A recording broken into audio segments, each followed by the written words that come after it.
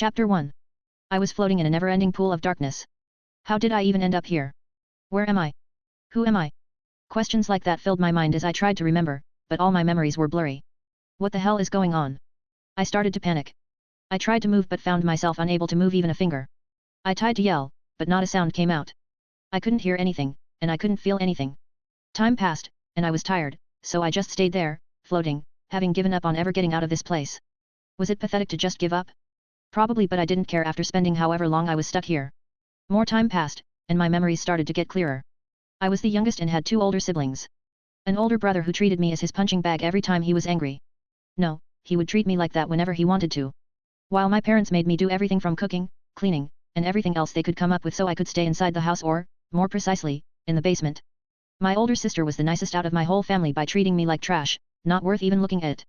She even gave me her old phone when she threw it at me one time, and it broke. The screen was cracked, and the bottom part didn't work, but the top was still readable, and that's how I learned about light novels. Reading them in secret every night so they wouldn't notice I had the phone. It became my favorite time of the day, just reading various novels in the dark and cold basement. Confirmation complete. Acquiring resist skill, cold resistance. The other was the school library I could go to and read. I was also happy in school. While the kids avoided me, the teacher treated me like every other student. When I got my grades for the first time, I was excited, thinking my parents would be proud of me for the first time, but when I showed them to my parents, they could care less about my grades. On the other hand, my brother beat me up due to getting worse grades than me. As I got older, I understood there wasn't anything I could do, so I just tried my best not to anger anyone, and so time flew by. Then one night, after starting a new volume of a novel I had recently started reading, I went to sleep, and now I'm here. Am I dead? Strangely, I wasn't sad thinking that, having spent my whole life hearing things like, "You are a waste of space, and you should just kill yourself." If anything else, this made me want to laugh, thinking that they would probably celebrate if I died. Actually, death isn't that bad. Confirmation complete. Acquiring ultimate skill God of Death, Hades. Unsuccessful. Repeating attempt. Failed. Repeating attempt. Failed. Downgrading ultimate skill God of Death, Hades to ultimate skill Shadow Monarch, Ashborn. Unsuccessful. Repeating attempt. Failed. Downgrading ultimate skill Shadow Monarch, Ashborn to unique skill Shadow Lord. Successful. Warning, body is in critical condition. Confirmation complete. Acquiring common skill self-regeneration. Successful. Hey? A voice, so I'm not dead? Then I felt pain spreading throughout my body, like millions of needles stabbing me. My eyes opened, WWE. I tried to say, but my throat was dry, and speaking was too painful. I managed to stand up with difficulty, my legs were wobbly, and it felt like I would fall if I tried to take a step, but I ignored it and looked around.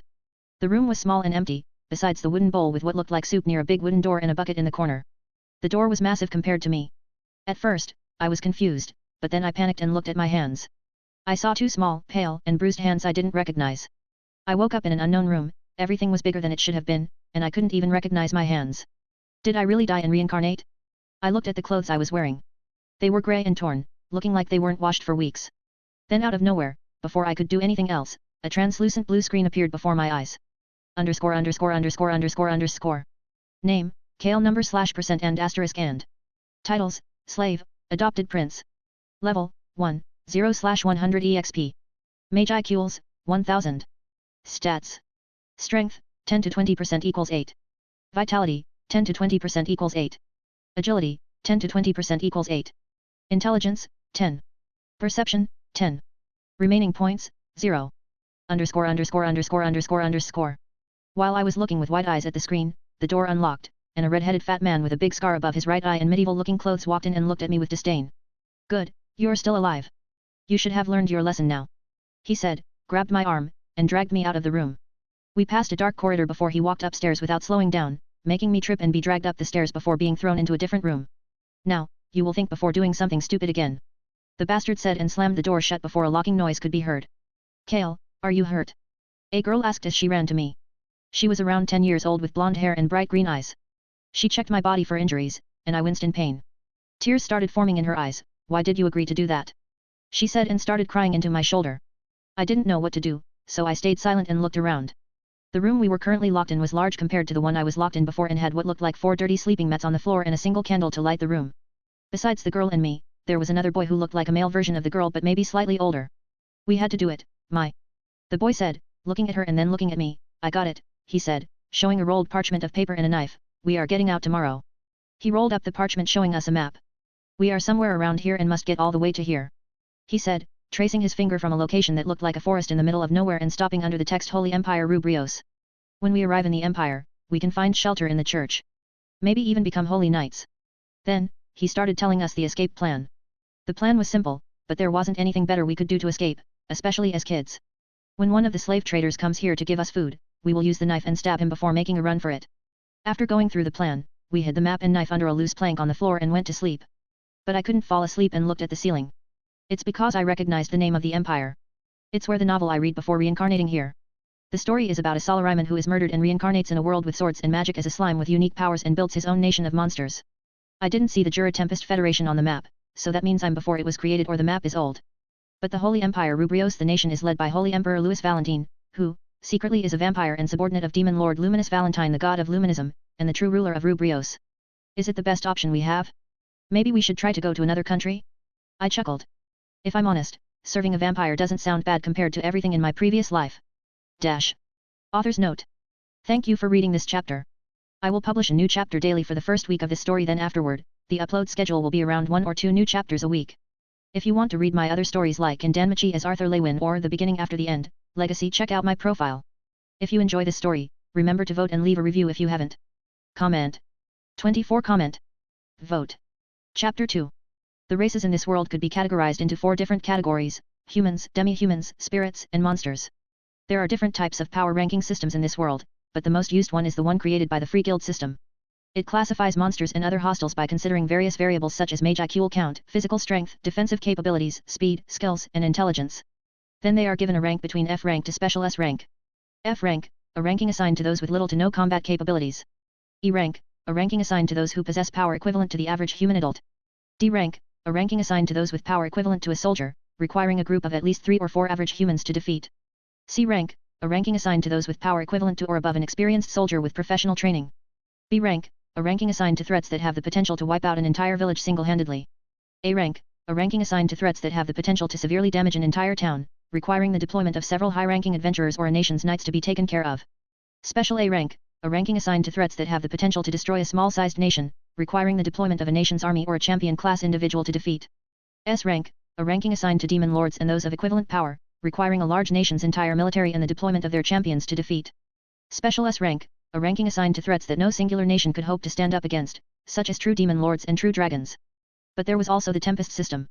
It was a modified version of the Free Guild system that used EP to rank individuals. EP is a numerical measurement of existence value called existence points that measures someone's mage IQ amount. E class, a ranking given to those with an EP below 1000. D class, a ranking given to those with an EP between 1000 and 3000.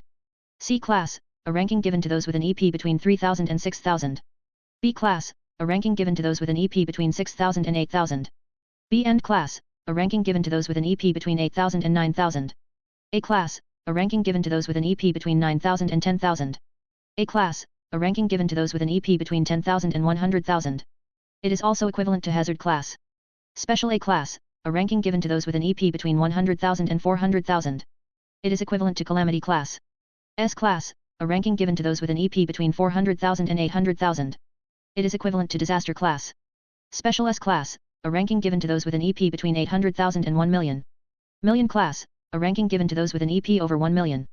Catastrophe class, the sole ranking used by Tempest that relies on combat power instead of existence points, reserved only for those with transcendent power that begins to approach the domain of true dragons. For reference, a Holy Knight Captain would have an EP value of around 300,000, while an Awakened Demon Lord would have an EP value of at least 800,000. I sighed. Why couldn't I finish reading the novel before reincarnating here? Then I remembered the status screen before me when I woke up. How do I bring it up? In most novels with systems, the user just needs to say status, I thought, and the same blue screen appeared. Underscore underscore underscore underscore underscore. Name, Kale number /% and asterisk and. Titles, Slave, Adopted Prince. Level, 1, 0/100 EXP. Mage IQs, 1000. Stats. Strength, 10 to 20% equals 8. Vitality, 10 to 20% equals 8. Agility, 10 to 20% equals 8. Intelligence, 10. Perception, 10. Remaining points, 0. Underscore underscore underscore underscore underscore. But how exactly do the different stats work? Does the intelligence stat make me smarter? I don't feel smarter or dumber from my previous life, so what do 10 points in intelligence mean? Intelligence increases learning speed and memory. I raised my eyebrow when the text window appeared. Well, that's interesting. The system showed me what I was thinking about. Testing how this works, I started thinking about wanting to know what perception does. It didn't take long before another text screen appeared. Perception increases ability to see, hear, or become aware of something through the senses. So the system knows what I'm thinking. Not creepy at all. I also remembered the voice I heard before waking up. It should have been the voice of the world, but didn't it also say I got another skill? Then, as if it was something inscribed into my soul, I knew what skills I had and what they did. Unique skill, Shadow Lord. It's the ability to raise the dead in the form of shadows, and it has other sub-skills such as thought acceleration and chant annulment. Then the second skill I got was the common skill, self-regeneration, a skill that restores the user's damaged body over time. It can even restore lost limbs as long as one is not in a situation where they are continuously chopped off or crushed. And the last one, resist skill, cold resistance. It reduces all cold damage. But what about my titles? I mentally asked the system. Title, slave minus 20% to all physical stats until freed. Of course, a debuff right of the gate. At least it will disappear when I escape. What about the fake prince title? Title, adopted prince. Due to being adopted by, the race won't be aggressive towards you. Me a prince? But who adopted me? There could be a few, but judging by the race won't be aggressive towards me part of the title. So it's likely a non-human race. Then why am I here? Shouldn't someone be watching over me so I don't end up as a slave? Sighing, there wasn't anything to do, so I tried to fall asleep. It felt like hours had passed, and I stared at the wooden ceiling, unable to fall asleep until a new screen popped up. You have not completed the daily quest. You are now heading towards the penalty zone for a certain period of time. Wait, what daily quest? I never got any information about it. Suddenly, instead of being in a locked room, I was in a desert in the middle of nowhere. Wait, why does this feel familiar? Penalty quest, survive. Goal, survive until time runs out. Time left, 4 hours 0 minutes 0 seconds. Shit. I cursed and remembered where I'd seen this before. Scree. I suddenly heard a loud screech behind me. Turning around, I saw a giant centipede lunging itself at me. I didn't have time to think as I ran with all I could to survive. Why couldn't I get a normal system? I yelled, mentally asking if I angered some god to be punished like this. As I ran for my life, more centipedes started emerging from the sand, and I tried to apologize to every god I knew for anything wrong I did to deserve this. Living in the cold basement was much better than this.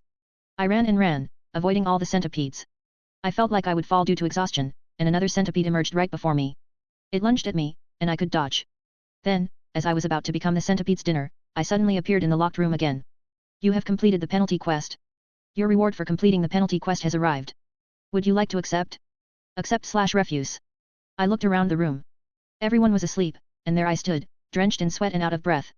I didn't have the chance even to accept the reward as I passed out due to exhaustion. Author's note. Thank you for reading this chapter. If you enjoy this story, remember to vote and leave a review if you haven't. Comment. 10 comment. Vote. Chapter 3. The next day we waited until we made our escape. I hid behind the door waiting with the knife in my hand for the slave trader to enter with the food. I was nervous and shaking slightly. My body felt better than yesterday, but I was still weak.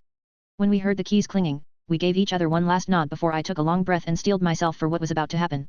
The door swung open, blocking my view, but the same slave trader I saw yesterday went inside the room with a bucket and 4 wooden bowls. Without even checking if everyone was there, he threw the bowls at them, and as he was about to drop the bucket with what looked like soup inside, I put in all my strength and jumped at him, plunging the knife into his throat. Then, holding the knife with all I had, I dragged it down while falling, spilling the slave trader's blood everywhere.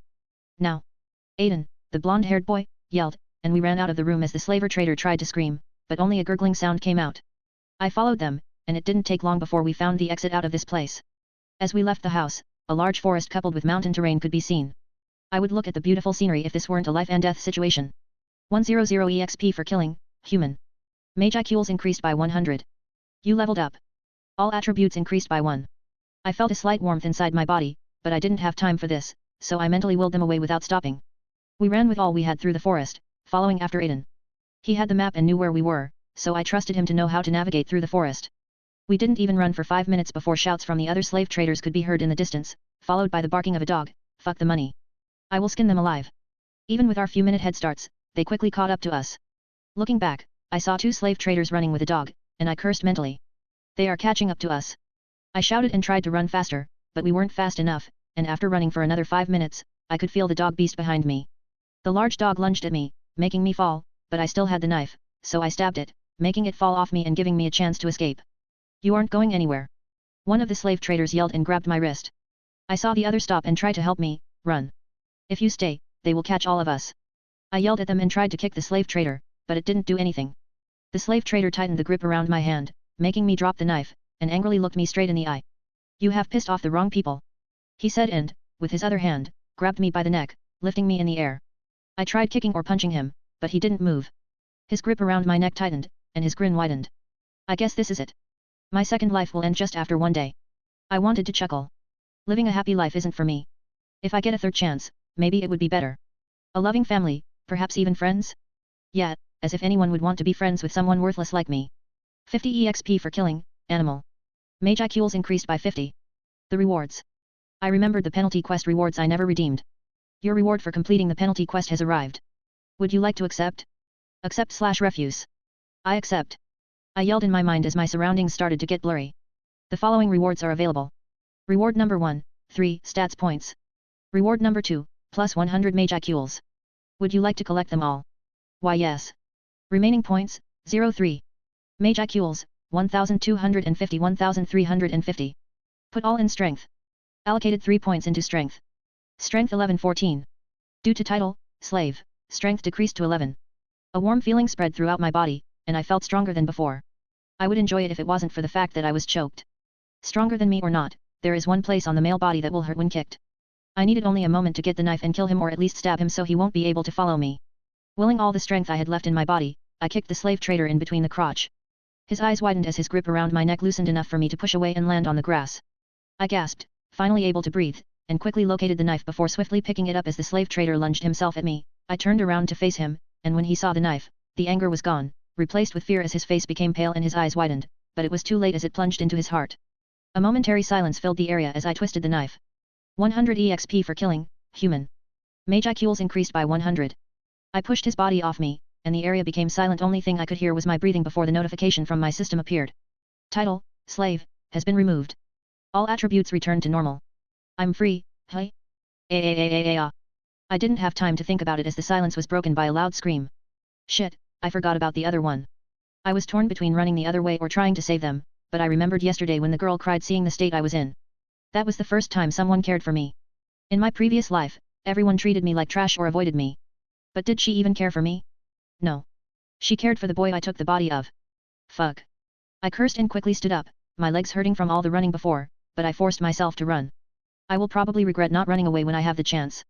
After running to where I heard the scream, I saw the other slave trader holding the screaming Maya as Aiden was motionless near a tree.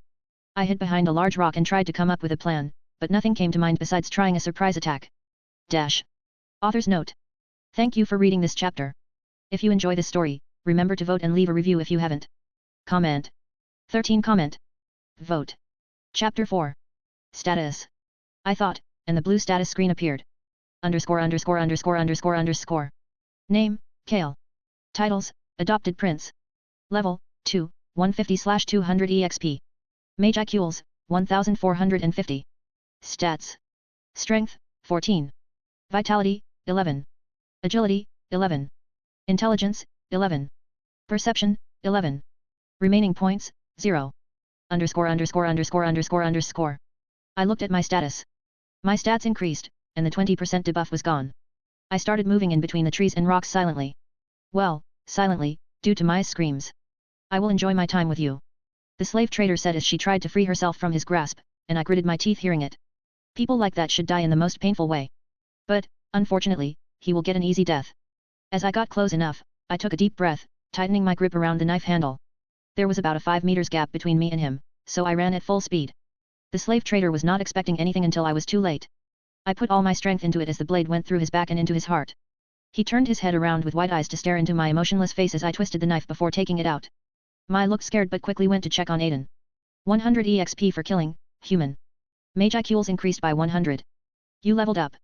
All attributes increased by 1. A notification popped up as the slave trader dropped dead. Humans. They say monsters are evil when they do things like this to their own race. But isn't that hypocritical for me to say after killing 3 myself? I chuckled dryly. This isn't the time to think about it. On closer inspection, I saw the corpse emit a slight shadowy aura, and a single word rung in my mind arise. I knew I should do it, but deep inside, I didn't want to see them again, even as a shadow. Walking over his corpse, I went to check on Aiden. His left leg was broken, but he was alive and unconscious. I sighed in relief. Even if I didn't know these kids, I didn't want them to die. Do you know where to map is? I asked, and she nodded, still scared after everything. It's in his pocket. She answered. Good then, let's go. I will carry him, I told her, taking the map before picking him up and carrying him over my back. We will need to get help from a priest who knows healing magic when we arrive in Rubrios, I told her in hope there would be a priest who would do it for free. I sighed. Humans are greedy, and you never know if they would demand to pay to heal Aiden's leg. After walking for hours, we were at the forest's edge and decided to take a small break. I could already see the mountains in the distance, about 8 hours of walk from here. While I was okay and could continue due to my higher status, Mai was tired, so I told her to take a quick nap. Taking this time, I brought up the daily quest screen. Daily quest, preparations to become strong. Press up X100, incomplete, 0/100. Sit up X100, incomplete, 0/100. Squat X100, incomplete, 0/100. Running 10 kilometers, incomplete, 3/10. Warning, incompletion of daily quests will result in appropriate levels of punishment. I don't want to return to the penalty zone until I'm stronger and have a weapon, so let's do it. Press up X100, incomplete, 1/100. Press up X100, incomplete, 2/100. Press up X100, incomplete, 3/100. Squat X100, incomplete, 98/100. Squat X100, incomplete, 99/100. Squat X100, complete, 100/100. I sat down and rested until they woke up. After about 20 minutes, Aiden started stirring awake. Erg. He groaned and slowly opened his eyes. What? He started but then suddenly shot up, my. He shouted and looked around. I quickly went towards him so he didn't try to stand up. She's fine. We made it out alive, but your leg is broken. I told him and tried to calm him down. Kale, you're alive. He said, hugging me. Where is she? He asked after calming down. She is sleeping near that tree, I said, pointing behind him. What about the slaver traders and that dog? They won't be a problem anymore. I told him and looked up at the sky. Erg, why is everyone so loud? Aiden, you're awake. She shouted and went to check on him. It's getting late, and we are still about an 8 hours walk away from Rubrios, so let's camp here today, I told them before coming up with an excuse to complete my daily quest. Here, take this just in case while I collect sticks for a fire. I gave the knife to Mai, walked deeper into the forest, and started running when I was far enough. You've completed daily quest, preparations to become strong. Would you like to accept? Accept/refuse. Accept. The following rewards are available. Reward number 1, 3 stats points. Reward number 2, plus 100 Magicules. Reward number 3, plus 100 Magicules. Would you like to collect them all? Hey? So I didn't get a status recovery? Well, extra Magicules are always welcome, but then again, I also got Magicules instead of a random box. So what would I get for doubling the daily quest? I will see that when I complete that quest. But, for now, I should start collecting the sticks. I've been gone for over half an hour. Accept all. Remaining points, 03. Magicules, 1550 1750. I'm back, I said, walking out of the forest and saw Mai on guard before she noticed it was me and relaxed. Kale. Are you alright? You were gone for so long. You didn't get attacked by monsters or anything? Mai asked, circling me and looking for any injuries like the overprotective mothers in novels. It's actually a nice feeling having someone worried for you. I'm fine, Mai. I went too far and got lost for a while. I lied. I started piling the sticks, and Mai observed me. Kale, how will you start the fire? She asked. I didn't think about that. 20 minutes later, after remembering a survival in the wild without any equipment book I'd read in the library, I managed to start a fire. I read that book once while thinking about escaping my family and living in the forest, but I quickly scratched that idea after realizing how stupid it was. But, hey, at least it was helpful. We sat around in awkward silence. Are you sure about joining the church and becoming a holy knight? I tried to start a conversation. Yeah, we heard everyone could be trained to be Templars, even commoners and orphans. Aiden said. Why do I feel weird when I think about the Holy Empire? It's like a feeling of safety but, at the same time, a feeling of fear in my body. You okay, Kale? Mai's voice snapped me out. Hey. You were staring at the fire for a while without answering, Aiden said. Just a bit tired after everything. I answered quickly before yawning. We will keep watch. You can take a nap after doing everything yourself, Kale. Aiden said while throwing more sticks into the fire. I nodded. Yeah. Wake me up in a few hours so we can change. Author's note. Thank you for reading this chapter. If you enjoy this story, remember to vote and leave a review if you haven't. Comment. 17 comment. Vote. Chapter 5. W. CA. Kale, wake up. Hey. I opened my eyes but closed them immediately due to the brightness. Why is it so bright in the basement? Wait, this isn't. Right, I forgot. Is it morning already? Why didn't you wake me up? I asked, sitting up and stretching. You looked tired yesterday, so we didn't want to wake you up, Mai said and looked slightly tired. You did everything yesterday, so we thought you deserved a proper rest, Aiden added. It was also when Mai's stomach growled. She got completely embarrassed and looked away. I could find something in the forest before we went or steal food after arriving in the Empire. While stealing food isn't the best thing I could do, there isn't a choice when we don't have money, plus there is a high possibility of being caught. I thought for a second about the two options. I'll go to the forest and try to find some berries or maybe a rabbit we could cook, I told them before standing up and going towards the forest. Be safe. Mai shouted. Don't worry. I'll be safe. I told her before mentally bringing up the daily quest window. Daily quest, preparations to become strong. Press up X100, incomplete, 0/100. Sit up X100, incomplete, 0/100. Squat X100, incomplete, 0/100. Running 10 kilometers, incomplete, 0/10. Warning, incompletion of daily quests will result in appropriate levels of punishment. I should at least get the 10 kilometers run before we head towards the Empire. Dash. Found you, I muttered, slowly turning my head to the right, staring straight at another rabbit. The little animal was so scared by my gaze alone, so it started running away, but I wouldn't let him escape. I started running after it and caught it before even 2 minutes passed. You know, for a little guy, you sure gave me some trouble catching you, I told the rabbit in my hands. It was also twice the size of an ordinary rabbit. I hope you taste good, I said with an innocent smile. 50 EXP for killing, animal. Mage IQs increased by 50. I should return quickly so we won't waste much time here, so I started running back to our temporary camp. Running 10 kilometers, incomplete, 7/10. Running 10 kilometers, incomplete, 8/10. Running 10 kilometers, incomplete, 9/10. Running 10 kilometers, complete, 10/10. I'm back, I said as I walked out of the forest, slightly out of breath showing the two rabbits in my hands with a slight smile. Are those? Mai trailed off, practically drooling with stars in her eyes, when she saw the rabbits I had with me. Yes, I got myself some breakfast, I then looked at them, so what are you guys going to eat? I asked jokingly. Come on, don't be like that, Kale. She said, pouting. I'm just joking, I replied, prepping the rabbits. The knowledge I got from reading all those books in my previous life is coming in handy these days. Before I got my sister's old and slightly broken phone, the only thing I could do was to find books in the school library where I read books about survival in the wild, learning about different plants and animals, but at the same time, I don't know how much they will help in a fantasy world. Reading and doing it are different things, but in the end, I managed to skin and butcher them. While it wasn't the best, it should be edible and get us through until we get to the Empire and find a way to earn money. Here, eat up, I said, giving them the rabbit meat on 2 quickly made skewers. They each took one, and we tasted it. While many would say it was bland, for me, it was one of the best food I have eaten. It could maybe be because, for the first time, I ate a warm meal instead of the leftovers in my previous life. My family used to give me what was left after they finished, so most times, it would be vegetables or stale bread and some meat or fish on good days. I sighed and looked at the skewers for a while. I should stop thinking about my past life. This is a new chance for me. Maybe this life didn't start well, but I could make it good. After we finished eating, I looked at the sky.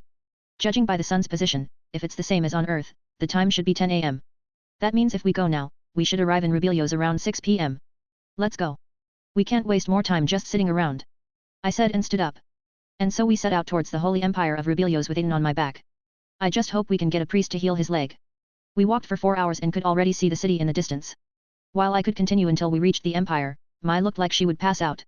I don't know if she got any sleep during the night, but having only eaten the rabbit and not having drunk any water for almost 2 days didn't help either. That's not including the fact that we were kept inside a room for God knows how long. Let's take a quick break to catch our breath, I said when we found a tree we could rest under. And no, I can see continue. She said in between breaths. But I'm tired, so I can't carry Aiden all the way, I said and crouched down so Aiden could get off my back while also giving him a look that said I didn't call you fat. Fine. She relucted and fell on the vibrant green grass. I didn't notice before, but the air feels cleaner, and the wildlife looks more vibrant in this world than in my previous one. I started thinking about my future plan in this world. After arriving in the Holy Empire, we will need to get Aiden to a healer and somehow join the Holy Knights. The Holy Empire is one of the most powerful military powers in this world. So joining them until I'm strong enough would be good. Then when I'm strong enough, I will think about what to do next. But then there is also a big chance we will become a food supply for the vampires. Who would care if 3 homeless kids went missing? While I'm probably slightly stronger than an average human, I would stand no match against a monster. After resting for about half an hour, we continued toward the Empire and arrived at the capital city, Lune. If I remember correctly, the capital city of the Holy Empire is considered one of the most well-developed human cities ever built. Having a powerful gigantic city-wide barrier that encloses the entire capital city, completely shielding it from any external threats, such as monsters, spirits, and demons that try to enter without permission. Dash. Author's note. Thank you for reading this chapter. If you enjoy this story, remember to vote and leave a review if you haven't. Comment. 8 comment. Vote. Chapter 6. Mister, we need a healer. I said like a worried kid to the guard standing at the gates. The guard looked at us momentarily and then focused on Aiden and his broken leg. Another one, he muttered, Clive. Take these 3 to the church. He yelled to someone and allowed us to go through. We walked through the barrier, and I felt like someone had dropped a bucket of ice-cold water on me. No. It's probably nothing. As we passed the city barrier, a red-haired knight came towards us. He looked like the stereotypical knight who fights with honor. Follow me. I'm going to take you to one of our priests to heal that boy's leg. He said and started leading us towards the church. Mister, are you a holy knight? I asked him. Well. Yes, I recently finished my training and became one. He said awkwardly, scratching his cheek. Mister, do you think I could become a holy knight? I asked him with excitement, hoping he would tell me if a homeless boy like me could become one. I'm sure you'll become a good holy knight in the future. The church offers holy knight training for everyone, even orphans. That's how I became a knight too. He said and gave us a grin. He seems like a nice guy, could you show us where it is, then? Sure, kid, but let's get your friend healed first. He said. The red-haired knight Clive guided us towards the church, and for some reason, he seemed more nervous the closer we got. We entered the church, and he led us to a room. Sir C. Clive, why are you here? A timid feminine voice asked. As I entered the room with my following behind, I saw a woman around the same age as Clive in nun clothes and a slight blush on her face. Ah. So that's why he was so nervous. Mr. Clive said he would guide us to someone who could heal my friend, I told her. She gasped when she saw Aiden. Who could have done something so cruel to a child? Quick, lay him on the bed. She said and practically dragged me over to one of the beds in the room. When Aiden was on the bed, she started praying. Let the goddess Luminous bless this poor soul and heal his injuries. Recovery at first, nothing happened, but then her hand got a slight white shine to them before Aiden's leg started healing. Is this how holy magic works in this world? If I remember correctly, holy magic is, in essence, magic that manipulates holy energy and purifies magicals via the power of the faith. But she prayed to the goddess Luminous, who is actually the demon lord Luminous Valentine. Is just faith enough for someone to use holy magic? Then if someone had absolute faith in me, could they use holy magic? I sighed mentally. This isn't something I should think about now. The glow dimmed slightly and then disappeared. The nun healing Aiden looked exhausted, looking like she was running for hours without stopping. The leg is healed, but you will need to stay here until we can fully heal you. She told Aiden, and Clive helped her stand and helped her to a chair. Thank you, miss, for healing Aiden, I said and bowed in gratitude. How are you feeling?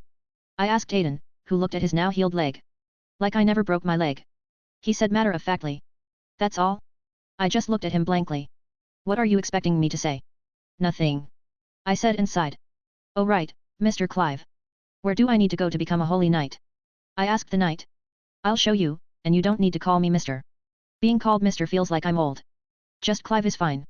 He said, and then the nun spoke out. Oh, I forgot to introduce myself. I'm Carly, and just like Clive here, you can just call me Carly, not Miss. She said and chuckled. I'm Kale, and this is Aiden and Mai. I introduced us, oh, and thank you for helping us. If you didn't heal Aiden's leg, I don't know what we could do. I said and bowed again. You don't need to bow. I just did what everyone would do when seeing an injured kid. She said, waving her hands. Missed. I stopped seeing the look he gave me. Clive, would I get a room I could sleep in if I become a holy knight in training? We don't have anywhere to go. I asked. Ah yes, all holy knights and nuns in training get a room and 3 meals a day. I smiled upon hearing that. Having somewhere to sleep and anything to eat is important. I don't know how long I would be able to go without eating since waking up in this world, I wasn't hungry. As we talked about that, my body froze, and I felt scared due to a powerful aura that entered the room. Holy Emperor. Clive and Carly said in unison and bowed on a knee. You can stand up. He said, and I turned around to see him looking at me. Goddess Luminous wants to see you. Follow me. He said, and I could feel everyone looking at me with confusion. Hey. She wants to see me. Now it makes sense. How didn't I figure this out before? The adopted prince title and why this place made me feel safe to some degree. I hope I'm right. Otherwise, I will die, and I'm not strong enough to escape him. Okay, I said and followed him. No going back now. We walked through the corridors and up the church's stairs until we reached the highest level and entered what looked like a luxurious office with a desk on the left side of the room and on the right side 2 sofas with a coffee table in between. On one of the sofas sat a silver-haired girl with heterochromatic eyes wearing a gothic dress and holding a teacup. She put the teacup down on the table and looked at me. It seems you had time to think over everything you learned last time. She said and looked like she was expecting an answer. I don't know what we talked about, so I should probably go with the amnesia route. Sorry, miss. Since I woke up a few days ago, I couldn't remember most things besides my name, I said, panicking slightly due to her aura. She pondered about what I said for a bit. Sit. She said softly, but it felt like an order while pointing at the other sofa. Yes, ma'am. I said slightly too loud and sat down on the sofa. Dash. Author's note. Thank you for reading this chapter. If you enjoy this story, remember to vote and leave a review if you haven't. Comment. 12 comment. Vote. Chapter 7. Luminous was looking at me, not saying a single word. This continued for a few minutes before she decided to break the silence. So you really don't remember anything? She asked, looking me straight in the eyes. No, I replied simply. Then let me introduce myself. I'm Luminous Valentine, your adoptive mother. She said and then smiled. I see then, Lum. She interrupted me before I could finish. Mom. You always called me Mom. She said, and I could hear Louis sigh. I see then, Mom, I said, and her smile got brighter, and another sigh came from Louis. I could even swear I saw flowers appear around her. I got the feeling Kale never called her Mom, I deadpanned. Status has been updated. The system message appeared, but that wasn't important, so I continued. Since I can't remember much, could you tell me more about me? That's not a problem, but first, explain why you smell of blood. She asked with an innocent smile, but the aura around her intensified slightly. Eck. You see, in order to escape the slave traders, I needed to kill them. I said and started sweating due to her aura. Slave traders? Didn't he protect you? She paused. I see I will need to punish him later. She said, and I thought of running away at this moment but couldn't even move an inch. Seeing my current state, she stopped emitting her aura. Sorry, I got carried away. Louis, bring a healing potion. She ordered Louis, who bowed and was about to leave the room. There is no need. I'm not hurt. I said but got ignored. Now that then while we wait, I should explain everything. She said, taking a sip from the teacup that probably contained no tea. First, let's start with your name. It's Kale Valentine. Your mother was an orphan named Caroline and was one of my most trusted followers, but was passed away a few months after your birth. After that, I took care of you personally until 2 months ago, you found out our secret and ran away. She paused for a bit to see if I was following. I had sent someone to protect you, but for some reason, he didn't. She said with her eyes twitching. I don't think that's how you handle your adoptive son running away, but I can't complain much. She did more than my family would do in my previous life. What was the secret? I asked, already having an idea. She seemed uncomfortable after I asked it but then sighed. You would find out sooner or later again, and it seems you are acting more mature now, so. We are vampires. Your mother was also one. Am I one? I asked, but I knew the possibility was little due to not requiring blood to survive unless I somehow became a high-ranking vampire and an overcomer at birth. Well, she could probably always turn me into one. But at the same time, am I fully human? I have a large amount of magicules for an average human, and I don't think I'm enlightened. Or it could be just because I have a reincarnated soul. No, she was still fully human, and I turned her into a vampire while she was pregnant with you.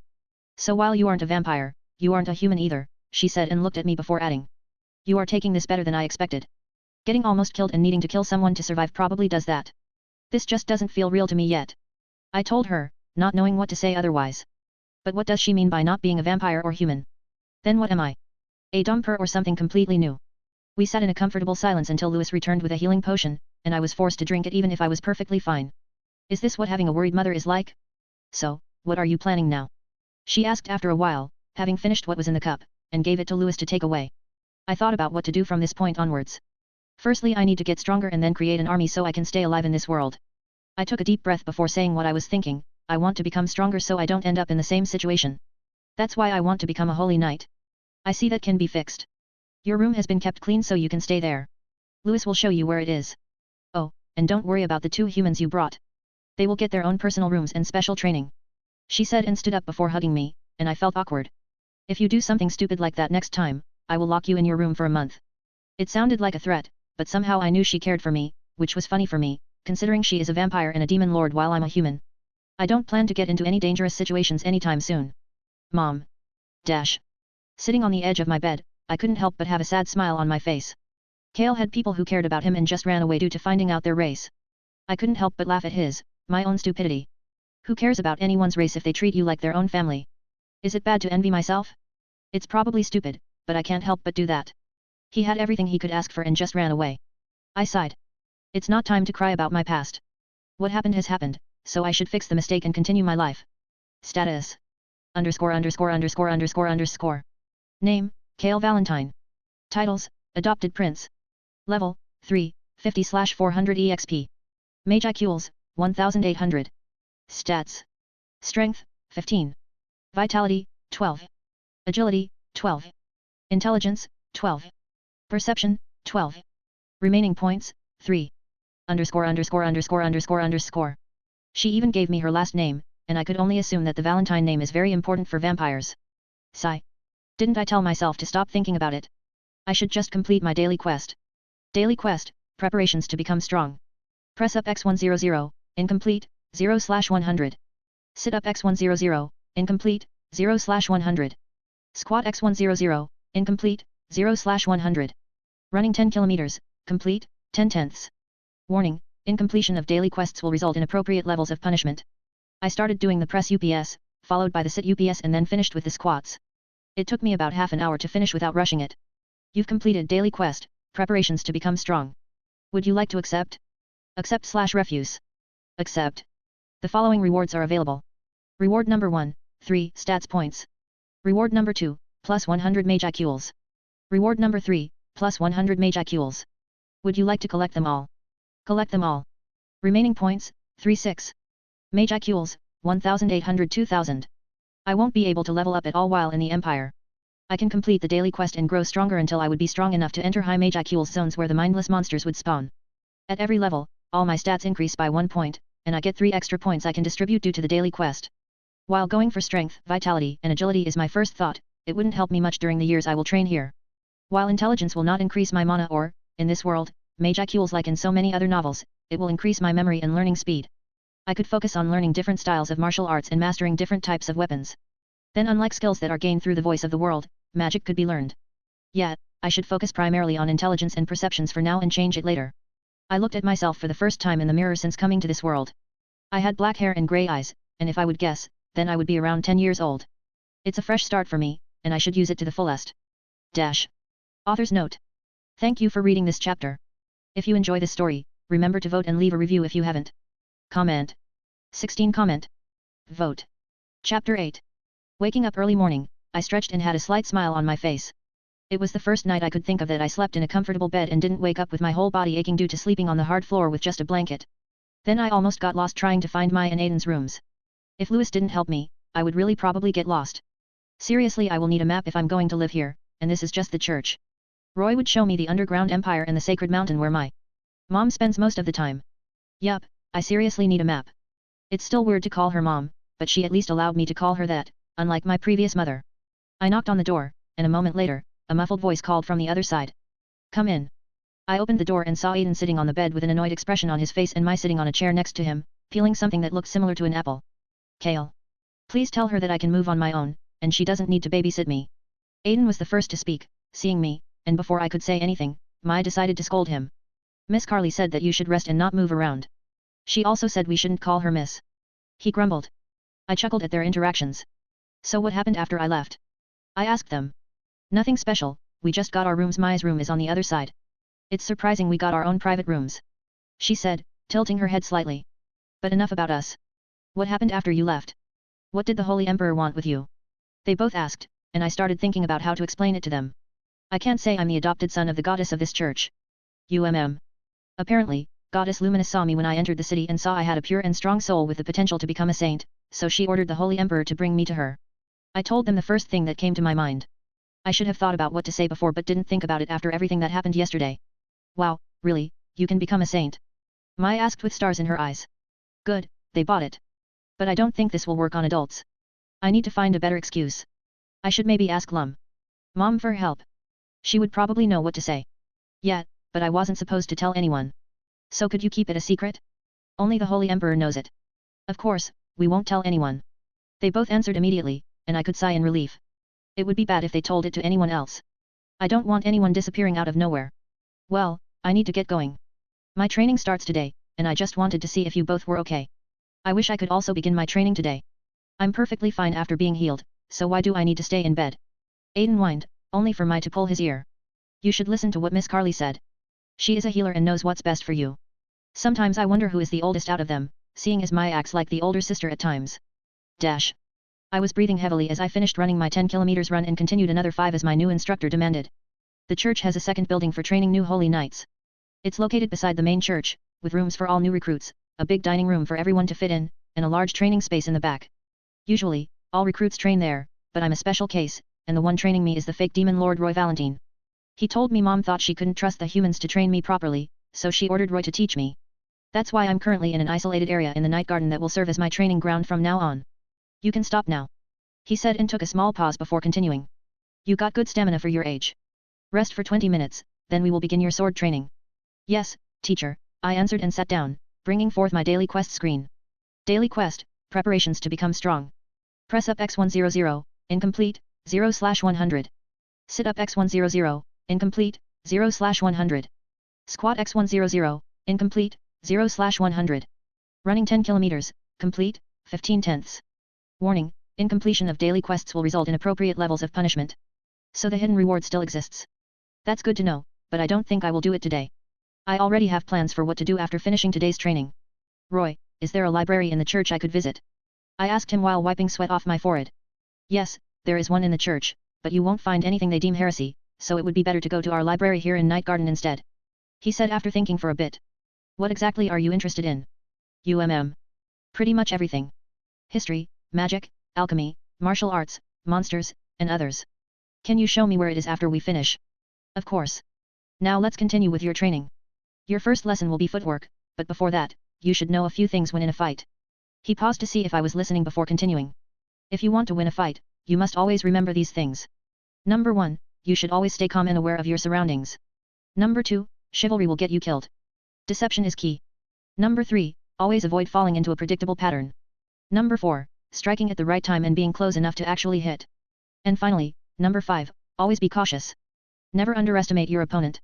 I heard someone once say this, if your enemy is secure at all points, be prepared for him. If he is in superior strength, evade him. If your opponent is temperamental, seek to irritate him. Pretend to be weak, that he may grow arrogant. If he is taking his ease, give him no rest. If his forces are united, separate them. If sovereign and subject are in accord, put division between them. Attack him where he is unprepared, appear where you are not expected. There was more to it, but those are the basics you should remember. Now let's start with your footwork, and then you will be swinging your sword until you can't anymore. He said, giving me a training sword and started instructing me on footwork. This continued for 5 hours, with 4 spent swinging the sword until I felt my wrist would break. Author's note. Thank you for reading this chapter. I had some extra time and wrote a few more chapters in advance, so this week will also have daily chapters.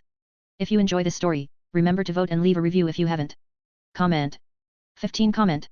Vote. Chapter 9. Here is the library, Roy said, opening the door for me, and as I entered the large building, what greeted me was the largest library I had seen in my life.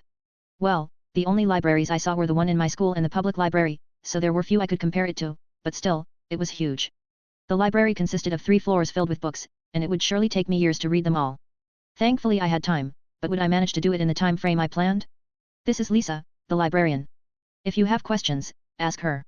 If there isn't anything you need me for, I will leave now. No, there isn't anything. After I said it, he bowed respectfully and left the library, leaving me and the librarian alone. Excuse me, Miss Lyra. Can you please guide me to the section of books on sword techniques and arts? I asked politely. She nodded and motioned me to follow her. She led me to the 3rd floor, where different signs categorized the bookshelves. It was easy to spot the section for sword-related books by the sword sign, and the text I somehow knew how to read, even if it wasn't English. Taking a quick glance over everything, I could see that the whole floor contained books about martial arts and was divided into 2 sections, the armed and unarmed arts. You will find everything relating to swords on these 3 bookshelves. Is there a specific sword technique you are searching for? She asked. No, thank you, but I don't have anything specific in mind yet. Very well, then I will return to my desk. If you need anything, then ask. She said and bowed before leaving the floor. I glanced over the titles of different books before picking out 4 of them. A Guide to Perfect Footwork, The Way of the Sword, How to Not Get Stabbed for Idiots, and Aura Fighting Methods for Beginners. They seemed like good things to learn as a start. While maybe picking 4 books at once is a bit much, my thought is that if I increase my intelligence and perception stat, it will allow me to read faster and remember it all. Perception should be connected to the sub-skill thought acceleration of the unique skill Shadow Lord. So the acceleration should change depending on my perception value, or that's what I think. It's not like I will regret spending my point on these stats. Allocate 3 points to perception and 3 points to intelligence. Remaining points, 6-0. Perception, 12-15. Intelligence, 12-15. Well, then, let's start reading. I activated sub-skill thought acceleration, and my perception of everything slowed down significantly. It's quite an unusual sensation, as my mind functions much quicker than my physical body. I see. It's important to improve my physical abilities as well. If I have a high perception value but low physical stats and use thought acceleration, it could make me feel paralyzed. Just thinking that gives me chills. I need to spend my points on the 2 stats and physical stats to make the skill usable. It's a bit of a hassle, but my current ratio is sufficient for reading. I believe this means a 22% difference between the stats, so I need to maintain my perception and intelligence stats at least 20% higher at all times. Then lower the percentage when I start using the skill in fights. Do I overcomplicate simple things? Probably, but who cares about that? I shrugged. Let's see, all the books here are similar in size, around 300 pages, and there are 296 books on anything sword related. In my previous life, it would take me 8 hours to read a book of this length. Assuming I have 300 books to read, and I read 3 books per day, I'll need to boost my thought acceleration to a 5:1 ratio to complete them. This would take me approximately 3 months to finish this task. Then I would only have the whole section with thousands of books about martial arts and God know how many books about magic. Then I would have left history, strategy, tactics, and many more books. I have set a limit of 7 years to read through everything. There is no time to waste, I told myself and started reading A Guide to Perfect Footwork. While it contains most of what I learned today, having all the information won't hurt. After I started reading the book, I lost track of time due to thought acceleration, not knowing how much time had passed. While for me, hours passed, it could have been just 1 hour in reality. I looked around to see if there was a clock but didn't find any. I sighed and made a mental note to get a pocket watch next time. But how would I get it? Do I ask Roy or Louis to buy it for me, or do I ask Mom to give me an allowance? I actually didn't think about it before because of everything that happened, but I don't have money, so I can't buy anything. And while I'm technically the prince, I can't just go to a store and say give it to me. Well, I could do it in the Underground Empire, but it feels wrong. I continued reading the book until I finished it and began on the second one, called The Way of the Sword. Hours passed, and I was completely focused on reading, not noticing anyone entering the floor until someone placed their hand on my shoulder. I jumped in surprise and hit my leg on one of the legs of the table before turning around to see who it was. Lu. Mom, what are you doing here? I asked after seeing it was her. I came to check on you. You were here for 8 hours. Have you eaten anything? She asked me like a concerned mother. 8 hours. I asked quietly, more to myself than to her. So my thought acceleration should be around a 2:3 ratio. Sorry, I just started reading and lost track of time.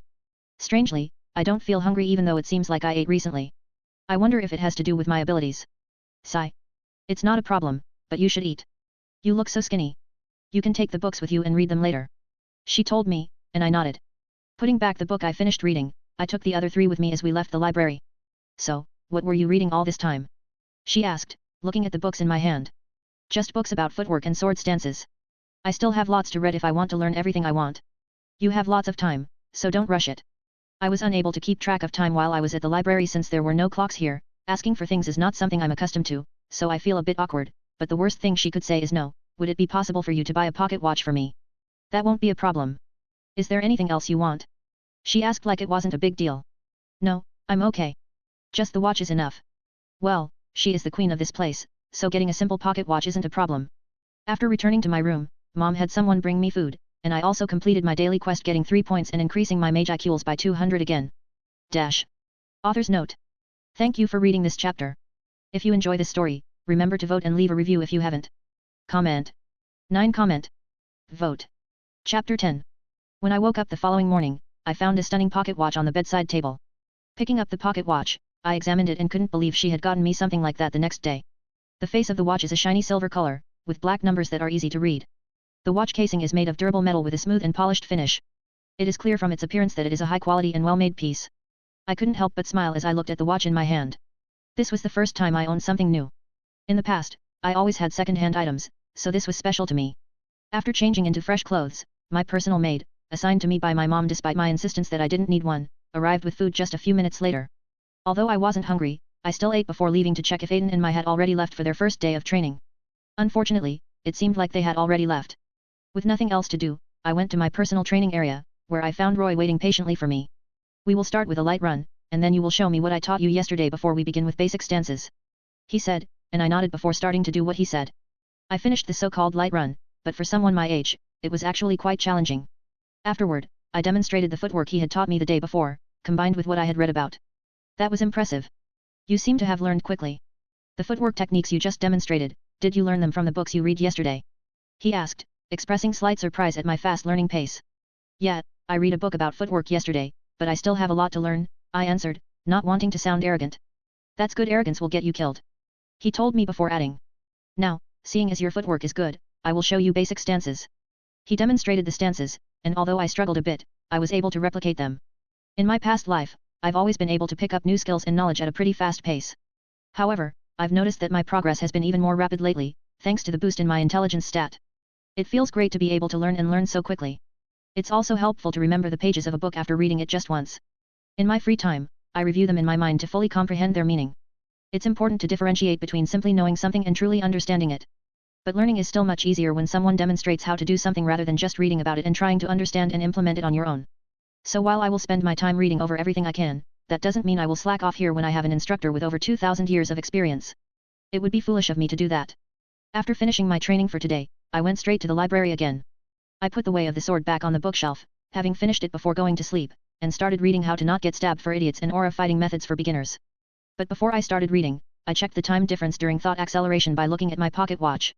I activated it and counted for a minute, then rechecked the watch and saw that only 40 seconds had passed. So it's just like I thought, the difference is 2:3. That's not enough, but I can't change it yet. I sighed before reading, let's not waste time. I kept to my usual routine for a month. I trained with Roy in the mornings, then spent my time at the library reading until my mom visited me, concerned that if she didn't, I would stay in there for the rest of my life. We talked about various topics, including her former nation Nightrose, which was destroyed by Feldora, or as she always calls him, Stupid Lizard. She also told me how she established the Underground Empire and the Holy Rubrios Empire. She explained how she used Tenma Great War, which happens every 500 years. An event where an army of angels would descend from heaven and rain destruction upon the world to limit human society from advancing too far. During the time of chaos, she took advantage of the situation to establish her faith, positioning herself as a goddess. As a true demon lord, she possessed immense power, which made it easy for her to attract followers. The human survivors eagerly adopted this new religion and flocked to her in large numbers, laying the foundation for its eventual transformation into an empire. While I knew the basic information, it was very interesting to listen to a detailed explanation of how it happened, especially about the hero Keno, who was apparently my mom's teacher. The hero Keno. I don't remember much about it, but wasn't she the future Chloe and Hinata in one body or something? The whole time travel and time loop thing was a bit confusing for me. During our conversation, she only mentioned that my mother had become her most trusted assistant and was a saint before becoming a vampire. However, when I inquired about my father, she remained silent, but I could detect a hint of anger in her tone that was more intense than when she spoke about Feldora. What did my father do to anger her more than Feldora? I didn't know, and she wouldn't tell me, so I dropped the topic. I have also gained more points I could use and upgraded my status. _________. Name, Kale Valentine. Titles, Adopted Prince. Level, 3, 50/400 EXP. Mage IQs, 8200. Stats. Strength, 24. Vitality, 24. Agility, 24. Intelligence, 30. Perception, 30. Remaining points, 30. _________. I kept up with the 20% ratio and spent a total of 63 points already, but it was worth it. Now I need 44 points to get my intelligence and perception up to 40. Not only am I able to do better during my physical training, I can also read more books in a shorter amount of time. Although I can currently read 3 books a day as planned, spending 8 hours a day here will not be sufficient if I aim to read everything within 7 years. I've become quite the bookworm lately, even more so than in my past life. I can't help but chuckle at the thought of my past self being envious of the current me. Lately, my life has been good. I smile as I flip through the pages of my current book. Author's note. Thank you for reading this chapter. If you enjoy this story, remember to vote and leave a review if you haven't. Comment. 12 comment. Vote. Chapter 11. I slept in a little today and did some stretching before getting out of bed. Even though I have special training, Sundays are free days for all holy knights in training, and I am no exception to this rule. My mother banned me from going to the library on Sundays, leaving me with limited options for how to spend my day. What else can I do? Go to church? I usually like spending this time with Mai and Aiden exploring the city. My mom only forbade me from going to the library in the Underground Empire, not the one in the Holy Empire. We went there once, but Aiden didn't want to read more, especially on his day off. Luckily, Mai agreed to come with me, and he instantly changed his mind, stating that siblings should stick together. Looking at the grandfather clock in my room, I checked the time, and it was 8 AM, so I had time to get my daily quest in before I started the day. I completed my daily quest easily using the training ground in Night Garden. Although, if it weren't for the 10 kilometers run, I could have done it in my room. Since that wasn't an option, I used the training ground. After leaving the Night Garden, I arrived at the entrance of the church and found Mai and Aiden waiting for me. Why did you take so long? Mai asked, excitement still present on her face. Ever since we escaped from the slave traders, she's been really happy and energetic. The only time she's not in high spirits is when she comes back from her training sessions feeling exhausted and complains about her trainer or, as she refers to her, actually Satan. She can't be that bad, can she? I'm envious that the Holy Emperor is training you, she grumbled before chuckling. Maybe we should switch places, hey. I'm good. I don't want to be trained by the hidden devil in the Holy Empire. I joked, but she just sighed. After walking for a while, I asked them about their training progress. How's the training going, guys? Aiden responded first, it's been tough, but I'm gradually getting the hang of it. Handling a sword isn't as easy as it looks. Yup, Mai added. However, we've been working hard and focusing on our footwork and mastering basic sword stances. I smiled at her and said, you are doing an amazing job and will become a great holy knight. Mai blushed and looked away, thank you. It means a lot to me. She muttered the last part, but I heard it due to my enhanced hearing. Aiden cleared his throat before asking, how's your training progressing then? After taking a deep breath, I replied, I have been having a hard time keeping up, and I rarely have any free time. It was a half-truth. While my training is going smoothly, there is a lot I want to learn. Mai nodded sympathetically and said, I can relate to that. It feels like the only thing I do is train and sleep. We should spar sometime to see each other's progress, Aiden suggested, to which we both nodded. As we leisurely strolled through the bustling streets of Lune, we were captivated by the colorful sights and sounds that surrounded us. The vibrant market was alive, with merchants selling their wares. The air was thick with the delicious aroma of freshly baked bread emanating from the numerous bakeries. As we continued on our journey, we couldn't help but be mesmerized by the magical artifacts on display. The trinkets' intricate designs and intricate details were genuinely stunning, and we couldn't resist taking a closer look at each one. As soon as I looked at the trinkets, I felt an overwhelming urge to learn more about them. If it were possible, I would spend days examining them closely in order to understand how they are made and the purpose behind the engravings on the magical ones. Here he goes again. Mai sighed, looking over at me as I observed the runes etched into the trinket. Just let him be, Aiden said, shaking his head. You know how he gets when something catches his interest. I do, Mai replied with a small smile. But it's hard not to worry when he gets so lost in it. I looked up from the runes and smiled at them both. I'm not that bad, am I?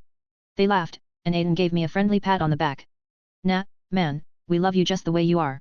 Even if we fear you would get so absorbed in something, you will forget to breathe. I chuckled and turned back to the runes, it's just so interesting to me. When I look at them, I can't help but wonder about their origins and how they can be used. And that's why we love you, so don't change, Mai said before we resumed our exploration of the city. We stopped at the bakery to buy fresh bread and shared it with each other before. The freshly baked bread had a pleasant smell and a delightful, airy texture. Although I have only been eating like this for a month, it still takes some getting used to after years of less appetizing meals I had in my past life. It's like eating a fluffy cloud of deliciousness, Mai commented, taking another bite of the bread with stars in her eyes. Yeah, it's nice, Aiden said and nodded in agreement. You know what? I think I might have to get the recipe for this, Mai said, her eyes still fixed on the bread. I don't think they will give it to you, I replied. Mai laughed and said, maybe they will. If not, I'll have to keep coming here every week. Aiden agreed, I wouldn't blame you. This place makes incredible bread. I want to test their pastries next time. The small blueberry tarts looked good. We wandered around the city and chatted until we decided to have the spar we had discussed earlier, so we started heading back to the church. Author's note. Thank you for reading this chapter. If you enjoy this story, remember to vote and leave a review if you haven't. Comment. 14 Comment. Vote. Chapter 12. As we reached the empty training area, Aiden and I grabbed training swords and positioned ourselves 10 meters apart. I asked Aiden if he was ready, and he nodded, assuming his stance. We then waited for Mai's signal. I would adjust my strength to match my age to ensure Aiden's safety. Because even with a blunted silver sword, it could end badly if I used too much force. I faced Aiden, training swords in hand. We circled each other. I made a thrust toward Aiden's chest, but he managed to block it just at the last moment. Aiden stumbled back, surprised at my quick strike. I took advantage of his momentary confusion and followed up with a series of rapid strikes that he was unable to defend against. Our swords clashed, relentlessly pushing Aiden back. I could see the sweat on his forehead as he struggled to keep up. Although I matched our physical strength, my superior stamina and extensive reading of sword-related books, coupled with my quick comprehension, allowed me to progress my swordsmanship at a faster rate. But, I must admit, he is quite impressive. After only a month of training, he has already achieved this level of swordsmanship. Then after around half an hour, Aiden was too tired to continue. He lowered his sword and offered a hand to concede defeat. You're really good, he said, his voice filled with admiration. I need to practice harder to keep up with you. Thanks, I replied, but there is still much for me to learn, I said. Mai eagerly grabbed a training sword and exclaimed, it's my turn to show what I can do. Aiden stepped aside while we chuckled at Mai's enthusiasm. She chose to use a rapier, unlike Aiden, who used a long sword, for our upcoming spar. We circled each other, searching for an opening. I swung my sword in a wide arc, but Mai was quick, darting in and out of range. She jabbed at me with her rapier, but I deflected it with my sword. We continued, and it looked like she was dancing around me, but neither of us was able to land a solid blow. Mai was nimble and agile, but my long sword gave me the advantage of reach. I lunged forward, trying to catch her off guard, but she parried my attack. In sword fighting, patience was key. It was something Roy explained during my first day of training. I needed to wait for the right moment, the perfect opening. And so I circled around Mai, watching her movements with intense focus. Suddenly, I saw it. With a quick feint, I drew her attention away from my sword, and then I struck. My blade connected with hers, and I watched her stumble backward, and I used that moment to win. It's impressive how quickly they were able to learn, while I felt like I was taking shortcuts by relying on my skills. We spent the rest of the afternoon talking about and exchanging tips on different footwork techniques and sword stances.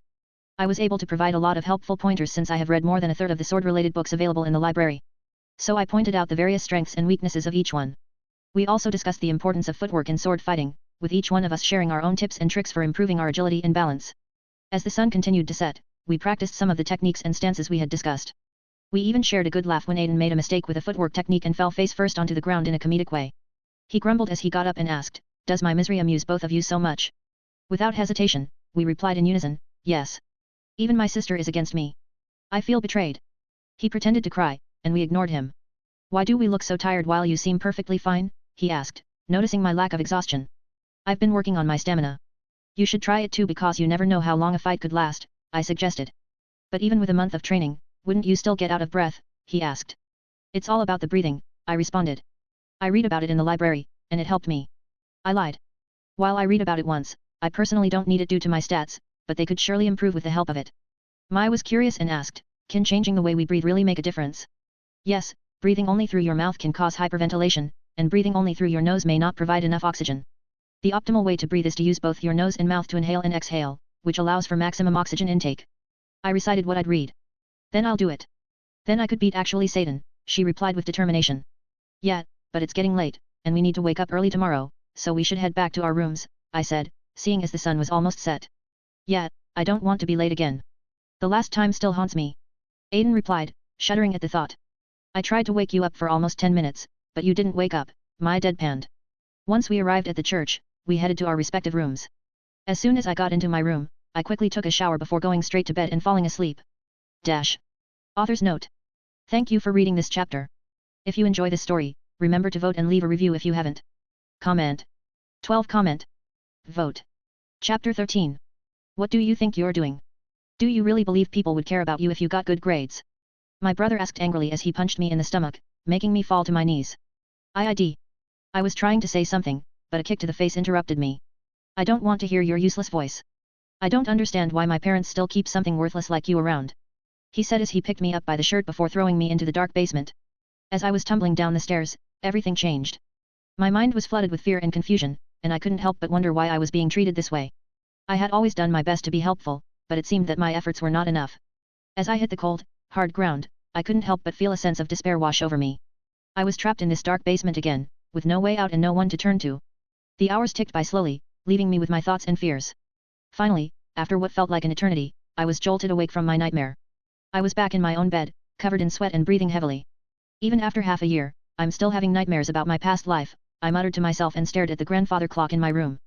6 months have passed since my transmigration here, and yet I can't get over my past life. Of course, my increased status doesn't help in forgetting it, either. Speaking of my status. __________. Name, Kale Valentine. Titles, Adopted Prince. Level, 3, 50/400 EXP. Magicule, 38,800. Stats. Strength, 80. Vitality, 80. Agility, 80. Intelligence, 100. Perception, 100. Remaining points, 16. __________. While I do not doubt that I possess enough power to fight mindless monsters, I understand that many different factors come into play when fighting opponents. For one, strength is not the only thing that determines the outcome of a fight. There are other important elements to consider, such as speed, agility, and strategy. I know that if I were to face someone technically weaker than me, they might still have the upper hand if they possess superior skills in these areas. That's why I have prioritized spending a lot of time in the library, studying and learning as much as possible about different fighting techniques and strategies. In doing so, I hope to exchange my practical experience with theoretical knowledge. In the end, it's not just about physical strength. It's about having a well-rounded set of skills and knowledge that can be applied in any situation. I sighed, realizing that I wouldn't be able to fall back asleep. So instead, I decided to head to the library and read until it was time for my training. Over the past few months, I've already read books on swordsmanship and have now begun reading books related to spearmanship and unarmed martial arts. Lately, I've been thinking about why I care so much about becoming stronger. Perhaps it's because I'm afraid of the future or I don't want to repeat the mistakes of my previous life. Although my life is vastly different than before, I'm not sure if I've changed much. I tell myself that reading in the library is to prepare for the future, but the truth is I feel safe there. It's the place where I feel safest, just like in my previous life. I'm still the same scared kid who craved the approval of my family, even though it was impossible. Even if the environment and people around me changed, I'm still the same. Dash. I spent hours reading before making my way to the training ground. Thanks to thought acceleration, I was able to read 5 books in just 1 hour. When I arrived at the training ground, I was surprised to see my mom and another person with Roy. The other person was wearing a mask, but I recognized them immediately. I could sense her watching me, even though she had no eye holes in her mask. It was as if she was studying me. I couldn't help but feel a sense of unease wash over me as I continued walking toward them, wondering what she knew about me. Hey, Mom, is there anything special happening today? I asked, looking at the masked hero standing beside her. I haven't seen you around before. My name is Luminous Valentine, I introduced myself to her. Roy mentioned that you've been making great progress in your training and that you should start gaining some real-life fighting experience, my mom said. Personally, I think it might be a bit too soon, but Keno came by yesterday, and I asked her to teach you. I heard that you lost your memories, so you might not remember me, but I taught your mother how to fight, she said, sounding a bit skeptical at the losing memories part. I was wondering if I existed in the previous timeline. Would she know that I am actually an otherworlder? Maybe Kale, in the other timeline, was also an otherworlder, but what if he wasn't? I am starting to feel a bit nervous, but I don't think she would harm me. Well, at least, I hope not. Yes, I lost most of my memories, but I'm okay now, I answered nervously. She nodded in understanding without saying anything. My mom noticed that I was feeling nervous, and she comforted me by saying that there was no need to worry. She had complete faith in Keno's ability to keep me safe in case anything happened. But it wasn't why I was nervous. Before you pack your things, I have something for you, she said, handing me a sword. This belonged to your mother, and she would want you to have it. I unsheathed the sword and held it in my hands. It was a beautiful-looking double-edged straight sword. It had a graceful appearance and seemed incredibly agile. Its sharpness was evident at first glance, and I could tell it had the power to effortlessly slice through anything in its path. It was truly beautiful. It's a unique grade sword. The blade is made of magi steel, a material that strengthens when exposed to magi cules, allowing it to grow with its user, Mom explained while my eyes remained fixed on the sword. Dash. Author's note. Thank you for reading this chapter. If you enjoy this story, remember to vote and leave a review if you haven't. Comment. 17 Comment. Vote. Chapter 14. I spent what felt like hours admiring my new sword before turning to my new teacher and bowing as a gesture of respect. I'll be in your care. I will meet you at the city gates. Make sure to take everything you need before coming, said Keno. Okay, I said before turning to my mom. I'll see you when I come back, I added as I hugged her. Listen to Keno and behave yourself, Mom said in a caring tone, and if you cause trouble, I will lock you in your room for a week. I am not a troublemaker. I always behave well, I assured her while hearing Keno chuckle from a distance. Going to my room, I swiftly gathered my belongings and wrote a brief note for Aiden and Mai to inform them I would be away for some time. Then, I headed towards the city gates, where Keno was already waiting. As I left the city, I walked towards her, and she gave me a weird look seeing me having a backpack. Why aren't you using your inv? She began to ask before interrupting herself. Never mind, let's go. We can't waste time. She said, and we started heading east. Inv? I started thinking, and then it hit me. How could I forget about having an inventory? At that moment, a new screen popped up displaying 36 slots with a slider on the right side. My right eye visibly twitched at my stupidity. Having never had any use for it for the last 6 months, I didn't think about it. I lamented over the number of books I could have brought with me, but I didn't want to admit to her that I wanted to return for them. But now I was certain that I existed in the previous timeline and as myself, not the original Kale. However, I was confused about how we could still fail even though I was there with the powers of the Shadow Monarch. Actually, does it work like that? The whole time travel thing is confusing. But considering she knew who I was and knew about my inventory, I had it in the previous timeline. Could something change that in that timeline, making me weaker? But how do I start the conversation? Do I go and say something like, hey, why did you travel back in time? Oh, how do I know you can travel in time? I just know. Yeah, maybe not the best thing to say. We continued to walk as I thought of a way to ask her about the previous timeline but couldn't find a good way. The problem isn't just asking her about the previous timeline but explaining how I know she traveled through time. Just ask what you want to ask. She said with a sigh. Ask what? I acted confused. You know what? She replied. Know what? I asked again. She sighed in annoyance before muttering, always a pain to deal with. Deciding to stop acting like an idiot, I asked her, so you knew me in the previous timeline? Yes, I did, and you are as annoying as I remember. She said. But then, why are you here? What happened? I asked, wanting to know. The last timeline was the worst out of all of them. She said and tightened her grip into a fist. You were controlled by Michael due to your virtue skill and went on a rampage killing everyone. Didn't I do anything about that? I should know he could control me if I had a virtue skill. I asked, not understanding how I could make such an obvious mistake. No, before we even had the chance to cut you off from its influence, it was already too late, she said and took a pause before adding, your actions change in every timeline. This is the first time you have stayed in the Holy Empire. In the previous timeline, you went to the Eastern Empire, and he knew you got the virtue skill instantly. After she said that, we walked in silence for a long time before I decided to speak, so now that we know this and I haven't been in the Eastern Empire, I should be fine, and as you said, my actions change every timeline so there is also a big possibility I won't get the virtue skill. Well, we can't be sure that he won't find out if you have one and take control over you. She answered. Then I started thinking. Keno, I've been wondering why didn't you prevent me from being captured by the slaver traders? I asked. It was important that you got captured, otherwise, you wouldn't acquire your unique skill. She told me. Was there a timeline where you prevented me from being captured? I asked, wanting to know what would happen if she did. Yes. It was also the timeline where you were the weakest. She replied. I see, I replied. However, I'm curious as to why you shared the information about time travel with me. You joked about being a prophet. At first, I thought you were joking, but after all the times I went through this with you, I'm starting to believe it, she said with a chuckle. I wondered why I told her something so stupid, but it's not like it's a complete lie if reading is considered a skill. Then where are we going? The only place I can think of in that direction where we could fight is the Jura Forest. That's exactly where we are heading. You always seem to grow fast when facing strong opponents, she commented. I'm also curious about your unique skill for this timeline. Confused, I asked, what do you mean this timeline? As I mentioned before, your actions change in every timeline, along with your unique skill. Once, you utilized insects and venom, which was honestly the creepiest you I had met. She said, shivering slightly. Insects. I muttered, confused, but then it clicked. My unique skills change every timeline, and the character that uses insects is Korisha, the Monarch of Plagues and Queen of Insects. Does that mean there was a me who had Monarch of Destruction powers? I shivered at that thought, hoping I would never meet that version of myself. I just jinxed myself, didn't I? Keno, have you ever seen multiple versions of me at the same time? I asked. I haven't. Why do you always ask about that? She inquired. I'm just curious, no particular reason, I replied, feeling relieved. Dash. Luminous Valentine POV. I drank another glass of blood-infused wine. It was the second one since my little Kale left with Keno. Roy, bring me another glass. I ordered.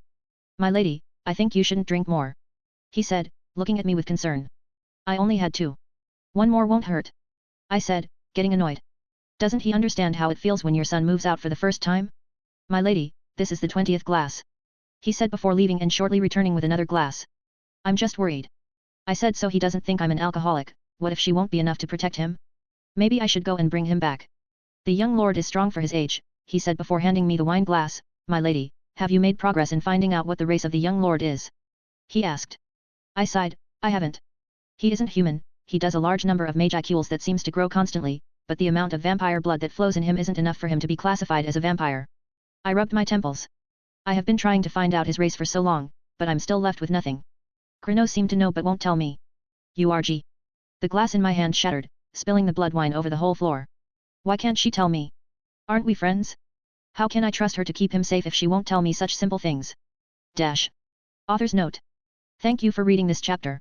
If you enjoy this story, remember to vote and leave a review if you haven't. Comment. 13 comment. Vote. Chapter 15. A couple of days passed, and we finally made it to the Jura Forest. After our talk, we started running, and she totally outmatched me in speed. She also said I was slower than last time. Why must she compare me to myself out of all people? This makes it hard for me to decide if I should be offended or not. I'm worried about Feldera showing up. What's our plan if he does? I asked, aware that I wasn't strong enough to battle a true dragon. We'll avoid him. It'll be easy to tell when he's approaching because he won't be able to control his magicules, she explained. For now, you will fight the magic beasts around the forest. I assumed that I would receive some training or a skills assessment before I was allowed to fight the monster, but it seems like she wants me to fight right from the start. Perhaps the fact that she has encountered different versions of me has made her confident that I could do it. Don't just stand there. Go in. I will set up camp here. You can return around midnight. Now shoo shoo. She said before shooing me away. Sighing, I started heading deeper into the forest before muttering, weren't she supposed to protect me? Instead, she just told me to enter a monster-filled forest alone. If she heard what I said, she just ignored me, so I continued to go deeper into the forest, not sensing any monsters nearby. As I walked for a while, I felt a high concentration of magicules emanating not so far away from me. Following my instincts, I headed in that direction. It didn't take me much time to come face to face with a tiger that had a blade on its tail, sharp talons, and large fangs. I remembered reading about this monster in a book. It was a magic beast that was considered the top predator in the Jura Forest. They were known for using the skill voice cannon, which could create small craters and atomize targets. As I stood facing the blade tiger, I was surprisingly calm as it circled me, growling menacingly. However, I remained composed, gripping my sword tightly and focusing on my breathing. The tiger lunged at me, but I calmly sidestepped and swung my sword, narrowly missing its head. It roared in anger and attacked again, but I simply blocked the blow with my sword, feeling the impact but not letting it rattle me. We continued to trade blows, but I remained centered and in control. The tiger was strong and fast, but I saw an opening and struck with precision, slicing the tiger's hind leg. It roared in pain and tried to flee, but I pursued it with a clear mind. Finally, after what felt like a long battle, the tiger lay motionless on the ground. 200 EXP for killing, Blade Tiger. Mage IQs increased by 200. I let out a sigh of relief, feeling proud of my first win. However, it was short-lived as 10 more Mage IQ signatures, similar to the first, appeared around me. I found myself surrounded by 10 Blade Tigers, their sharp claws and teeth glinting in the sunlight. I knew I had to act fast if I wanted to survive this fight. My sword was already in my hand, and I charged forward, slicing through the air with swift and precise movements. The first Blade Tiger lunged at me, but I parried its attack with ease and delivered a powerful blow to its side. It yelped in pain and backed away, but its companions were quick to take its place. I started dodging and weaving through the onslaught of razor-sharp claws, tails, and teeth. Every time I struck a Blade Tiger, another would take its place, and soon I found myself slightly tired. And finally, after what felt like an eternity of fighting, I struck the final blow. The Blade Tigers lay motionless at my feet, defeated. I breathed a sigh of relief, not sensing anything in my vicinity. I decided to look at the pop-up screens that appeared throughout the fight, and a smile formed on my face. 2,000 EXP for killing 10x, Blade Tiger. Mage IQs increased by 2,000. You leveled up x2. All attributes increased by 2. I felt excited to have leveled up 2 times in one fight, but my enthusiasm quickly waned when I realized how much EXP was required for my next level up. __________. Name, Kale Valentine. Titles, Adopted Prince. Level, 5, 1,050/1,600 EXP. Mage IQs, 41,800. Stats. Strength, 82. Vitality, 82. Agility, 82. Intelligence, 102. Perception, 102. Remaining points, 25. __________. While 1,600 EXP isn't that much, I'm scared about how much the next levels will require. If I go by the previous level that doubles the EXP required for a level up, then to level up from level 10 to 11, I would need 51,200 EXP. How would I even gain so much if a magic beast classified as a B rank only give 200 EXP? I let out a depressed sigh as I gazed at the dark aura surrounding the tigers. Arise! I commanded, and they were enveloped with a black substance before they transformed into shadows. 11 shadow blade tigers, bowing their heads, now stood in front of me. Hide in my shadow, I ordered, and they melted into my shadow. I won't fight with my shadows yet. I need to learn how to fight myself and not solely rely on them. I searched the forest for monsters, but despite the abundance of monsters in the area and Feldora's mage IQs leaking, I couldn't find any. However, I could sense his massive amount of mage IQs somewhere in the forest, like a raging storm. The mere thought of coming across Feldora here was frightening. It's not surprising since Feldora is famous for rampaging, causing destruction, and according to Mom, having a brain smaller than a goblin. Author's note. Thank you for reading this chapter. If you enjoy this story, remember to vote and leave a review if you haven't. Comment. 16 Comment. Vote. Chapter 16. Keno POV. As I secretly watched Kale from a distance, I noticed that his swordsmanship was better than in the last timeline. Interesting. So while he is physically weaker compared to the last time, his fighting skills are much better. He still has a long way to go before he masters swordsmanship, came the voice of my companion. Yeah, I know, but for a kid, he is good, I replied with a chuckle. But what surprised me the most was the shadow-like creatures that he made after the tiger's death. For a moment, I thought he would use bugs to reanimate them like that time. Please don't use bugs again. Kale Valentine POV. As time passed, I noticed that it was getting late, and I still hadn't come across any magic beasts in the forest. I did, however, stumble upon a few goblin villages. Despite being tempted to attack them, I chose to let them be as they were instead of going full-on goblin slayer due to only being E-class monsters and wouldn't provide much EXP. I was about to head back to camp when I sensed the presence of several strong monsters up ahead. Their signatures were stronger than the tigers I had previously encountered. So obviously, I grinned, thinking of the EXP and mage IQs I could earn from them as I walked towards the signatures. As I arrived close to the mage IQ signatures, I found what looked like a spider den. I decided to lure the monster to me by flaring my mage IQs to alert them, and in no time, about 20 night spiders appeared from it. The night spiders have an exoskeleton that is harder than steel and can protect almost every part of their body except their joints, and if I remember correctly, each leg is as sharp as the sharpest blade. As I unsheathed my sword, I could feel the adrenaline coursing through my veins. The giant spiders loomed over me, their multiple eyes almost glowing at the thought of eating me. I was quick on my feet, dodging their attacks and striking back with my sword. My sword sliced through their thick exoskeletons, and their blood dripped onto the grass. Despite their size, the spiders were surprisingly nimble, and I had to stay alert to avoid their attacks. I fought on, my sword clashing with the spiders' sharp fangs and legs. The sounds of battle could be heard through the forest as I fought them. In my past life, I would have been terrified to face something like this, but now I feel nothing but excitement. At this moment, I didn't think about anything else but to kill my opponent and win this battle. And finally, after about an hour of fighting, the last spider fell to the ground with a thud as I brought the pop-up screen up again. 4,800 EXP for killing 16x, Night Spider. Mage IQs increased by 4,800. You leveled up x2. All attributes increased by 2. Nice 2 extra levels. I said, then turned towards the spiders, arise. Dash. As the sun was setting, I arrived back at the campsite and spotted Keno cooking by the fireplace. The aroma of the food made my mouth water. Here, she offered me a skewer of what appeared to be monster meat. I still needed to eat food. Not as much as a normal human would, but I would still need to eat at least once a week, thank you. I took the skewer and started munching on it. The meat was tender and seasoned slightly. After a while, Keno inquired, how was your first day? It was all right. I encountered some blade tigers and night spiders, but I didn't come across many magic beasts, I responded between bites. I'm glad to see that you are being more cautious in this timeline. I was worried that you would challenge Feldera again, she said, sounding relieved. I would never do something like that, I reassured her. However, she looked at me and didn't respond. Please tell me it was just a joke. I didn't do something that stupid in another timeline, did I? Only twice, she replied. That's too many. I yelled, asking myself if I was that stupid. I have done a few stupid things in the past few months, but nothing on the level of challenging a walking calamity. If you want to blame someone, blame yourself for doing it. She said and continued eating through the mask. Once we finished our meal, she stood up and gestured for me to follow. We walked towards a larger open space before she spoke. You were able to defeat a few monsters, but I'd like to see how your swordsmanship is against intelligent opponents. I nodded and drew my sword, feeling excited to spar with her. My wide grin showed my enthusiasm. I knew that I had to be careful if I didn't want to lose the spar in the first few minutes. I tightened my grip on the hilt of my sword and took a deep breath. She lunged towards me, and I quickly moved to the side, narrowly avoiding her attack. I countered with a swift swipe of my own sword, but our blades clashed in a shower of sparks. She made a move, and I quickly parried it, but her strength was overwhelming. She pushed me back, and I struggled to regain my balance. It wasn't like she was going all out, but enough to be slightly stronger than me. We continued to spar, and I started to lose track of time. Her speed started increasing, and I could barely keep track of her movements. I was forced to activate thought acceleration, otherwise, I wouldn't be able to react in time. But even if my mind could keep up with her attacks, my body couldn't. I started to get completely exhausted, something I hadn't felt for months now.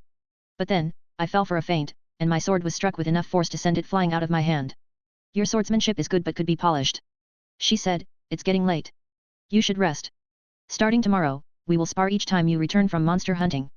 And so, as we walked back to our camp, I knew that I had lost, but it still felt amazing to spar against someone with so much experience.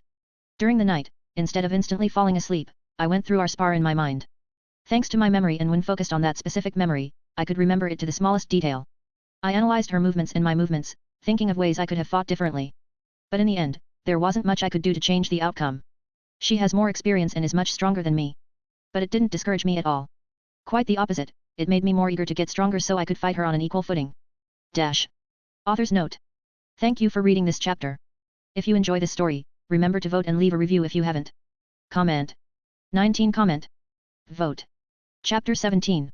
10 days passed quickly, with me going deep into the forest daily, but I haven't had luck finding many monsters. In the 10 days, we stayed near the forest, I only fought a total of 56 magic beasts. It could be because I never go deeper into the forest where Feldera's mage IQs are the strongest, and that's why I don't find many of them, but getting too close wouldn't end well for me. This isn't the Tsundere Otaku dragon yet, so getting too close would be like begging to be killed.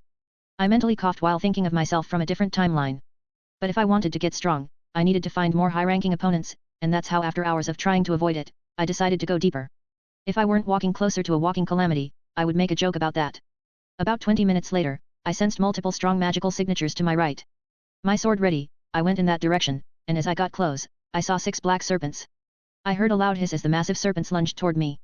I quickly raised my sword and felt the creature's tooth break as it tried to bite it. I pushed back against the serpent's weight and drove my sword into its body, striking the fatal blow. More snakes were closing in, their eyes glowing in the dim light.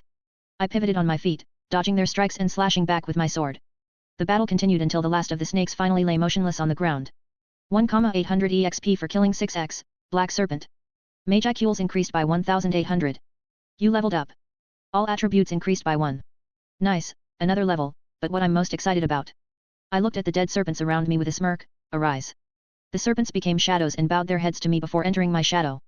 Status, I mumbled and sat down for a moment. __________. Name, Kale Valentine. Titles, Adopted Prince. Level, 8, 1,250/12,800 EXP. Mage IQs, 50,400. Stats. Strength, 85. Vitality, 85. Agility, 85. Intelligence, 105. Perception, 105. Remaining points, 55. ___________. I looked at the screen and couldn't help myself from smiling a bit. While I'm still a long way from becoming strong, I have progressed a lot in just 10 days. Maybe I should invest some points in strength. The strength stat in my system isn't just my physical strength but also my speed, so upgrading it now that I'm not staying in the library all the time would be best. I thought about it for a bit before deciding to do it. Put 20 points each in strength and agility and 15 points in vitality, I ordered the system. Strength, 85-105. Agility, 85-105. Vitality, 85-100. Remaining points, 55-0. I felt a surge of power inside of me and instantly got excited to test it out. The first thing I did was to activate thought acceleration and move at my full speed, and to my amazement, my movements felt fluid. My body could easily keep up with thought acceleration at full speed, unlike before when it felt like I was moving through a viscous liquid. Dash. Keno POV. I observed Kale from a distance like I usually do while he hunts monsters, and I must say he is a quick learner. He observes every detail during our sparring and uses it to improve his own fighting style. By the end of this year, he should be at the strength of a new hero's egg or a demon lord seed. Dash. Kale Valentine POV. I spent the rest of the day hunting more magic beasts and had a bit of good luck finding 3 more groups of monsters before heading back to camp. So, how was your hunt today? Keno asked, seeing me leave the forest. Fought a few groups of monsters, but nothing too challenging, I answered before adding, I wish they would be easier to find. Most of the stronger monsters come out at night, and most of them are closer to Feldera. So until you get strong or fast enough to fight or outrun Feldera, I wouldn't recommend getting closer. She said as she gave me the skewer with monster meat before we started my sword training. That's how my day usually went. In the morning, I would do my daily quest before entering the forest. Then, around 6 p.m., I would return to camp before she would spar with me. Dash. 3 more weeks quickly passed like this, and Keno decided it was time to move elsewhere. You have probably already read through books about the different countries, but you should see them yourself. I understand, I replied but remembered I hadn't had the chance to read anything for a few weeks now. If I just remembered, I had an inventory. But enough of my sulking about not being able to read books, I brought up my status and quickly looked it over. _________. Name, Kale Valentine. Titles, Adopted Prince. Level, 11, 43,150/51,200 EXP. Mage IQs, 134,900. Stats. Strength, 107. Vitality, 102. Agility, 107. Intelligence, 107. Perception, 107. Remaining points, 63. _________. Something I also noticed now that I level up is that my level affects the stats. Having 100 in all the stats on level 3 is different from having the same stats on level 10. It's like the level is a percentage boost to the stats. Let's head out, Keno said, and we continued our journey, but before that, I sent a few shadows to stay in the forest and grind for me. I don't know when the next time will come when I will be able to hunt for EXP freely, so leaving them there was the best option. Our first stop is for me to become an adventurer. Normally I wouldn't care about it, but there are perks to becoming one, such as traveling between countries easily. It's similar to how the Free Guild will work in the future but not as developed. It will grant an adventurer easier passage into a country than a normal person, but that's about the only perk you get. We decided to go to the Bluemund to take my test as it's the closest before we start exploring the continent. Bluemund is so small that all the nobles are feudal lords of villages. It is merely a country that comprises its royal capital. The capital is the only large city, and in the castle town lies the Bluemund's Adventurers Mutual Aid Association branch. And so, traveling at high speed, we made it to the kingdom of Bluemund just before nightfall. Dash. Author's note. Thank you for reading this chapter. I don't know much about the old Adventurers Guild system and how it worked before the Free Guild one besides having a bad ranking system, so I'm going to keep the ease of traveling between countries in this fanfic. If you enjoy this story, remember to vote and leave a review if you haven't. Comment. 22 Comment. Vote. Chapter 18. After entering the kingdom of Bluemund with the help of Keno, we headed straight for the adventurer building. I noticed how the kingdom looked like the most generic fantasy kingdom I could think of, with medieval European buildings and almost everyone going around with weapons and armor. But their gear isn't as good compared to the ones I saw in Rebelios. So even if they all had weapons, they looked like I could easily defeat a group of them without a problem. Entering the 5 stories high stone building, the whole guild became quiet seeing Keno, but she ignored it and went to the reception desk. The receptionist was a young blonde human girl that looked to be in her early 20s. Hello, how may I help you today? She stuttered out. I'm here to get him registered as an adventurer. Keno then pointed at me, and I felt all the attention focus on me. Is he the hero's pupil? He looks so young. He can't be older than 10. He will probably be a beginner rank at best. People muttered, but I could hear it due to my enhanced senses. I should have brought a mask with me. I'm more used to staying in the shadows and not being in the spotlight, so this is something that makes me slightly uncomfortable, but I was doing my best to look unbothered. Just me being known as the Holy Emperor's student is annoying enough, but now this. Look at his cute face. I could eat him up. I heard a female voice and instantly started sweating mentally. I quickly looked to see who said it and instantly regretted it. If I had a face like hers, I would wear a mask. No, a mask wouldn't help that face. She looked more like a toad than a human. Yeah, you're right. This time a male voice said. I want to leave this place as quickly as possible. Monsters were much better than this. Isn't he a bit too young? The receptionist asked, this time more composed. No. Came the short reply from Keno. Okay, then please fill in your name and desired division. She said, giving me a parchment of paper. Oh, so it's similar to how it will be in the future. I filled them in quickly, choosing the subjugation division, and gave her the paper. Subjugation division? Are you sure about that? Maybe the gathering or exploration division would be better for you. She asked in concern, but I shook my head. Well, then I will have a summoner-type examiner test you. I stood inside a magic circle with my examiner, who was an elderly woman. A crowd formed around us after hearing that I was the hero's student. They wanted to see what a kid my age would be capable of, and I felt slightly uncomfortable with even more attention on me. This formation will prevent anyone from getting hurt. If you take a step outside the circle, you will have failed the exam. She explained. I understand, I replied with a nod, my sword already in my hand. Then the exam will begin. She said, and afterward, a magic circle appeared on the ground before a hunter hound lunged at me. Unlike the future free guild system that ranks adventurers and monsters from F rank to A rank, the Mutual Aid Association system has 4 ranks. Novice, equivalent to the free guild's F rank. Beginner, equivalent to the free guild's E rank. Intermediate, equivalent to the free guild's D rank. Advanced, equivalent of rank CA in the free guild system. It is extremely crude and imprecise compared to the future free guild system and results in many preventable deaths due to adventurers underestimating the monsters, especially the advanced ranked monster. They would often underestimate an A-ranked monster for being weaker after having fought other advanced ranked monsters. But back to the monster, it was really slow compared to the monster I had faced before, so I sidestepped and, with a quick swing, beheaded the hound. 50 EXP gained. Mage IQs increased by 50. Silence. Nobody said after they saw me, a kid, effortlessly kill the hunter hound. An E-rank or, in this case, beginner rank monster. While the hunter hound is a weak monster, it's still very impressive how a 10-year-old kid dealt with it quickly. Very well. Next. She said, and another summoning circle appeared, but this time it was a dark goblin, but it died as quickly as the hunter hound. 100 EXP gained. Mage IQs increased by 100. Can we continue? I asked the examiner, wanting to get this over as quickly as possible. Do you really want to take the next exam? She asked, slightly concerned even after witnessing me effortlessly kill the other monsters. Yeah, I told her and got ready. She looked at Keno, who stood outside the circle for confirmation. Keno just nodded, so the examiner summoned a lesser demon. The demon looked truly disgusting. It was around 4 meters tall with a goat-like head and a long and thin tail, as well as the characteristic claws, horns, and wings of a demon. I took a deep breath after dodging its attack. While that strength of attacks and spell the demon uses shouldn't give more than a scratch, I rather not have everyone here see that. I coated my blade in Mage IQs, knowing I couldn't defeat a demon with just physical attacks. Extra skill, magic aura has been acquired. It started attacking with its tail and claws and even used elemental magic, so I dodged and blocked the demon's attacks until I found the perfect opportunity to strike. Right after the demon attacked with its sharp claws, I cut off its hand and used the moment it hissed in pain to jump to its head and, with my magical infused sword, slashed the head off the demon. 200 EXP gained. Mage IQs increased by 200.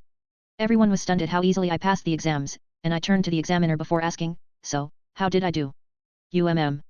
She then cleared her throat, you passed. The examination wasn't that hard compared to what I had been fighting for the past month, and I easily aced it. We left the guild building with my card showing that I was an advanced ranked adventurer. So, where do we go next? I asked Keno, who was walking beside me. She thought for a moment before answering, there isn't anything special happening at this time, so we will travel so you can explore the different parts of the continent. Are you sure it's necessary? I asked, but she said something that made me excited about it. I could have stayed in the Jura forest fighting. They will have books you won't find in Rubrios. I stopped, and my eyes widened, then we shouldn't waste time. I said, nodding to myself with my arms crossed. More books equals good. She sighed, he never changes. She muttered. We continued walking through the city until we arrived at an inn and got 2 rooms. After sleeping on the floor again for a whole month, I'm excited to sleep in a bed. Laying on the bed, I looked at the notifications that stacked up during the day. Having left my shadows, they hunted monsters around the forest. 1,750 EXP gained. Magicules increased by 875. Strength of shadows has increased. I hummed, this is interesting. I said to myself, seeing as I gained less Magicules because it was my shadows that killed them and not me, but seeing as their strength increased, I can't complain. It's still free EXP in the end. If that's the case, maybe I should leave more shadows in the forest and maybe some in the barren lands to get stronger and give me more Magicules and EXP. In the end, the stronger my shadows are, the stronger I am. Author's note. Thank you for reading this chapter. Like I said in the last chapter, I don't know much about the old adventure system, so I just mixed what I know of the old one with the new one. If you enjoy this story, remember to vote and leave a review if you haven't. Comment. 22 Comment. Vote. Chapter 19. It's going to take around 3 days to arrive in Dworgen if we run at full speed, Keno said after we left Blumund. I registered as an adventurer 2 days ago and spent a whole day just going around and exploring the city. While a tiny kingdom, there were still a lot of things I found interesting. Mostly the magical items, so I'm even more excited about going to Dworgen. The warrior nation of Dworgen, or the Dwarf Kingdom, is located inside the huge mountains in the north of the Connecting, and they are known for their manufacturing and handicrafts. I want to see if I could get my hands on some books about craftsmanship while I'm there. Money isn't a problem for me, Mom was generous in giving me a lot when I asked, and I haven't had anything to spend it on over the past few months, and you can't have too many books. I should maybe start buying books and make my own personal library. You're drooling. I heard Keno say, and I snapped out of my fantasy about having a library the size of Blumund. I quickly wiped the drool and avoided eye contact. Let me guess, you were thinking about books? She asked. No. I replied, still avoiding eye contact. How did you guess? I asked quietly. There are only 2 things it could have been, but as of right now, it can only be that one. She answered with a chuckle. And what is the other one? I asked, curious about what it could be. Not telling you. She said and chuckled more. Oh, come on, tell me. I grumbled as we walked. Nope. She chuckled. 3 days passed in the blink of an eye as we arrived in the capital of Dworgen. Dworgen is a nation that utilizes free trade and is the center of trade between all kinds of races. Therefore, the nation keeps a policy of absolute neutrality, and violence is prohibited. Even the Eastern Empire avoids open aggression towards them. As we walked through the city's busy streets, I could imagine my eyes sparkling as I looked at all the trinkets, weapons, and armor on display. At moments like this, I truly acted like a kid. Oh, what is that? I wondered, seeing a glove with 6 stones. I stopped to marvel at the glove. It was made out of what looked like black silk and was embroidered with golden thread. The 6 stones were all in different colors, the first was blue, the second red, the third purple, the fourth yellow, the fifth green, and the 6th was orange. On closer inspection, all the stones had what looked like runes engraved into them, each being different from the others. Wanting to know what the glove did, I looked at the name tag to be disappointed. It was a normal fingerless glove without any special effects. I sighed, it could have at least some magic element to it. I sighed and continued looking around the city. I looked through different swords, and I must say that the weapons found in Dworgen are on a whole completely different level, but I already got attached to my sword, and I won't cheat on it with these. But now then, to the real reason I'm here alone. I need to find the butterflies of the night. I'm maybe barely 11 years old, but I want to see some elves. Where do you think you are going? Came a voice behind me. I slowly turned around, my movements almost mechanical, only to see Keno looking at me with what I could guess was disappointment behind the mask. I was looking at different armors. Yeah, I wanted to buy armor for myself. I stuttered out. Oh, really? She asked, crossing her arms. Yup. The possibility of elves being involved is the same as Mom stopping drinking wine. So if you excuse me, I will. You aren't going anywhere. She said in a strict tone, grabbing me by the shirt collar and dragging me back to the inn. Mission failed. It's not the time to cry. I will have the chance to try tomorrow. My POV. Why do I suddenly feel the urge to punch Kale? Probably just my imagination. I should go to sleep now, I don't want actually Satan to yell at me tomorrow. Kale Valentine POV. We spent a week in Dworgen, and sadly I didn't get the chance to see any elves. Somehow Keno knew every time I would try and sneak out to the butterflies of the night and stop me. I mean, come on. How does she even know I would try to go there? I sighed while sulking as we walked towards our next stop, the Kingdom of Falmouth.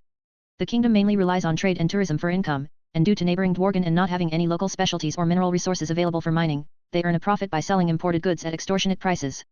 If I remember correctly, this was the reason they would attack Tempest in the future. As we walked through a small forest, I sensed around 30 small magical signatures. I stopped and looked toward the direction where I felt it and looked at Keno. Should we check what the signatures are? I asked. She nodded, stay alert, just in case. We walked into the forest, and we were met by a simple wooden house. My grip around my sword tightened as this brought back some memories. I focused more on the magical signature. Around 10 were inside the house, but the rest were together underground.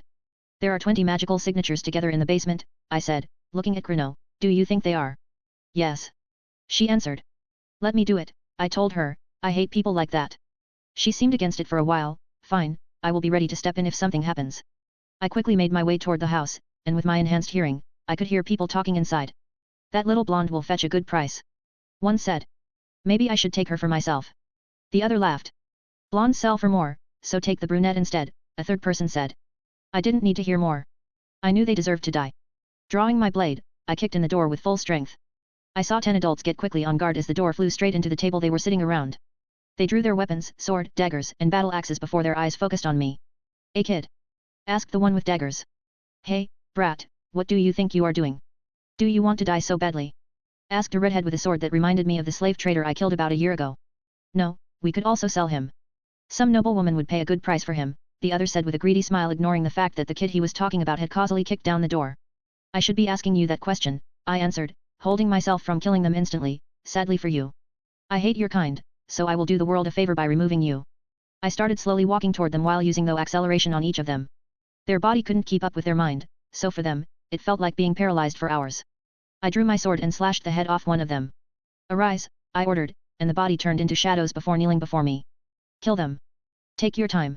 I ordered the shadow and went toward where the kids were held.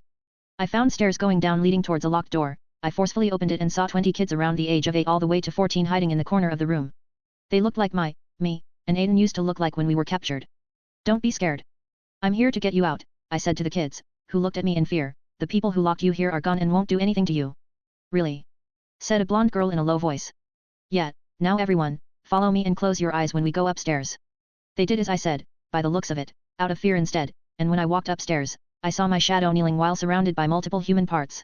I guided the kids around them. "Arise," I said as I walked towards the exit and ordered the shadows to enter my shadow. When I left the house with the kids, Keno was already waiting. "You can open your eyes now," I told them and turned to Keno. "What are we going to do now?" "We are going to take them to an orphanage," she answered and looked at the kids. Author's note. Thank you for reading this chapter. If you enjoy this story, remember to vote and leave a review if you haven't. Comment. 17 Comment. Vote. Chapter 20. 5 months passed in the blink of an eye as we traveled through the entire western part of the continent. I even managed to get a good amount of new books I haven't had the chance to read in Rubrios. I could probably find them in the library, but if I want to create my own private library, I need to start somewhere. But I miss the Holy Empire. I haven't been there for half a year and am excited to see Aiden and Mai again. They undoubtedly must have improved a lot since the last time we saw each other. I even heard rumors about 2 blonde prodigies at the church. While I haven't seen many other trainees, I assume they were talking about Aiden and Mai. Then there was also talk about me, a kid who is the disciple of the Holy Emperor himself, especially now that I'm also the student of the hero. I actually don't enjoy being in the spotlight, mostly due to some people in the church being annoying to deal with. But speaking of Keno, during our travels, we have been going around and dealing with more slave traders and other stuff like helping small villages, and I have gotten a few more human shadow soldiers in my arsenal now. Now in retrospect, I should have turned the 3 slave traders I had killed when I arrived in this world into my shadows, but at that time, I didn't want to see them again, even if they were in the form of shadow soldiers. Bringing forth my status, I smiled, seeing how much I had progressed in just 6 months. __________. Name, Kale Valentine. Titles, Adopted Prince. Level, 13, 161,700/204,800 EXP. Mage IQs, 304,575. Stats. Strength, 209. Vitality, 204. Agility, 209. Intelligence, 209. Perception, 209. Remaining points, 34. __________. With my current strength, I would be around Demon Lord Seed level. While the voice of the world didn't announce anything and I didn't go through an evolution, I can feel I have obtained the Demon Lord Seed after my Mage IQs went past 200,000. But even with my new strength, I still can't land even one blow on Keno during our spars. Seriously, how much stronger is she, and how long will it take me to reach that level? Years? Decades? I sighed. I still have a long way to go before becoming one of the strongest in this world. Even if I said I'm currently around the strength level of a Demon Lord Seed, I would still be weaker than Claypot. Then all the different skills could change the battle, from skills that could control the very laws of nature to skills like mine that make me a one-person army. I walked through the city, heading towards the church. While I haven't been here for half a year, the city hasn't changed. The market square was still bustling with life, and the smell of fresh bread spread from one of my favorite bakeries. "Come on, let's go before they sell them all," came a voice I recognized. Turning to my left, I saw Mai, Aiden, and a girl I hadn't seen enter the bakery, so I followed after them. 3 blueberry tarts, please, Mai said excitedly, almost jumping. "Make it 4, and I'll pay for everything," I said, and they turned around. Mai's eyes widened, Kale, you're back, she shouted and hugged me. The note said you would be gone for a while, not half a year. Ha ha ha. Sorry, I didn't expect to be gone for so long. I replied with an awkward laugh before looking at the girl with them. Sorry, I haven't seen you before. I'm Kale. She looked nervous. Oh. I'm Megan. Aiden and Mai have told me about you. Speaking of stories, you are the hero's student, right? Aiden asked. The rumors said it was a boy around 10 years old with black hair and grey eyes. Yet, my new teacher was the hero. I replied awkwardly, scratching the back of my head. How was she? Did you get her autograph? Is she here in Rubrios? Can I see her? Mai bombarded me with questions. I chuckled. No, she isn't here, and I didn't get her autograph. Here you go, 4 blueberry tarts. The baker said, handing us them. I put my hand in my pocket, opened my inventory to take out some money, and handed him a gold coin. His eyes widened. TTH, this is too much, he stuttered. I can't take this. You always made our favorite bakeries, so don't worry, I told him, but in reality, the gold coins were the only ones I had left. During our travels, I earned a lot of money selling the monster parts my shadows killed, but I spent all my bronze and silver coins, leaving me only with golden coins. So while paying around $1,000 for 4 small blueberry tarts is a lot, I can't pay less. After paying, we left the bakery and found a bench to sit on while eating. So, what have you been doing while I was gone? I asked and took a bite of the blueberry tart. PFFF. Mai held in a laugh looking at me. What? I asked, confused. No, nothing, it's just your eyes had stars when you took a bite. It's good, and I haven't had any for almost half a year. I said, crossing my arms, but has something new happened while I was gone? I asked again. Just the usual, training and such, Aiden said with a sigh. How about you? You must have lots of stories to tell us. I thought for a moment before answering. We started with her training me in swordsmanship and fighting monsters for a whole month, and then we went to Blumund to take an adventurer test so I could easily travel between different kingdoms. Yet, we heard you became an advanced rank adventurer. You could probably already be as strong as the captains. Mai said. I still have a long way to go, I answered honestly. Mai muttered something I didn't catch. Did you say something? I asked. Oh. I said I'm envious of you. She chuckled. You got to travel the whole continent while I was stuck with the devil training me. Don't worry. You will soon get to travel the continent yourself. Yet. After we finished catching up, we returned to the church, where Louis informed me Mom wanted something from me. Author's note. Thank you for reading this chapter. If you enjoy this story, remember to vote and leave a review if you haven't. Comment. 16 Comment. Vote. Chapter 21. So why did you want to see me here? I asked Mom, who sat beside me with a few books. I'm going to teach you how to use magic. She said and flipped through one of the books. I know you would do it on your own, so I'm going to use the opportunity to teach you myself. Okay, then, when do we begin? I asked, excited to learn something new. Now, was her simple answer before she closed the book and started explaining magic. Let's start with the 4 main magic types: elemental magic, spiritual magic, holy magic, and summoning magic. Main types, so what are the others? I asked. There are also other types of magic, such as engraving magic, illusion magic, and necromancy, but you will be learning that later. She explained, and I got excited at the idea of learning illusion or even engraving magic. Magic is the embodiment of an idea that produces some effect in accordance with a specified law. Let's first start with elemental magic.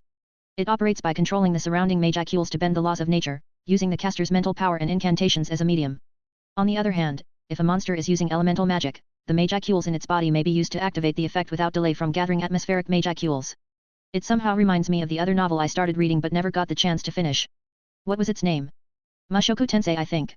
But you need to remember that the created phenomena are unaffected by other physical factors. So, for example, the magical fire wouldn't be extinguished by ordinary water. She continued to explain. That's good to know. I said, thinking I would probably try something like that if I didn't know it. But in my defense, I wouldn't know better, so what other types of elemental magic exist? I asked, as my mind was currently stuck on the 4 basic elements. There are around 30 types I know of that are categorized as elemental magic, and while we still don't know what type you have the best affinity with, we should start with a simple fire spell. While you need knowledge and practice to perform magic, that isn't hard. The biggest problem is the use of magicules, she said, looking at me. While harder to learn, someone can learn to use external magicules for magic, but that won't be a problem for you, right? She asked with a smirk. She knows, Yeah, sorry I didn't tell you sooner. I apologized awkwardly. There is no need. I have known about it ever since the first time I saw you in the library using thought acceleration, she said, and I was slightly shocked that she knew. You weren't even trying to hide it. So, could we start with the magic stuff? I asked, trying not to talk about it more. Are you sure you don't want to tell me why you wanted to hide that from me? She asked. I didn't answer. Wow, sometimes you can be so boring. She joked before getting serious, but let's not waste time. We can start with fire magic. She started explaining fire magic, explaining different spells and how they work. There are different ways to activate a spell. The first one I saw used when we arrived in the Empire was with a chant, then someone can also activate the spell by just using its name. Then if you have the chant annulment skill, it eliminates the need for chanting when using magic after a spell is analyzed or successfully cast. The spell is stored in the user's mind and available to be cast just by thinking about its activation. Now you can try. She said. I brought my hand forward and closed my eyes, imagining a disposable lighter. I had the image of the spark wheel rotating against the flint and igniting the gas, fire. I said and opened my eyes to see a small palm-sized ball of fire. I imagined my eyes had stars in them, seeing the small fire floating just above my hands, and I started thinking. This fire is made out of my own magicules, so they shouldn't be able to hurt me, right? Could I use ignite my whole arm? Why do I feel like I should scold you right now? Mom asked with her right eye twitching slightly. It's just your imagination. I said, mentally sweating bullets. She didn't say anything, just looked at me for what felt like an eternity before she let out a sigh. Let's proceed with the next spell. I breathed a sigh of relief. Oh, and if you ever think of something stupid like setting yourself on fire, I will lock you in your room for a year. What, I didn't think of anything like that. Shit, is this what people call mother's instincts? She continued teaching me other fire spells like fire lance, fireball, fire wall, firestorm. Yeah, just lots of spells with fire in their name. But in theory, I should be able to cast the exact same spells, just with different elements. But could I use a simple fireball and crank up the heat to make it more destructive? Without a second thought, I cast the simple fire spell skipping the chant due to my skill and started pumping it with more magicules. The flame started to change color from red to deep orange, then to a more whitish until it became dazzling white. I wanted to try to get them even hotter, but I got hit with a paper fan. Hey, what was that for? I asked. What are you doing in a small room like this? Mom started scolding me for doing it inside. Do you know the damage you could cause if the spell became unstable? I don't believe that it is my fault you decided to teach me magic here. Maybe I could have used my brain and done it elsewhere, but it's still partially your fault. Dash. Author's note. Thank you for reading this chapter. If you enjoy this story, remember to vote and leave a review if you haven't. Comment. 15 comment. Vote. Chapter 22. I dodged an incoming attack and looked at Mom, who hit the air with her paper fan. Oh, so now you are dodging. She said, and an evil smirk formed on her face as magicules flooded into the fan, reinforcing it. Lesson 2, Enhancement Magic. She said and dashed towards me. I started to run and dodge her reinforced swings. Why are you even doing this? I shouted, rolling under the table. You were blaming me for your stupidity. She shouted back, so don't avoid your punishment. No, I didn't. Maybe I did, but I never said it out loud. I dodged again, but the fan hit a chair I was close to. The chair split in two. Now I was terrified. Is she trying to kill me? You have nowhere to run now, so take your punishment. She said as I was stuck in a corner. In an instant, I was hit with the reinforced paper fan, making me stumble a bit. But it wasn't that bad. I expected it to be worse. Oh, so you can take more? She asked with a smile, and I got hit once more but this time with more force. Dash. So now that you learned your lesson let's continue. She said and cleared her throat. I got hit with a fan for 5 minutes straight, and she just returned to normal like it never happened. It wasn't even like it hurt me, but still, it was annoying. You want me to use a flipper next? She asked, giving me a glare with a slipper in her hand. No, I answered instantly, but then I tilted my head in confusion. Where did you even get that from? I asked. Creation magic. It is commonly utilized to create weapons and clothing as well as golems. I want that to learn that. Just imagining how easy everything would be if I could create them instead. For example, if creation magic can be used for creating weapons and clothing, could it be used to create food? Maybe if I analyzed the food, it could work then I could make my favorite pastries every day. Our lesson continued with the other basic elements that I got down pretty easily before it was getting late, and I was forced back to my room to get a good night's sleep. Seriously, sometimes she treats me like a little kid. Wait, I'm technically a little kid. Dash. The next day we continued with the magic lesson, this time with other elements such as ice and lightning that weren't so hard for me. I also found out I have a great affinity towards shadow magic, with light magic being my second strongest affinity. But I struggled with flight magic. There wasn't a chant to memorize, and I didn't know how to visualize it correctly. I mostly thought of wind propelling or lowering gravity around me, even using fire to propel me upwards, but I couldn't imagine how to fly. I seriously learned spells from 3 different elements while trying to learn flight magic. I thought it over for what felt like hours while Mom was just looking at me, wanting me to figure it out myself. Maybe if I think of it as having invisible wings? I imagined translucent fallen angel wings sprouting from my back and lifting me into the air. For a moment, I wondered why I imagined fallen angel wings instead of regular angel wings but didn't dwell on it as I spread magicules around my whole body before muttering the spell's name, flight. I felt my feet lift from the ground, and when I opened my eyes, I was in the air. With the help of my imaginary wings, I was flying and going up, down, right, and left. This was fun, I chuckled, doing flips in the air. No, why did I teach him that? He's going to be doing this constantly. I heard Mom mutter while having a downcast look. What's wrong with having some fun while flying? I asked before hitting something. UPS. A slipper appeared in her hand, and I started dodging again, but this time in the air. Hey, it was an accident, stop trying to hit me with that thing. I shouted, but she didn't care. I was chased across the whole room again and somehow ended up in the same corner. Seriously, how did I make the same mistake twice? Mercy. Nope. Dash. I sat there rubbing my head, feeling a small bump. I prefer the paper fan over the slipper. A tick mark could be seen on Mom's forehead while looking at the broken chandelier behind me. Sometimes you could be worse than the stupid lizard, she sighed. Well, at least you somehow managed to learn other elements while trying to figure out flight magic. Quite impressive if I say so. Learning a few magic spells can't be impressive, I said, not finding it anything special. Oh, you would be wrong then, she said and smiled. It took me a whole day to cast a single spell while you did it in minutes. Oh, was the only thing I managed to say. I always knew my son was a genius. She looked proud for a moment, but it would be better if you didn't act like that lizard at times. So, what's the next spell? I asked to change the topic. She thought for a while before answering. There was one spell that doesn't have its own category but is still useful when traveling. Oh, that sounds interesting. What is the spell? I asked. The spell's name is Auto Mapping. It creates a map of the surrounding area in the caster's head. So basically, a minimap? If I knew this spell existed, I would have been the first thing I learned. I spent so much time getting lost and memorizing every part of the underground empire and the church. Dash. Author's note. Thank you for reading this chapter. If you have any cool ideas for spells, then leave a comment here. If you enjoy this story, remember to vote and leave a review if you haven't. Comment. 15 comment. Vote. Chapter 23. A whole month passed, and I made quick progress with my magic, learning around 15 different types of magic and even more spells in those specific categories of elemental magic. But there is something I want to do today. When I returned from my travels around the continent, I recalled all my shadows, leaving only one to use as fast travel. That left me with only the daily quest to get stronger, but upgrading my stats isn't the same as leveling up, if I would describe it simply. Then the level feels like a percentage boost to my stats. For example, as of right now, I'm level 13, so I would say that my stats have a 13% boost to them. But it could also just be my imagination, but I doubt it. I always love using this shadow exchange. I said, and my shadow shot up, engulfing me, and in an instant, instead of being in my room, I was in the forest. Let's think about it, I muttered, thinking which shadows I should leave her to farm my EXP. It's hard to decide. While I could send many shadows to kill as many monsters as possible, leveling up the weaker ones would be better. Ultimately, I decided to send 10 human shadows and 1 black spider shadow. Maybe I should leave some of my shadows in the barren lands. It is a great expanse of inhospitable sandy desert contaminated with Magicule's radiations, so many monsters should spawn there. But hey, if I'm already here, I should stretch my muscles a bit. I haven't fought anything for a while now. I spent 2 hours running around the forest, killing different monsters and turning them into my shadows before deciding to return to my room with a simple shadow exchange. Dash. 2 more years passed as I was studying in the Holy Empire. My shadows were getting stronger and giving me EXP, but I also had them travel the world searching for slave traders, and I would personally take them out. For some reason, I have a slight grudge against slave traders, so I would take them on myself instead of letting my shadows do it. But just last week, one of my shadows stumbled on what looked like a dungeon, and I got interested in it, so I'll be heading there.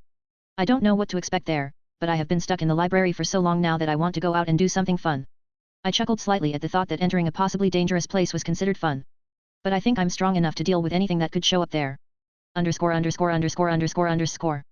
Name, Kale Valentine. Titles, Adopted Prince. Level, 15, 516,500/819,200 EXP. Magicules, 939,525. Stats. Strength, 661. Vitality, 656. Agility, 661. Intelligence, 661. Perception, 658. Remaining points, 69. I sighed. Even if I grew stronger over the 2 years, without using my shadows or magic, my overall strength was slightly above Roy's. I haven't stopped training with him, and I showed improvement and could fight him to a draw, but I have yet to win a single time. But now it wasn't due to a strength difference but to lack of experience. It could also change if it were a battle to the death where we used all we had. Having an army in my shadow and the hundreds of spells I have stored in my mind could make a big difference. I also don't know his full abilities. But enough of that, I should go to the dungeon now. I should tell everyone I would be gone for a few days. Swiftly moving through the corridors of the large church, I made my way toward Mai and Aiden's rooms and heard Mai's voice as I got closer. Aiden, wake up, or you will be late again. Came a muffled voice from inside. Just 5 more minutes. Came the sleepy voice of Aiden. I chuckled before knocking on the door. It's me, Kale. It didn't take long for the door to open, and I saw Mai looking at me with eyes that asked for help. I sighed, on it. I responded and quickly made my way toward the sleeping Aiden. Aiden, I heard someone will ask Megan out. I said in a bored voice, but it worked, and he woke up instantly. Hey. It still works even after 20 times. He stared at me, annoyed, and I could hear my giggle. What? I smirked, if you don't want anyone asking her out, do it yourself. It's obvious she likes you. His eyes widened slightly in surprise. Really, she does? He asked. I shook my head, sometimes you can be so dense. I told him, giving him a pat on the shoulders. You shouldn't be talking about being dense. He said with a deadpan look. Of course, I knew Mai had a crush on me, but she was like a sister to me. I will be out of the city for a few days, so I came here to tell you guys about it. Hey? Where are you going? Mai asked. Just more training. I said, trying to sound bored. At least you will be training outside the city. They both grumbled, wanting to explore the world. Well, I should be going, or we both will be late. I quickly changed the topic and bid them goodbye before talking with Mom. Dash. So you want to take a break for a few days? She asked, tilting her head. I nodded, yes. She looked at me with a smile that didn't reach her eyes. And you don't plan to do something stupid or dangerous? She asked. No. I don't think it is going to be stupid or dangerous. I answered, wondering if it was stupid. She sighed after a while. Fine, you can go but don't do anything stupid. She said, and I smiled. When have I done something stupid? I said with a smile. Her eyes started twitching. When have you done something stupid? She said, and I could see the slipper in her hand. Let me tell you. I started sweating. Sorry, I need to go. Love you, Mom, I said quickly before standing up and exchanging with my shadow. Shadow exchange. My surrounding changed, and now I stood before what looked like an entrance to a cave. Dash. Author's note. Thank you for reading this chapter. If you enjoy this story, remember to vote and leave a review if you haven't. Comment. 15 comment. Vote. Chapter 24. Doesn't he look like anything special? I muttered while looking at the plain entrance to what was supposed to be a dungeon. Is this really a dungeon? While I don't doubt my shadows, but this looks like a normal cave entrance. Even if my shadows can't speak, I can still know what they are trying to tell me. It's hard to explain how it works. With a long sigh, I entered the dungeon or cave. After entering the cave, the walls started changing from looking like a normal cave to something artificial. The walls, ground, and ceiling were flat and looked to be carefully measured. I walked further and further into the tunnel. But there was a slight problem. I couldn't see anything and walked forward using my other senses. Good thing I learned a spell for this occasion. Wordlessly, I cast the light spell. A small orb of light appeared on my shoulder and illuminated the area. I continued walking until I saw a gigantic double door. The door was almost 6 meters tall and 4 meters wide. It looked to be made of a similar stone as the walls but slightly darker. I guess I should open it, I said and got closer to the doors. I started pushing the doors open. The stone doors didn't budge an inch, so I put in more force. The stone door ground against the stone floor as they slowly separated from each other, and a crack formed in between them, enough for me to fit in between. I squeezed myself through the crack, and after fit through, the door started to close again. No going back then, hey. I muttered, looking at the closed doors. I let the small light orb fly through the dark room I was in. The room was a hallway. It was wider than the previous one and had 16 large podiums, half to the right and the rest to the left, and another door at the end. On the podiums were massive 6-meter-tall bulky metal statues. I don't know if they could be called statues. They looked more like robots, but instead of hands, they had weapons. I started moving toward the second door, chanting, "Don't come to life" in my mind. As I made it through half of the corridor, I heard something behind me. Don't turn around. There won't be a statue trying to kill you there. I muttered to myself before slowly turning around, and just as I thought, there was a statue that had sword blades instead of a hand behind me, ready to swing down and slice me in two. I quickly sidestepped the blade, and it hit the stone floor, cracking it. I wonder if I could stop this with my hand. I wondered but didn't have more time to think as another statue thrust a spear in my direction. I dodged the spear point, grabbed it with both hands and lifted the statue before throwing it at the wall. The statue crashed into the wall forming a spider web of cracks, but the statue itself seemed to be still working. Dodging another strike, I saw another statue with 2 battle axes instead of arms. It seems that these statues aren't that advanced and only know how to attack an intruder. If they knew how to work together, this could be hard. I started dodging multiple attacks from different statues as they moved and tried to kill me. Their strength wasn't anything impressive, but they would probably give a group of high-leveled adventurers a run for their money. Should I play with them some more or just obliterate them with one spell? I could bait them into killing each other by dodging at the last moment, but on the other hand, Mom never allowed me to use the more destructive spells. I let out a depressed sigh. I would test some fire or explosive spells if this wasn't a small closed space. So I continued dodging the statue's attacks before stopping in front of the blade statue. Just like I thought, they didn't do anything aside from attacking the enemy. At the last moment, I stepped to the right and saw a spear go through the blade statue, and the blade of the other statue slashed through the head of the lance statue. The blade statue was still trying to free itself from the spear, but the spear statue was motionless. It seemed like destroying its head was enough to kill the statue. On closer inspection, I saw something inside their heads, so due to the lance dying after it was destroyed, I assumed it was their core. Getting bored, I quickly made the distance between myself and the statues before creating multiple ice swords above me. I made this spell based on the icicle lance spell, but instead of shooting a lance, it shoots a sword. With a mental command, the fire swords flew through the air at the statues. Not even a minute passed, and they started looking like porcupines with all the swords sticking out of them. All of them were motionless. Can I call myself an archer now? I wondered about it as more ice swords were created and shot at the statues. I waited a few minutes to see if they would move again, but they didn't, so I went past them and towards the second door. Opening the door, I was met with stairs going down. Just like the other door, this one closed right after I went through. I just hope I find something interesting down here, I muttered and started walking down the stairs. I walked and walked. I even started counting every step. 10,000. 100,000. I was starting to get frustrated. How long is this staircase? I decided to look back and instantly stopped. Ha ha ha, a chuckle escaped my mouth at the thing I saw. Not even 20 step up was the same door I went through about. I don't even know when. Hee hee hee hee, hee hee hee hee, something snapped in me, and I started to chuckle like those villains in cartoons. When I find the person who did this, then I will make sure they suffer a slow and painful death. Dash. Author's note.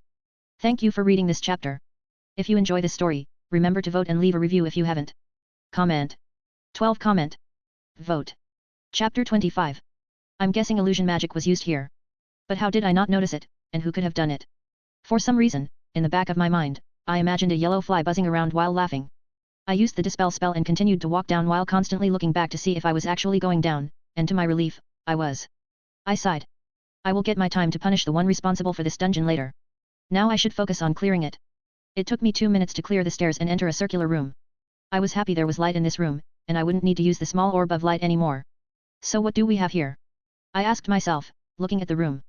Then, an annoying voice came from nowhere. Hey, what are you doing here? This floor isn't finished. It said, and then something started flying around me. Isn't finished, hey. I said, my eyes twitching as I saw who it was. Yeah, why do you think the entrance was hidden, and I placed a strong illusion spell on the stairs? She asked, and I regretted not bringing a fly swatter. If it wasn't finished, you should have hidden it better. I shouted, annoyed as she was still circling around me. She stopped and looked at me more closely. Even so, you shouldn't even be able to open the first door. She stopped, and her eyes widened. No. If you are here, then my best golems. She mumbled and fell to her knees. Nope, I'm leaving. I turned around and was about to go up the stairs again, but something was tugging on my shirt.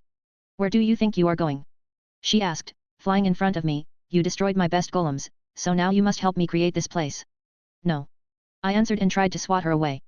If you leave, the demon lords will be going after you. She threatened, but she sounded panicked. She wouldn't do that, right? Well, knowing her, there is a small possibility she would do that, but then again, she wouldn't know who I am or where to find me. And how would you know a demon lord? I asked, tilting my head. Haha. She laughed before pointing at herself. I'm one of the ancient demon lords, she said while looking proud. Are all demon lords weak like you? I asked, knowing that in her true form, she would be one of the strongest beings in this world.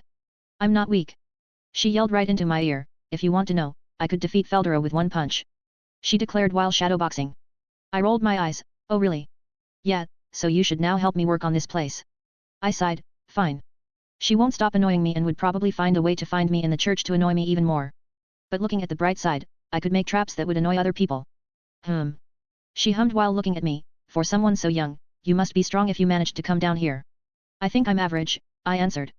Have humans gotten stronger since the last time I saw one? She asked. Ignoring her, I asked, so, where do we start with the dungeon? Oh, look here. I wanted to make this room show the person's deepest fears. She said excitedly. I hummed. If I'm going to help her, then let's make the person trying to go through the dungeon suffer, then make it so when they clear this floor, they will get flushed down to the next. Her eyes instantly got stars. I knew you were a good person for this job. She was practically drooling at this point, to think of something so incredible. Her constant yelling was starting to get annoying, but I forced myself through as we started creating this dungeon floor. She also mentioned that you couldn't actually die in this place, so I could go all out. The next floor was supposed to be a maze where the person that cleared the previous floor would be flushed directly into, so we started making different traps. What are you doing here? Ramaris asked, standing on my shoulder. Oh, this is a simple trap that will detect if the person is male or female. I said, and she looked at me confused, so I decided to explain it further. If it's a female, it will shoot fire at their hair, and if it's a male, then it will shoot an ice spike at, you know where. After explaining it, she looked terrified for some reason. You are a demon. She exclaimed, flying away from me. No, I'm human. Half human? Demi-human? Monster? I honestly still don't know. Weren't the monarchs supposed to be similar to spiritual life forms? Then you must have been raised by demons to come up with something like this. She shouted while pointing at me. Well, vampires, not demons, this is just a harmless prank, and with a healing potion, everything will be fixed. I said casually, plus, you said people can't die in here. Yup. He was raised by demons. She mumbled.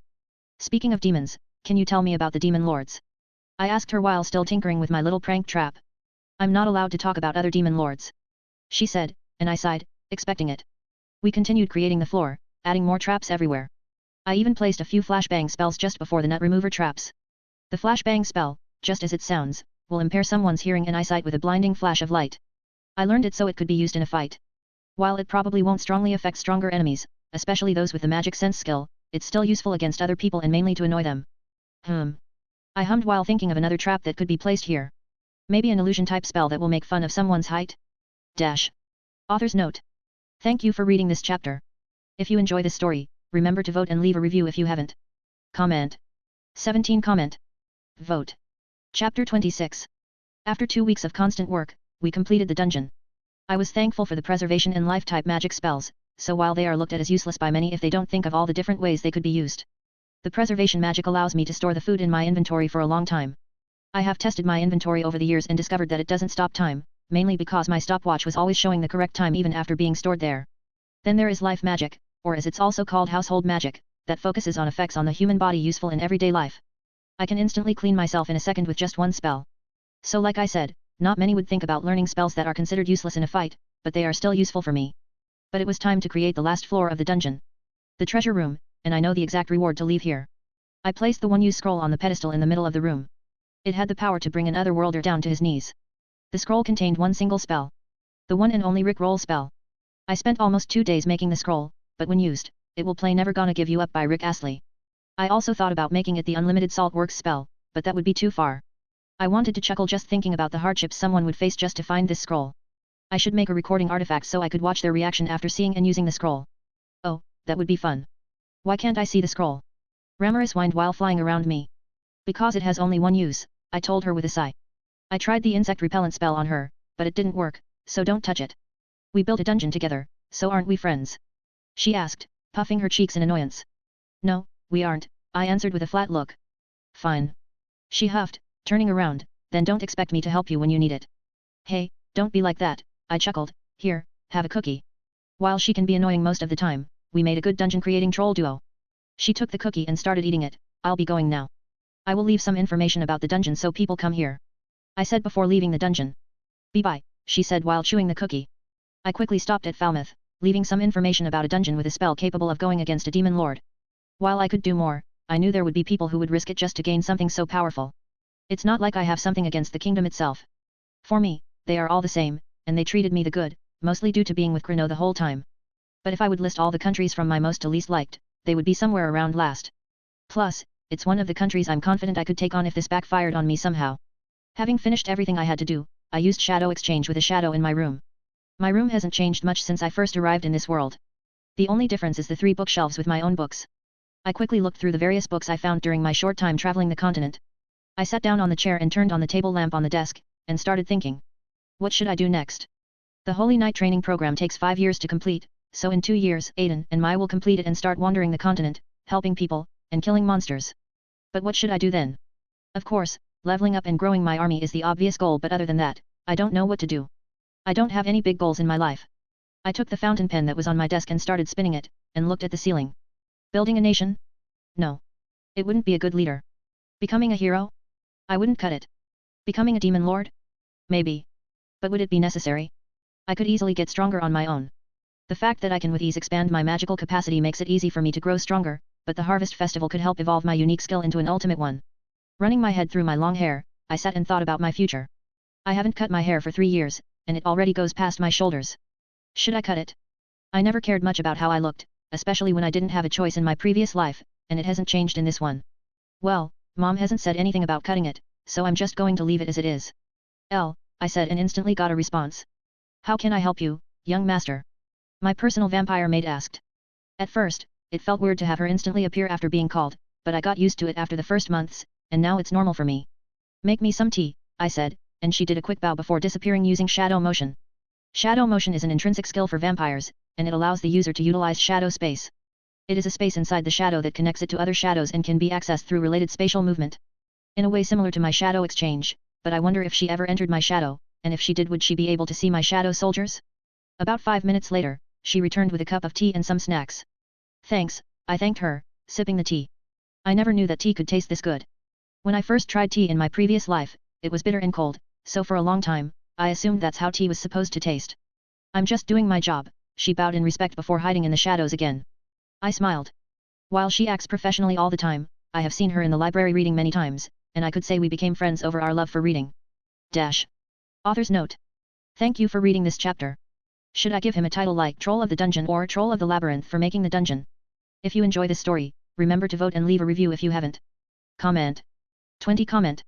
Vote. Chapter 27. A month later, I got notified by my shadow that the first group of victims decided to challenge the dungeon. Tell my mom that I will be gone for the rest of the day, I said before using shadow exchange to the control room we made for the dungeon. So where are they? I asked Ramaris, who was observing something on the screen projections. She jumped in fright. Well, flew up in shock would describe it better. Kale, how did you get here? Magic, was my simple answer, but that doesn't matter right now.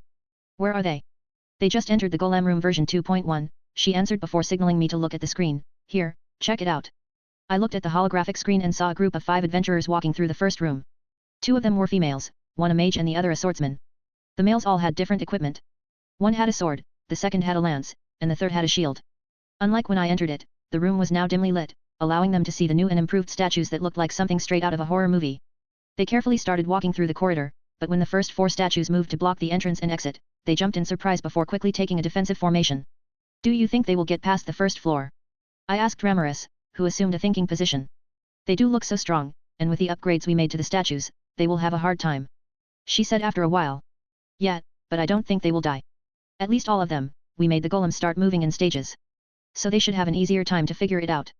I said while still looking at the screen. We made it the first and last 2 statues attack first, and then after some time passes, the last 4 will attack. The golems charged, ready to go and kill all of the intruders but were blocked by a shield and a barrier spell. The swordsman and lancer charged together to take down 1 golem each. The lancer went for a thrust at where a heart on a human would be while the swordsman went for the head. I shook my head, such a stupid mistake. You always go for the head. But for real, these golems have their core in the head, but there are also 2 different locations where the golem core could be the heart or the stomach. The golem retaliated and smacked the lancer across the room onto another golem that hadn't moved yet. Ouch. That must have hurt. Ramaris winced. Should his leg bend that way? I asked after looking closer at the screen. She hummed before looking at me. By my observation, human legs shouldn't bend that way. She said with a straight face. Nice. We continued watching them. The mage used healing magic on the leg to fix it while being protected by the shielder. They quickly figured out that going for the head was the right move and targeted it. But they forgot one crucial thing. The other statues were also golems. The golem with axe hands came to life and swung its axe hands down at them. They rolled away in the last moment, escaping death, but the force behind the swing made them fly away from each other. Half of the group was at the exit door, while the other half was near the entrance to the second floor. Will they go through this floor, or will they fail? Ramaris said in excitement. Oh, this is so exciting. I hope they do so they find the scroll, I said with a chuckle. The point of this dungeon isn't to kill them and keep the scroll safe but for our entertainment. Apparently, Ramaris sometimes makes a dungeon like this one when she is bored, plus, I want to see their reaction when they use it. I don't know if having a scroll as the treasure was a good idea, she said, it looks so bland. Normally I use a sword that looks to be powerful but is useless. Well, while the scroll is useless for any average person, it could be fatal for an otherworlder, I said with a chuckle. I hope it won't cause a problem then, she said with a sigh. It won't, I replied, waving my hand, and saw the group taking out another golem. But I hoped it would take them more time to figure out the core it's in their head, she said with a sad sigh. I told you we should place it in the foot, I replied, they wouldn't think it could be in there. Yeah, maybe you were right. Of course I was. Who do you think I'm? I said with fake arrogance. A human kid that shouldn't be that strong at your age, she deadpanned. Are you even human? Well, she wasn't wrong for the most part. I'm not fully human or human at all. I'm guessing my dad was human, but I can't be completely sure about that. Then there is the system changing me to a monarch or a monarch/ruler hybrid. Rulers could be considered angels, and Ashborn could be considered a fallen angel here. So an angel/fallen hybrid? During the 3 years, I asked Mom about what my race could be since she said I wasn't human or a vampire, but we couldn't think of anything. I can store lots of magicals like a vampire, maybe even more than a vampire, but I don't have the traits of a vampire. But she said I had some magicals before, too much for a normal human and not enough for even a weak vampire. But back to the challenges, they easily opened the door and started going down the stairs. When I entered the dungeon, I had a hard time opening the doors due to the enchantments placed on them.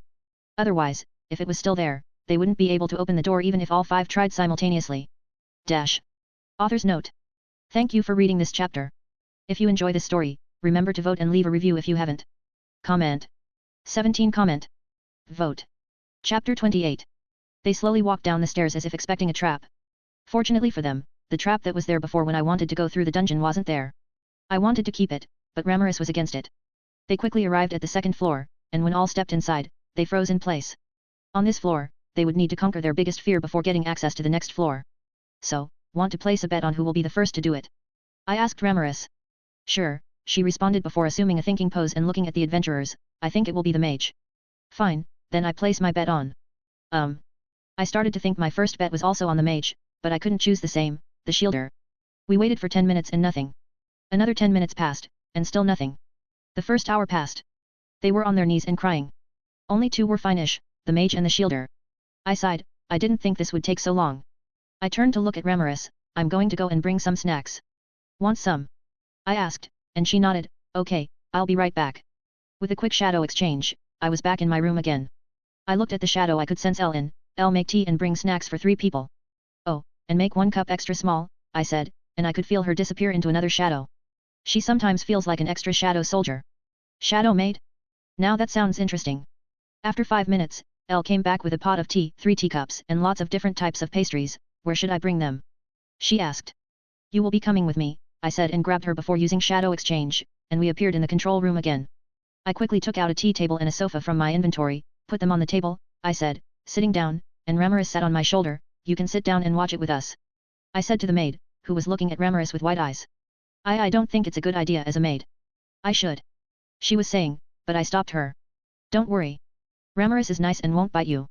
I said, pointing at Ramaris but quickly taking away my finger as she tried to bite me. She probably won't bite you. I corrected myself. Hey, I'm still a demon lord. You shouldn't talk about me like that. She then huffed, flew to the plate with pastries, and started eating one. Yeah, I know. You said it lots of times already, I said, waving my hand nonchalantly before focusing on the screen. So, did anyone clear the challenge yet? I asked. No, they are still at it, she said with a sigh. We shouldn't have made it so difficult. While we were talking, Elle poured us tea and, with some hesitation, sat down on the sofa. We spent about half an hour eating and chatting before the first one cleared the task, and to my and Ramari's dismay, it was the swordswoman. Erg. She groaned. Okay, the next will be the mage. She shouted. The next was the lancer. Okay, the third will be the mage. It was the swordsman. You know what? I give up. She shouted in frustration and started eating another pastry. But the best part was that the next one to clear the challenge was the mage. Ha ha ha ha. I laughed, seeing Ramaris's dead expression. It's good she gave up because the shielder was the last one to finish it. It isn't fair I won the bet. She shouted at me. No, you said you gave up, so deal with it, I said while laughing. Hey, as a demon lord, I should decide the rules. She shouted, but I ignored her and continued laughing to annoy her even more. Oh. We should focus on the screen so we don't miss it. I said and stopped laughing. We all looked closely as the magic light in the room started flashing red before water burst from the side, the floor disappeared, and they were flushed down to the 3rd floor while screaming. Haha.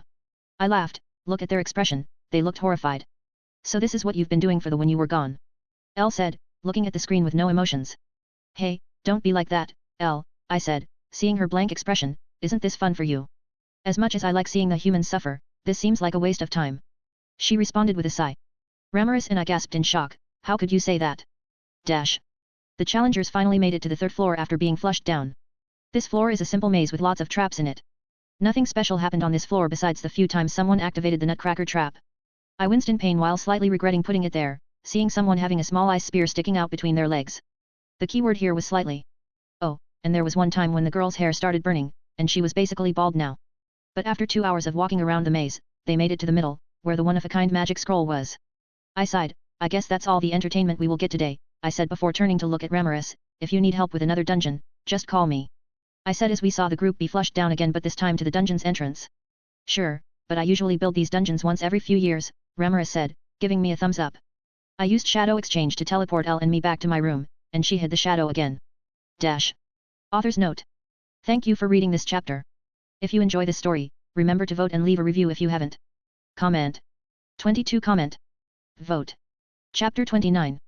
I looked at the grandfather clock in my room and saw it was only 4 p.m., so I brought forth my status. Underscore underscore underscore underscore underscore. Name, Kale Valentine. Titles, Adopted Prince, Troll of the Dungeon. Level, 15, 587,950/819,200 EXP. Mage IQs, 999,775. Stats. Strength, 661. Vitality, 656. Agility, 661. Intelligence, 661. Perception, 656. Remaining points, 203. Underscore underscore underscore underscore underscore. Noticing the new title I gained, I didn't pay it much attention as I focused on my mage IQs. I only need less than 300 mage IQs to reach 1 million. While I could leave it to my shadows, I would have it by the day's end, but I want to do it myself, and I have a few slave traders that should be dealt with. But before I leave, system put 29 points in strength, agility, and intelligence. Then put 34 in vitality and 32 in perception. Strength, 661 690. Vitality, 656 690. Agility, 661 690. Intelligence, 661 690. Perception, 658 690. Remaining points, 203.51. Nice. With stats like these, I'm ready. Shadow exchange. I was surrounded by my shadow again before emerging in a forested area. Seriously, what is it with slave traders and forests? Most of the slave traders I find are in forests, with some hiding in the cities. That didn't matter right now. I spread my senses to the house they were in. 4 adult slave traders and 6 slaves. It's easy due to their locations. I decided to use some of my more lethal magic here instead of a sword, so I walked towards the house and knocked. I heard footsteps, and then someone opened the door. He had a sword and was ready to attack but then saw me. Hey? Hey kid. Hello, mister, I said with an innocent smile. You made a mistake, kid. He said with a greedy smile. I have a question, mister, I said, smiling, can you die for me? Hey. He seemed confused, but it didn't last long as he dropped dead. 100 EXP gained. Mage IQs increased by 100. I just used the spell Mental Crush. The magic attacks the target's spiritual body directly, potentially resulting in an instant kill, an excellent spell to use on weaklings. I calmly walked over his body and saw the other 3 slave traders on guard. So, how should I kill you there? I asked, still keeping my innocent smile. Kill him. One shouted, and they rushed at me. Oh, I know how to kill this one. I activated the spell, and instantly a bolt of lightning shot through the ceiling, hitting one of them and reducing him to ash. 100 EXP gained. Mage IQs increased by 100. I then dodged a swing of a sword and assumed a thinking pose. Now that I used those 2 spells, what should I use on you? I asked them, but they ignored me. Seriously, are they idiots? If I was in their place, I would run and not try to attack the kid who easily killed 2 grown adults. Oh, I know. I exclaimed in joy. Here, have some acid. I then used acid shell, a projectile magic that makes a ball of acid. I fired it at him and saw his body start melting, even his bones. 100 EXP gained. Mage IQs increased by 100. I then turned to the last one, who was frozen in fear. So the last one, hey? How should I deal with you? Well, I guess I could use that spell. I used my own shadow spell, and a solid shadow spike shot up from between his feet and skewered him. While I don't gain much from killing humans, the power of their souls would be beneficial if I want to awaken as a true demon lord. 100 EXP gained. Mage IQs increased by 100. Arise, I ordered the dead bodies, and they turned into shadows before kneeling. I gave them a mental order to hide in my shadows, and I proceeded to free the slaves and get them to a safe place. Dash. Back in my room, I opened my status again. Underscore underscore underscore underscore underscore. Name, Kale Valentine. Titles, Adopted Prince, Troll of the Dungeon. Level, 15, 588,350/819,200 EXP. Mage IQs, 1,175. Stats. Strength, 690. Vitality, 690. Agility, 690. Intelligence, 690. Perception, 690. Remaining points, 51. Underscore underscore underscore underscore underscore. I sighed while still looking at the status screen. The first big step is achieved now that my mage IQs reached 1 million. The next step should be to have all the stats over 1,000. I chuckled slightly because after I complete that goal, the next will be to get it to another million or another 1,000, and so on and so on. So it would be a never-ending cascade. There wouldn't ever be a point where it would be enough. I'm also curious about fighting a stronger opponent, but not yet. After thinking for a while, I decided to challenge Feldera after my 18th birthday. It's going to be less than 2 years from now, and during that time, I will have learned everything I need. Plus, with my shadows helping me get stronger, I should be able to put up a good fight against him. And if I somehow manage to kill him, the worst thing that would happen would be Mom scolding me for being reckless for a while before celebrating afterward. But Feldera could also be mad at me and attack the next time he respawns. But could I make his old body a shadow? I don't know how my shadow creation works. Does it require the soul of the being, or will just the body be enough? A soul should leave the body right after being killed, but I could still make them into shadows. I started almost drooling just by thinking of having a few Feldera shadows. He. I chuckled to myself. Thankfully Elle wasn't in my room right now. Otherwise, she would think I went crazy. Crazier. I have maybe once started laughing like a madman while reading in my room, and she was in the shadows. She looked at me weirdly for the next few weeks. But how could I not laugh when I managed to merge fire and ice magic into one? The icy fire looks like a white flame with a tint of light blue and has similar effects to the icebreaker. Author's note. Thank you for reading this chapter. If you enjoy this story, remember to vote and leave a review if you haven't. Comment. 17 Comment. Vote. Chapter 30. So why did you ask me to come here? I asked Aiden while yawning. I need your help to find something for Megan. He answered nervously. Ah, right, her birthday should be next month. I smirked, so what will you give your girlfriend? Embarrassed, his face became red, that's why I asked you for help. He shouted. I chuckled. Yeah, what are friends for? 2 years passed since my mage IQs reached 1 million, and I spent that time refining my combat skills and creating my own magic spells. I even started working on my own branch of magic I haven't seen in this world. I had one goal during that time. To become strong enough to fight Feldera. That's the best thing I could come up with as a temporary goal for myself. I know most attacks wouldn't work on his, but if I remember correctly, he should only have a resistance to elemental magic and not nullification. So I started developing spells that would be condensed to make them more powerful. Honestly, I'm still not sure if I could put on a good fight, but with all the shadows in my possession, I have a slight chance to win if I play my cards right. But with a slight chance, I mean like 0.1%. Now that I'm able to completely overpower Roy and Lewis in a fight and even match Mom in pure fighting capability, I should be able to do it. But that will wait until I fight him for now. I turned to Aiden, so where do we start? I asked. I was thinking of buying her a rapier, he said, scratching his cheek, you know our training ends in a few months, so a good blade would be a good present, right? He asked me. A sword would be good, or maybe a defensive amulet, I said while also thinking, I saw one that would make a barrier and could be used multiple times. What do you think about this one? Aiden asked me to show another rapier. I looked at the rapier, exhausted, it's the third time you are showing me this one. I answered. No, this one has a gem that is a shade lighter than the previous one. He said. I didn't know what to say. We have gone through hundreds of different rapiers, and he has shown me the same one multiple times. It feels like he is just trying to drag this out. I sighed before looking at the different rapiers in the store. All were excellent blades, but we spent 2 hours looking through them. How about this one? I asked, showing him the rapier. He looked at it, then shook his head, no, not this one. I sighed, and we continued to look for a rapier, and finally, after another hour, we found one rapier that apparently had a gem with the same shade as her eyes. I think you looked at this sword 4 times and said it wasn't the one. I grumbled while we were walking back to the church. It must have been the light messing with me, he chuckled nervously. Yeah, sure, and I'm a prince. I joked. We arrived at the church and headed to his room to leave the sword there. For some reason, he asked if I could loan him one of my books, so we went to my room, but I felt 4 different signatures there. Strange, I muttered. I knew who the signatures belonged to but couldn't figure out why they were there. Did you say something? He asked, but I shook my head. Opening my room, I noticed it was dark, and when I turned the light on, happy birthday. They shouted. My eyes widened in surprise. Not because I was surprised by them being here but about what they just said, birthday. I asked. Of course, you forgot. Mai said and chuckled, you always remember everyone's birthday but forget yours. You've grown, kid, Clive said and ruffled my hair, I remember when you arrived here just 5 years ago. I remember how cute you looked back then, Carly added. I've seen them a couple of times over the years, mostly Carly, due to her working as a healer in the church. I glanced over at the room, and I saw it was decorated, and they had a birthday cake for me. While I'm not the biggest fan of someone being in my room without my knowledge, I trust that they won't steal any of my books, plus I have gotten used to them making a surprise birthday party in my room because we don't have any other place to do it. We spent some time chanting and eating the cake, but Clive and Carly needed to return to work, so they left early, leaving only me, Aiden, Mai, and Megan. They also left a present for me, a book on how to use healing type holy magic they wrote themselves. While I know how to use normal healing magic, they didn't know that, but I still appreciated the gift. The next gift I got was clothes from Megan, Aiden, and Mai, who said my clothing style wasn't good. I don't know if I should be insulted or not, but the clothes she got me looked really good. We had fun joking around and telling different stories, especially the ones about the ones when Aiden got scolded for being late.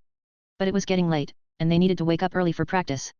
Megan and Aiden were the first ones to leave, but Mai stayed behind, She started fidgeting, I saw you looking at this once, so I decided to buy you this. It's not much but I hope you like it. She said, giving me a present small box.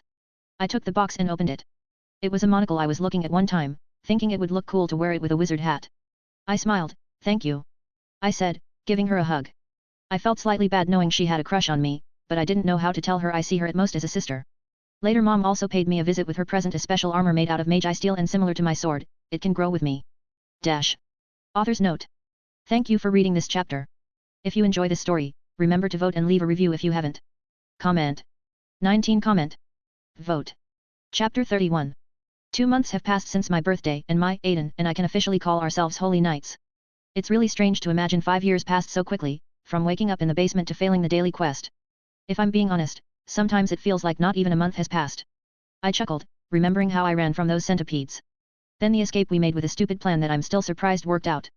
And lastly, arriving in the city. I looked at the cloudless sky with a smile, happy to have gotten this second chance at life. "Hey, Kale, are you ready?" came Mai's voice and I felt a tap on my shoulder. I looked down and chuckled, seeing her on her toes while trying to do it. I have grown a lot in those years, being at 175 centimeters. "Yeah, I'm ready," I answered with a chuckle. It has been some time since I have been monster hunting. Of course, I lied, as the last time was a few days ago, but they don't need to know that, so where is Aiden?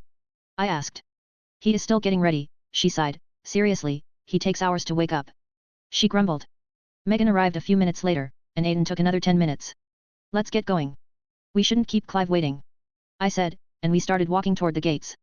After finishing the training, Holy Knights were assigned a senior Holy Knight to show them the ropes, and I had Mom pull some strings to get Clive as our senior. At first, I wanted to go solo so I could spend time killing the high-leveled monsters, but on second thought, I thought it would be a good idea to spend some time with the group. It will only be for a few months, and then we will probably split up and do our work. In the first 2 weeks, nothing special happened. We just helped some villagers to kill monsters attacking them, but one of my shadows found something interesting. A group of people wearing masks and black cult-like robes. Now this is something that is interesting, so during the night, when everyone was sleeping, I decided to check it out. I made sure everyone was asleep before I used shadow exchange. Looking around, the place resembled a basement, but it had what looked like a summoning circle in the middle.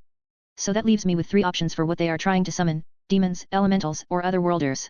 I could easily scratch elementals from the list, and that would leave me with demons or otherworlders. I'm seriously hoping they are trying to summon demons and not otherworlders. I started looking around the place for any clues, but when I found some notes scattered on a table, I frowned. It described a 30-day ritual that needed 30 mages to perform. While it could still be that they are trying to summon a powerful demon, the chances are small, leaving me with only the otherworlder option, and they never end well. I memorized the ritual just in case I wanted to use it at a later date. While I'm not fond of summoning otherworlders, you never know when the information could be useful. Summoning magic is something I skipped entirely over the years, leaving it on my to-do last list. I also saw another list with names I didn't recognize but quickly memorized if they were important. Oh, a map, I mumbled, finding a map with different spots marked. Judging by the fact that my current location is marked on the map, I assume they have more hiding spots. But would that mean they are trying to summon more otherworlders? If so, then what are they trying to do? I know otherworlders are used as powerful slaves to their summoners' bidding due to a control curse. This could be bad. Sensing people coming here, so I hid in the shadows. A group of 30 people entered the room wearing masks covering the upper half of their faces and black robes. My brethren. The one who seemed like the leader spoke first. Today we will finish our ritual and will be able to conquer the empire from the fake goddess. No longer will we be working for a fake. From this day onwards, we will rule the empire. 4 black cloaks. He shouted, raising his hand in the air. 4 black cloaks. They chanted in unison. I frowned. It's good I found them before they could finish the ritual, otherwise, we could have a small problem. Mom has told me things like this happen often, and she sometimes needs to deal with them, but if I'm already here, why not stop it myself? Black Cloak? I asked, stepping out of the shadow, who came up with such a stupid name.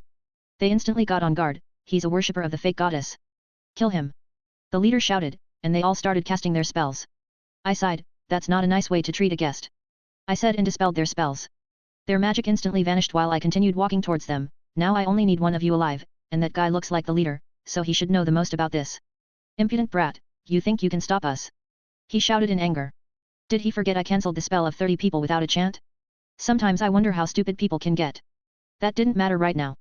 With a simple swipe of my hand, I cast the shadow spikes shot up from the ground, skewering and killing all of them aside from the leader. 8,700 EXP gained. Mage IQs increased by 8,700.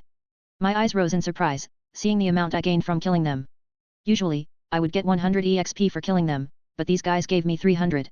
I guess it's because they are mages, while the slave traders I usually fight are normal weak humans. Mages would also be a good addition to my shadow army. Author's note. Thank you for reading this chapter. If you enjoy this story, remember to vote and leave a review if you haven't. Comment. 12 comment. Vote. Chapter 32. WHWH what? The leader was stuttering on the floor, looking at me in fear, unlike just a few seconds ago. I kicked him lightly and made him fly and hit the wall. I will be the one asking the questions, I said and walked to where he crashed. What was the summoning ritual for? I asked, and he didn't answer, so I decided to break his leg. Stepping on his leg, I put in a bit of force and could hear his bones shatter easily. Argh. He screamed. Now, if you don't answer my question, I will break the other one, and this will continue until you tell me what I want, I explained before giving him a smirk, and don't worry, I know healing magic.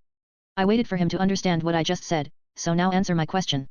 We wanted to summon other worlders, he stuttered out. Good now. Was it only you, or are there more people in your group? I asked and placing my foot over his other leg to scare him. We have more locations they are on that map over there. He said, pointing at the map I saw before. Do you have other hidden bases besides the ones marked on the map? I asked, ignoring him. And no, we don't. He stuttered out, please let me live. I won't tell anyone. I hummed, I don't think I will. I told him and killed him. 300 EXP gained. Mage IQs increased by 300. Now, arise. I ordered the dead bodies, and without any problems, they became my shadows. Was everything you said true? I asked the shadow, to which it nodded. While the shadows couldn't talk yet, they could understand, so I used it to confirm if everything he said was true. Before going to the next place, I took everything they had and stored it in my inventory, heading straight to the one that was marked the biggest out of all of the areas while my shadows went for the others. Flying at full speed for 20 minutes, I arrived at the locations and felt 60 people together, already performing the magic, so I quickly made it to them. Now that we have the sacred scroll, no one can stop us. I heard someone shout, and when I saw the scroll in his hand, I stopped, and my eye widened. Ha ha ha ha. I laughed, alerting them of my position. Oh, I can't. I wheezed. The scroll they had was the one from the dungeon I created with Ramirez 2 years ago. Who are you? The leader of this group shouted, pointing a staff at me. Oh, I'm just here to kill you, but thanks for the laugh. I needed that. I said and tried to stop laughing. You think you can do something against us? A single kid against 60 capable mages? He asked with a smirk, and a fireball flew in my direction. I calmly sidestepped the fireball and walked toward them calmly while observing their reactions. Weak magic like this won't be enough, so if you want to win, maybe use that scroll. I said in a bored tone. You think I will waste a scroll like this on a kid who luckily dodged a simple spell? The leader laughed. I sighed, I see, then let's make it fun, I said and smiled. If you don't use that scroll, I will kill you. 1. By 1. I focused on one of the members. You will be the first. In an instant, I was in front of him, my hand sticking out of his chest.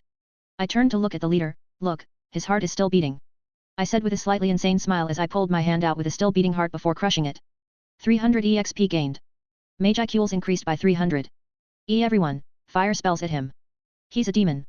He shouted and tried to run away, but I had a shadow soldier hide in his shadow. Dozens of spells started flying at me, but they were too slow, so I started to dodge them and started to kill them using the martial arts I had learned. Kicks, punches, and throws with the force I used instantly killed them like they were nothing. Ha ha ha. My laughter could be heard through the dimly lit room as the body parts that were hit quickly separated from their bodies due to the force they were hit by. So in a matter of a few minutes, every single one of them was dead. Why am I enjoying this? Seeing their terrified faces and their blood sprayed throughout the room makes me feel excited. Should I stop? I thought about it for a moment, but something inside told me that there wasn't anything wrong with enjoying their death. They deserved what was coming to them. Arise, I ordered, and 59 shadows bowed to me. Now it's time to go for the leader, I said and used shadow exchange to appear behind him. Tapping him on the shoulder, I asked, so are you going to use the scroll now? He turned around, his eyes wide and his legs shaking. He fell on the floor and tried to move away from me and opened the scroll. Let the one and only God Rick everyone. He said the chant, and the only thing that happened was the song that started playing. I cringed and backed away slightly as the song started playing. Did I really think this was a good chant to activate the spell? I feel slightly ashamed I made this scroll. Ha ha ha. You shouldn't let me use this now that you messed up the ritual.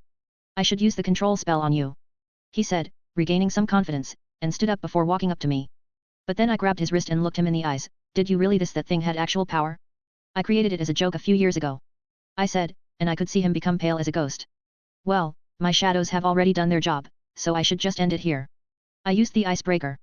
His whole body froze before it shattered, and I turned him into shadows before doing the same thing in the 4 other locations that my shadow cleared while also storing everything useful from them, like notes and anything about the group. Afterward, I went to Mom to show her everything about the group and if there was a bigger mastermind behind them, but I doubt there was. Black Cloak. She said while looking through the papers, their naming sense is getting worse with every new group that pops up. Yeah, found them by luck, and apparently, they want to summon other worlders to bring you down. I said with a sigh, I have already taken down the 6 locations marked on the map, but they could have been part of something bigger. It's possible, but who would do that? She asked while taking another paper, who would be stupid enough to go against the whole of Rubrios? I thought about it for a bit but couldn't think of anyone besides one kingdom. A few years back, Ramaris and I made a dungeon for fun with a fake scroll, and I left the information for Falmouth. One of them had it today. It could be someone from Falmouth, or they lost the scroll. She hummed, yes, I've been told about it. She rubbed her temples, remembering it. You should be glad it was Ramaris, not any of the other demon lords. She said. Oh, and what demon lord should I watch out for then? I asked with a smirk. All of them. She screamed, throwing the papers everywhere, I can't deal with you anymore. Don't worry, if I meet any one of them, I will get away, I said, waving my hand like it wasn't a big deal. Now that I have thoughts of soldiers in my shadow and a jar of honey, the only demon lord I should watch out for is Guy, but the chances of him leaving the ice continent are small. Actually, Mom. I stopped myself, no, never mind. I wanted to ask her about the feeling I got while killing them but decided not to. Author's note. Thank you for reading this chapter. If you enjoy this story, remember to vote and leave a review if you haven't. Comment. 12 Comment. Vote. Chapter 33. 4 months flew by rather quickly, and I couldn't find anything new about Black Cloak after I killed all those magicians. After reporting it to my mother, I returned to my group, and we continued to help villages and hunt monsters. It wasn't anything hard, considering the hardest out of all the monsters we fought was a B rank. But now I'm alone again while Megan, Aiden, and I found a new group consisting of 10 other members, and Clive returned to his usual duties. Of course, I left my shadow soldiers in their shadows just to be safe before leaving. Bringing forth my status, I decided to use the points that I had stored up for over 2 years. Name, Kale Valentine. Titles, Adopted Prince, Troll of the Dungeon. Level, 16, 1,091,650/1,638,400 EXP. Mage IQs, 1,994,200. Stats. Strength, 691.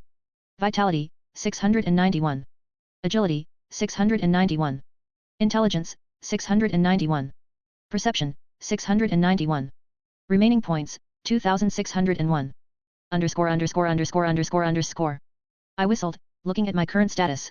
I haven't looked at it since my mage IQs reached 1 million 2.5 years ago, so seeing them being almost at 2 million and having nearly 3,000 points to spend was a lovely sight. System put 700 points in strength and agility. I said to the system. Strength, 691 1,391. Agility, 691 1,391. Remaining points, 2,601 1,201. Now what do I distribute the rest? Put 400 points to Vitality, Intelligence, and Perception. Vitality, 691 1,091. Intelligence, 691 1,091. Perception, 691 1,091. Remaining points, 2,601. I brought my status up again and had a smile seeing my stats over 1,000, yet another goal complete. I muttered. Name, Kale Valentine. Titles, Adopted Prince, Troll of the Dungeon. Level, 16, 1,091,650/1,638,400 EXP. Mage IQs, 1,994,200. Stats. Strength, 1,391. Vitality, 1,091. Agility, 1,391. Intelligence, 1,091. Perception, 1,091. Remaining points, 1. I sighed and took out an apple from my inventory, and started eating it, minding my own business, but then my whole body screamed at me to run away. I twirled around at full speed only to see Guy Crimson standing there. Yo, do you have an apple for me? He asked with a smirk. It's rude to eat alone while the other watch. Why do I feel like just yesterday I said I wouldn't meet him? Sure, catch. I threw an apple at him. He caught it and took a bite. I felt someone strong here, but I didn't expect it to be a teenager. And who might you be? I asked, slightly nervous and ready to shadow exchange back to the church at any moment. But I felt some sort of disturbance blocking my connection to all the shadows outside my shadow. Ha ha ha. I'm the oldest demon lord Guy Crimson, he said with a chuckle. Normally, I would just kill anyone who asked for my name, but you are interesting. A demon lord? I haven't seen one for a long time. I said, hoping me knowing Ramaris would save me here, and thankfully he looked interested. You've seen another demon lord, hey? He asked, getting closer to me. Yes, I have met Ramaris a few times, I replied, sweating slightly. Oh, and she hasn't told me about someone so interesting. He said, and now he was a few meters away from me. I want to see what you can do. He said, and I backed away slightly. See what I can do? I asked, but then barely dodged a kick. Yes, you are interesting indeed. He hummed, now get ready if you don't want to get seriously hurt. I was thinking about running away, but I knew I wasn't fast enough to run away from him, and the fact that he didn't look like he wanted to kill me made me stay, so our little fight began. He wasted no time, extending his hand and summoning a torrent of scorching flames that rushed toward me. The heat was intense, threatening to consume everything in its path. Remaining calm, I made an ice wall as a protective shield around me. It didn't last long as from the flames came a fist that cracked the ice and headed straight toward me. I took out my sword and reinforced it before blocking his punch. Even if I blocked it, the force behind the attack was enough to make me stumble back a few meters. It felt like I was hit by a truck. Quickly regaining my balance, I took a defensive stance waiting for another attack, noting that if he wanted to kill me, my sword would break without any resistance by just his punch alone. I get it, you have good reactions, but you should try and attack me too, he said in a slightly bored tone, you don't want to bore me otherwise. This won't end well for you. Well then, I should go all out then, I said with a smirk while still feeling scared. Shadows erupted from the ground, snaking toward Guy to hold him still. While I knew they wouldn't hold him for long, it would still give me a moment of surprise, and he seemed interested in them, so I used the time to attack. I swung my sword aiming for his head, but just by lifting his hand, he split one of my shadows in two and blocked the blade. Well, this is an interesting ability. He chuckled before trying to punch me with his other hand, but I dodged it and went for a kick to his chest. Interesting, he muttered, your ability is a skill, but I can't copy it. His smirk widened to a grin, now you got my attention. I don't know if that's a good thing. But if you are going to use a sword, then it's only fair I use mine. He said, bringing out a sword I knew was powerful just by looking at it. Let's see what you can do, kid. He said before rushing at me. Author's note. Thank you for reading this chapter. If you enjoy this story, remember to vote and leave a review if you haven't. Comment. 14 Comment. Vote. Chapter 34. Guy started unleashing slashes with incredible speed and precision. I either tried to redirect the attack or used my shadow to stop him for a while and dodge. I knew full well that he was playing with me, but I tried my best to at least get one proper hit in. Right now, my life depends on him not finding me boring and killing me. I'm still trying to get a connection to one of my shadows outside the fight, it's like they are there, but they aren't at the same time. Guy Crimson POV. This kid is strong. While having a Demon Lord seed, he possesses strength equal to a true Demon Lord. Then there is his race. He gives off a similar feel to a high human and a vampire with a mix of something different, something new. I smirked. That's not all interesting about him. There is the skill he uses. Shadow-like creatures are hidden in his shadow. If I hadn't lived for as long as I did, then I wouldn't be able even to notice them. If he becomes a Demon Lord, then the next game will be interesting. Kale Valentine POV. The only thing that could be heard was the clashing of blades. I was focused entirely on dodging while Guy had a smirk on his face. Coming up with an idea, I decided to use shadow exchange with one of the shadow soldiers in his shadow. Unlike the shadows that are outside the battle area, I could normally connect to these ones. I appeared behind him and swung my sword, but he quickly twirled around, slightly surprised or intrigued, and jumped away, but I managed to graze him. Oh, that's an interesting ability, he said, how about you work for me? He asked. Sorry, but my mother told me not to trust demons. I joked while dodging another attack. Oh, and who might your mother be? He asked, his smirk still present. Oh, you should know her. She hates a certain dragon. I replied and had a few hundred shadow soldiers grab his left leg while I tried to cut off his arm. If I remember correctly, he knows she is the true Demon Lord, not Louis. If not, then sorry, Mom, my life is more important than your secret. I could also use the fact that I'm sort of friends with Remaris to help me. I see, so you are her son. He said, I had no idea she had a son. But that didn't mean the fight stopped. This continued for about half an hour before he spoke again, then how about becoming a Demon Lord? He asked. Wouldn't I be too weak for Demon Lord? I asked, but he laughed. Ha ha ha. That's a funny joke, he said before making some distance between us. Normal Demon Lord seeds wouldn't be able even to dodge a single of the attacks, but you did, and you have the shadow things I can't even copy. He paused and smirked again, plus, considering you are still a young kid, it speaks of your potential. He then looked at me, so what's your answer? While he is asking me, this sounds more like an order. But I planned on becoming a Demon Lord in the future, so joining the Demon Lord Council wasn't a bad choice. I sighed, I'm guessing if I say no, you would kill me, so I accept. See, you are even smart for your age. He laughed and instantly appeared beside me at a speed I couldn't even register and patted me on the shoulder. So what was your name again? I forgot. I didn't say my name. I said before sighing, it's Kale Valentine. So, Kale Valentine, hey. He hummed, here, catch this. He then threw me a ring. What is this? I asked, looking at it, already knowing. It's a communication ring. He said, so while you aren't fully recognized as a Demon Lord yet, there is no chance they will say no when I'm the one recommending you. I see, I said, looking at the ring before putting it on. So now that you accepted my ring? He said with a joking tone and got closer to my face. I used a shadow to block him, I'm 15. I said flatly. Come on, don't be like that. I was just joking, plus age is just a number for me, he said, laughing before turning serious, there will be a Walpurgis banquet held especially for you in a few weeks, so you should get ready. I sighed. I hoped it would take some time before they did it, but I guess not, just don't use my real name. I said, it could cause problems with me acting as a holy knight. Oh, then what should I call you? Shadow. He joked, with the shadow things you use, it would be fitting. While shadow doesn't sound that bad, I have something else on my mind, Ashbourne. I said. Ashbourne. He thought for a moment, that doesn't sound that bad, I like it. You are good at coming up with names. I will remember that for the future. He said before leaving, and I felt like I had made a big mistake. Oh, and ask your mother for the details. He shouted before completely disappearing. Oh shit. I cursed, she will kill me. Dash. Well, no going back now, I muttered, having spent hours thinking of how to tell her this.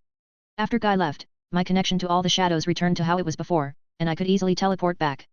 I knocked on the door, come in. Her voice came from the other side, so I took a deep breath and opened the door. Hey, Mom. I started, and she instantly put down the paper she was reading and looked at me with a look that she usually has when I tell her something stupid I did. So, what did you do this time? She asked. So you remember a few months ago when we talked about demon lords? I started and looked to see her reaction. And why do you bring that up? She asked with her eye twitching, and her hand was in the sum in the flipper position. So I maybe met a red-haired demon lord. I started and instantly dodged a flipper that was thrown at me. You met Guy? She screamed at me. Well yeah, and we may have fought for a while, I said, and she slammed her head onto the desk. This must be a joke. I heard her mutter before she looked at me, so how are you here then? I scratched my head and chuckled, hee hee. I was coming there. He was interested in me and forced me to become a demon lord. Ha ha ha. She just laughed while looking at the ceiling. Yup, this a joke. It was also when Guy decided to inform everyone there would be a Walpurgis banquet in 2 weeks about a new member he found. So this wasn't a joke. She sighed and rubbed her temples. Yeah, but I asked him to call me Ashbourne because I didn't want Kale the Holy Knight to be associated with Kale the Demon Lord, I said, sipping tea Roy brought. Ashbourne, not bad. She said before explaining that the whole Walpurgis banquet was a glorified tea party. The next few weeks I spent preparing for the banquet until it was time for it to begin. Dash. Author's note. Thank you for reading this chapter. If you enjoy this story, remember to vote and leave a review if you haven't. Comment. 20 comment. Vote. Chapter 35. Currently wearing the outfit I had prepared for the banquet, a long black coat over a black shirt and black pants. Something I made especially for the banquet was a helmet with 2 curved black horns, hair like blue flames, and my glowing blue eyes shining through it. It looked similar to the helmet Ashbourne had, but instead of purple it was blue. I saw the demonic-looking gates appear in front of me. The gates opened, and out of them stepped a green-hair maid. She was the green primordial demon and subordinate to Guy Crimson, the red primordial, the guy that forced me into this. Lord Ashbourne, I'm here to bring you to the banquet. Please proceed when you are ready. She said and waited patiently at the side of the door. Well, let's not keep them waiting. I stepped through the door with 2 of my shadows solider that looked like knights walking behind. The moment I walked in, I could see Guy sitting alone around a round table with 11 chairs. So the other 10 are already demon lords as of right now. Good to know. So these were the shadow things you used when fighting, he said, very interesting. I was glad he couldn't copy my skill. Otherwise, it could end badly for me. I don't think they are anything special. I replied, my voice altered by the helmet. Ha ha ha. That's why I like you, he laughed, even when you knew I was a demon lord, you acted like it wasn't a big deal. We talked for a while until the next member arrived. Hey. She then flew to me, Kale, you are the new demon lord. She asked, yes, this was Ramaris. How did she even know? I sighed, yeah, a big bad red demon bullied me into becoming one. But call me Ashbourne while here. I answered. Guy. How could you do that, a kid? She yelled at Guy, who looked annoyed, so I chucked. I could do things like this since he was interested in me, and I had known Ramaris for a few years now. Guy, Ramaris, and Mom or Roy. That's 3 out of the demon lords. Then the rest should be Dagruel, Dino, Kazalim, Carrion, Frey, and Claypot. Ah, Ramaris, you have grown smaller since the last time I saw you. Someone yawned as he was walking behind me, so this is the new guy, He looked at the shadow soldiers but didn't say anything before sitting down and trying to fall asleep, ignoring Ramaris's complaints. Want a pillow? I asked, giving him a pillow which he gladly took, and fell asleep. Even if I'm here to become a demon lord, I should be nice to some of them. A few minutes later, Milim arrived and looked excited, so this is the new guy. He is quite powerful for only being a seed. She said before sitting down. If I remember correctly, she has a unique skill that allows her to read anyone's magical power even if they are suppressing it. The next person to arrive was Roy, who acted as the demon lord. Dash. Everyone started to slowly arrive, with Kazalim, wearing a mask and robes, being the last to arrive. If I remember correctly, she had a curse forcibly put on her to transform her into a man or something in that line. Then the blue-haired maid, I think her name was Rain, started introducing everyone. Demon, the Lord of Darkness, Guy Crimson. Dragonoid, the Destroyer, Milim Nava. Pixie, Fairy of the Labyrinth, Remaris. Gigant, Continent's Wrath, Drag Rule. Vampire, Bloody Lord, Roy Valentine. Fallen, Sleeping Ruler, Dino. Deadman, Curse Lord, Kazalem. Lycanthrope, Lion King, Carrion. Harpy, Sky Queen, Frey. Deadman, Marionette Master, Clayman. And finally, Unknown, Ashbourne. Unknown? Well, I myself don't know my race, so it's not surprising, but I would have guessed they would introduce me as a demonoid. This concludes the introductions. She then bowed and stepped back a bit. Then Guy stood up and addressed everyone. Now then, I won't bore you with other stuff. I'm here to introduce Ashbourne as a new demon lord. I fought him, and he has my approval. Going straight to it, hey? I felt slightly nervous on the inside, while on the outside, I showed an indifferent reaction. Not like they could even see it. Now then, what do you say? He asked everyone. There are two ways to become a recognized demon lord. Getting nominated by other demon lords to join their ranks and receiving majority approval. Self-proclaiming to be a demon lord and then proving one's strength by defeating a recognized lord. Can I keep this pillow? Dino asked me with one open eye. Sure, I replied. He has my approval. He replied before going to sleep again. He's strong, and I want to fight him, so I approve. Milim said, giving me a thumbs up, and I chuckled nervously. One thing Milim doesn't know is how to hold back. He has my vote. Ramaris said, flying up with her fist up high. I don't have anything against him, Roy said. Oh. Thanks, teacher. I chuckled mentally. I already have enough votes in my favor to join. I approve, Kazalem said. If I remember correctly, she doesn't matter. She usually approves of new members in order to obtain further political pull amongst fellow demon lords. At least I didn't need to fight to become one. In the end, thanks to having all the ancient demon lords' approval, I quickly got the others' approval too. Well, since everyone agrees, we can welcome Ashbourne as an official demon lord. Guy said before his expression became grim. Now we should decide a title for him. Oh no. Came everyone's response, and some had a look of envy looking at Dino, who slept without any care. What's with the gloomy atmosphere? It's not like I need a title right off the bat. I said, trying to cheer them up, but I quickly got denied. You don't understand, the title is important, and we can't just use something boring like newbie, Ramaris said, flying close to my face while the others nodded.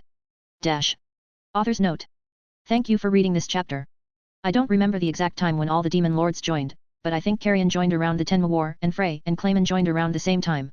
If you enjoy this story, remember to vote and leave a review if you haven't. Comment. 20 comment. Vote. Chapter 36. How about something with shadows? I asked, and they started thinking. Yeah, that could be it, Guy said. Shadow, Guy's shadow. He stated, muttering different names. Shadow Lord, no need to be something grander like. I know Shadow Monarch. He said and looked proud of himself for coming up with it while I deadpanned. You used hundreds of those shadows when we fought, so it fits. It's a good name.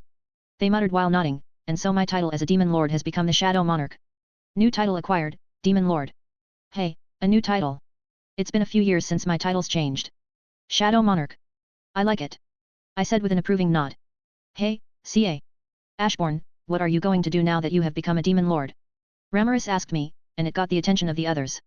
I don't have anything special planned, so maybe make a floating castle for myself. I said the first thing that came to my mind. A floating castle, now that's interesting, Guy chuckled, you should invite me when it's built. Oh, I want to see it. Milim said, excited. At least he has done more than Dino, Ramaris said while Dino was still sleeping but woke up momentarily. At least I didn't grow smaller. He said and fell asleep again. I don't even understand how he can wake up every time Ramaris says something about him and then instantly fall asleep. Hey, now that we have a new member, we need a new name. Milim said. The whole table became silent again at the mention of coming up with a name, and I felt them glare at me. Hey, it isn't my fault you accepted me, and if you want to blame someone, then blame Guy for forcing me into becoming one. How about Ramaris and friends? Ramaris suggested but got quickly denied by everyone. I already came up with the greatest title possible for him, so he should repay us for it by coming up with the name, Guy said with a prideful tone and looked at me, and they all nodded in agreement, even Roy making me feel betrayed. Shit, I cursed them all. I'm not good with names. We are 11. If we were 8, I could steal Rimura's octagram idea. Let's see 11 members. Hendecagram, 11 heavenly demon lords, 11 sagely demon lords. I could feel everyone's intense glare at me while I was thinking. I know you are bad with names like me, but it would be easier if you all helped me. I wanted to yell at them. What about the 11 sagely demon lords? I said, not being able to come up with something good. They started murmuring to themselves before Dragrul said, it's all right. They all nodded. It's better than Ramaris and friends, Dino said after waking up momentarily, but all of them nodded in agreement except Ramaris, who seemed offended. It was an awesome name, she said, puffing her cheeks. I think Milim and friends would have been better, Milim said. The banquet turned into a tea party while the rest of the world was probably dreading the outcome of it. Some of them left directly after, but some stayed behind. Now with the name decided, we started talking about different stuff until Remris brought up something I didn't expect. Hey Dragrul, have you found out why there aren't so many monsters in your territory lately? She asked, and I was sweating mentally. No, I haven't, and my sons have grown bored with fewer monsters to fight, causing me a headache. He said. Speaking of fighting, Milim turned to me, how about you fight me? She asked, excited for a fight. Ha ha ha, I laughed nervously, if you are at the same level of strength as Guy, I don't think I would be able to put up a good fight just yet. How about in a few years? I asked. Ugh. But that's so long to wait. Fine. Thankfully she agreed. Otherwise, I would probably be dead. I took a sip of the purple wine and could feel Mom's glare behind Roy, so I decided to put the glass down and not drink for the rest of the banquet. Everyone began to talk about random stuff before they started to leave one by one. I decided to leave after Mom and Roy, and we returned to her office. Dash. I sighed as the demon maids left. Well, it went better than expected. I said. You should be lucky you got Guy's interest. Many others would have been killed. She said with a sigh of relief. The others aren't me, I said in a prideful tone, only to get hit by a slipper. I swear you are getting harder to deal with each passing year, she said and sat down on the sofa, so what are you planning to do now? I sat down on the other sofa, as I said, I plan to make a floating castle for myself as Demon Lord Ashbourne while doing some Holy Night Kale stuff on the side. That wasn't a joke? She asked, having fully expected it was a joke. No, it wasn't, I shook my head, plus, isn't it a must to have your own castle when being a Demon Lord? I joked. While most Demon Lords have their own castle, there are people like Dino, a freeloader. But the other reason for making it would be for humans to attack me so I could collect their souls for the Harvest Festival. They would do the job for me, and it's not like I could be blamed for killing them when they do it themselves, and I would also make a name for myself as someone that shouldn't be messed with. Well then, I should get started, I said and hugged her. See you later, Mom. Dash. Author's note. Thank you for reading this chapter. I couldn't come up with any good names for them, so if you have better ideas for a name, comment them here. If you enjoy this story, remember to vote and leave a review if you haven't. Comment. 20 comment. Vote. Chapter 37. Currently standing in the place I wanted to build my castle. It was in a place where humans could attack without getting magicule poisoning, but at the same time, there were enough magicules in the air for me to make the castle float without any issues. In the worst case scenario, I could use my shadows as batteries for the castle to float. It was close to the sea and near the various western states, but far enough that I could build a country without any issues here if I wanted to. Well then, no time to waste, everyone out, I said, and instantly, my shadow expanded, and out of it, thousands of shadow creatures appeared. Tigers, spiders, bears, ants, serpents, wolves, dwarfs, elves, and human shadows bowed to me, awaiting my command. The command was simple, build me a castle. While they wouldn't be able to do it when I first turned them into shadows after they grew stronger and gained some more intelligence, a task like this would still be challenging, but they would do a great job. They instantly started to work, and I watched. The mage shadows were important for this job in creating materials. Becoming my shadows made them capable of using more magic and using it better. The first days were used to prepare the terrain by removing the trees before they started to build the castle itself. Mixing creation magic together with the finest materials I could find. 3 months later, instead of the small forest, I could see a majestic masterpiece suspended in the sky. Just looking at it, I know it's a castle of a demon lord. The castle is adorned with grotesque carvings and dreadful stained glass windows that emit an eerie, mystical glow. In addition, the castle's exterior is made from black stone that absorbs light, casting an aura of eternal darkness. While on the inside, everything changes. The castle's interior is a blend of luxury and magic. Staircases spiral upwards, seemingly defying gravity, leading to spacious chambers. The walls are adorned with intricate murals depicting mythical creatures, epic battles, and enchanting landscapes, all from stories I read in my previous life. But my favorite room, aside from the throne room, is the library. The library has shelves that stretch to the ceiling and are lined with thousands of books. While it is still pretty empty, considering its size, I plan to fill every shelf in a few years. In the dining room was a dining table that stretched across the room's length. Crafted from rich, polished wood, it gleams under the soft glow of chandeliers suspended above. And finally, the throne room, a regal chamber that emanates power. The throne, positioned at the center of the room on an elevated dais, commanded attention. Crafted from the finest materials, it is a masterpiece with intricate carvings and embellishments. The dwarven and ant shadows worked well together, making everything look luxurious. I sat down on the throne and started thinking. I should probably spread information about me becoming a demon lord and the castle that appeared. If they think the new demon lord is weak, they would instantly organize an army of soldiers to remove me before I become a significant threat. A few rumors here and there, and it should gather the attention of people. Maybe I should name a few of my shadows now. Unlike gaining skills, naming someone won't permanently decrease my magical capacity, but it will take a few weeks, if not months, to regain them. But if the namer names someone too strong or names too many people without a long enough recovery time, there is a high chance that the energy expended in the naming process will never fully recover. After I become a true demon lord, my magical capacity and magical regeneration speed should increase so I would be able to name more of them at once. Oh, Mom's here, to make something like this in only 3 months is quite impressive, she said, looking around the throne room, but I like the style of the outside more. I nodded in agreement, my shadows did a good job. It's a good area also if you decide to make a kingdom, she said while I started leading us toward my office. I was thinking the same thing, but besides my shadows, I don't think I will have anyone here, I said while we walked through the hallway and saw a few shadows still working on the interior. I also plan to make the castle be able to fly around in the future. Mom observed them as we walked past them. How many of them do you have? She asked. I thought for a moment before answering, around 8,000. That number is mostly due to Feldra and his magicules that spawn the monsters for me. Otherwise, I wouldn't even have 1,000 of them by now. Quite the interesting ability. Maybe the only trait of a vampire you got was the shadow-related abilities. She must as we arrived in the office and sat down. I haven't seen vampires have the ability to make living shadows, I said with a chuckle. That's true, she nodded but then looked unsure, but wouldn't creating a castle like this bring too much attention? She asked. Ah, yes, that was my intention, I answered. I wanted to use it to make a name for myself, a demon lord living in a floating castle. Plus, if everything goes to plan, I will awaken as a true demon lord soon. She sighed. Of course, you would do something like this. Everything was so much easier when you were still a small kid. Kids grow up. I chuckled as she grew more and more annoyed, and then they become demon lords. She gave me a glare but didn't say anything. It was also Winel, who I brought to the castle, brought tea for us. You should remember you are still one of the weakest demon lords, so don't cause too much trouble, she said and took a sip of the tea, and even if Guy is interested in you, don't try to make a big mess. Don't worry, I will keep the trouble to a minimum, I laughed before taking a sip of the tea. Elle always makes good tea, so I'm glad she will be staying here in the castle, and I wouldn't say I'm the weakest. After our small chat, Mom left due to having more work to do, leaving me with time to think of ways of informing people in the continent about the castle. Author's note. Thank you for reading this chapter. If you enjoy this story, remember to vote and leave a review if you haven't. Comment. 21 Comment. Vote. Chapter 38.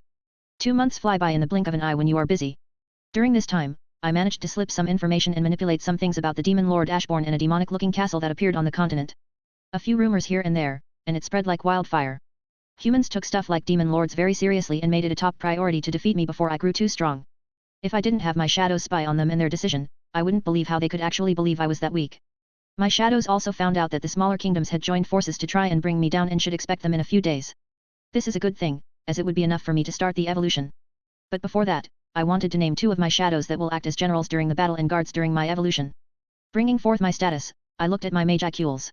_________. Names, Kale Valentine / Ashbourne. Titles, Adopted Prince, Troll of the Dungeon, Demon Lord. Level, 16, 1,406,650/1,638,400 EXP. Magicules, 2,187,700. Stats. Strength, 1,391. Vitality, 1,191. Agility, 1,391. Intelligence, 1,091. Perception, 1,091. Remaining points, 541. __________. Since I got accepted as a demon lord, the Ashbourne name appeared on my status together with the title. It's pretty interesting and got me wondering if I ever abandoned the name and if it would stay or disappear from the status screen. But that's not what I was looking at. The thing I looked at was my magicules. That amount should be enough to name multiple shadows, but I will only name 2 for now. But before that, put 132 points in intelligence and perception, then put the rest of my points in strength. Intelligence, 1091 1223. Perception, 1091 1223. Strength, 1391 1658. Remaining points, 541 0. I brought forth 2 of my strongest shadows, a black serpent, and a black spider. Now then, what should I name them? I am horrible with names, and the first thing I thought of was to name them 1 and 2. Why not, from today, you will be Mio, I then turned to the serpent, and you will be Ceres. Instantly I felt magicules leave my body and enter theirs, wrapping them in a cocoon of magicules, starting their evolution. The process took a few minutes, and when the cocoon disappeared, it left 2 beautiful women kneeling in front of me. We thank you, our liege, for giving us names. We won't disappoint you. They said in unison in a tone full of admiration. Mio, who was the spider before, was a black-haired woman with black eyes and what looked like a kimono made out of shadows. Ceres, on the other hand, had blue snake-like eyes and 2 obsidian horns with black and blue hair, and her clothes were also made out of shadows. I was stunned momentarily, having not expected this outcome. I expected them to become stronger and maybe change their appearance but not to this extent. And when something you didn't expect happens, ignore it and act like you knew it would happen. Can you still hide in my shadow? I asked. Of course, my liege, after evolving, we still kept our previous abilities, Mio said while kneeling. You both can stand up, I said, waiting until they did. You will have 2,000 shadows each and will prepare for the battle in a few days. I then sent the soldiers into their shadows. You can leave now. They left with a bow, and I sighed. Will all my shadows gain a human form when named? If I didn't feel that they were still my shadows, I would believe they were normal humans or demi-humans. But on the bright side, I will have someone other than L to talk to while I'm in the castle. Good thing there were extra guest rooms made here. L, prepare 2 rooms for them, I said to the maid who was standing close to me. It will be done, she said and, with a bow, went to prepare the rooms. Well, she at least didn't see anything weird with them gaining human form, or if she does, then she doesn't show it. It was unexpected, but it wasn't weird, having happened many times in this world. 4 days passed, and it was time for the massacre. Mio and Saris have been observing and collecting information about the incoming army. My liege, the human army is about 5 hours away from the castle, Mio reported. According to Saris, the army is composed of 15,000 soldiers from various kingdoms, 10,000 Templars and 5,000 mages. So 30,000 in total is not bad. I quickly ensured the Templars had no one I knew and sighed in relief that there weren't. While my mom is technically the leader of the empire, she doesn't make all the decisions about where to send Templars and Holy Knights. Many of them were sent to other nations affiliated with the church as manpower to back up the church's immense influence, and these became the unlucky ones. While many would see my actions as immoral or cruel, I simply don't see a problem in using people I don't even know for my own benefit. Plus, I only gave them the information that there was a demon lord here, and they chose to act on it. If they didn't, then I would wait until someone else was stupid enough to do it. Let's go, I said, standing up from my throne and putting on the helmet. The helmet had 2 curved black horns, and everyone could see my glowing blue eyes through it. In addition, I wore jet black armor that glowed the same blue as my eyes. Are all preparations ready? I asked Mio, my voice altered by the helmet to sound darker. Yes, everything is ready, my liege. She replied, following behind me. Good, I want to make this memorable so that after I awaken as a true demon lord, they won't have to deal with people trying to attack me again. That would be annoying and interrupt my reading time. I sighed. I really wanted Rimuru to reincarnate faster so he could give me mangas and novels to read. Author's note. Thank you for reading this chapter. If you enjoy this story, remember to vote and leave a review if you haven't. Comment. 32 Comment. Vote. Chapter 39. As I saw the army arrive, I decided to welcome them by flying down.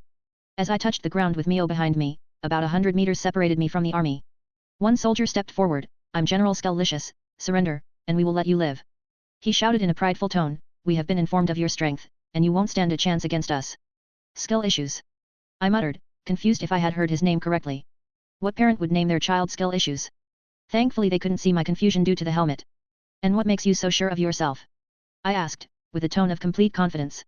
My voice enhanced due to magic, so I didn't need to shout. If I wanted, you all would be dead without me even taking a step from here. Don't think highly of yourself. He said, and I could hear a tint of anger, you exude an aura weaker than an advanced rank monster. Just because I don't blast my aura, he thinks I'm that weak. I know I spread the information I was a weaker demon lord, but still a demon lord, you see, I'm a nice person, so if you want to live another day, go back to where you came from and don't return, I said in an almost bored tone to spite him even more. I said surrender now, or you will be killed. 2 people can't defeat all of us. He shouted now in anger. Do you always lose your temper so quickly? I asked, amused. How can someone lose his temper so quickly?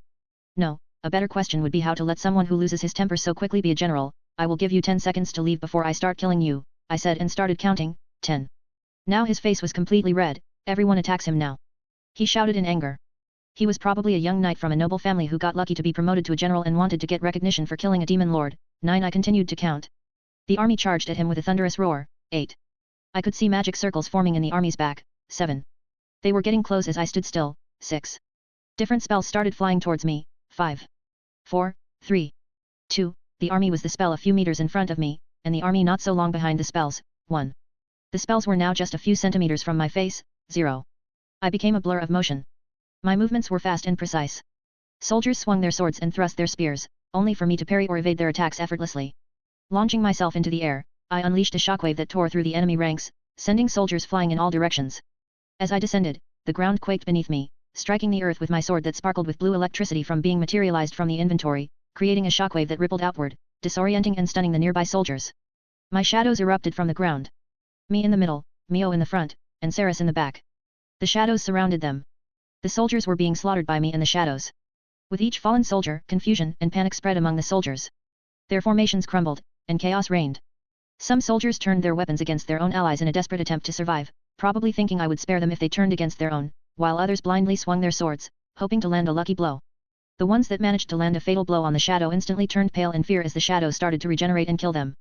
My blows cleaved through their armor and flesh, sending arcs of blood spraying into the air.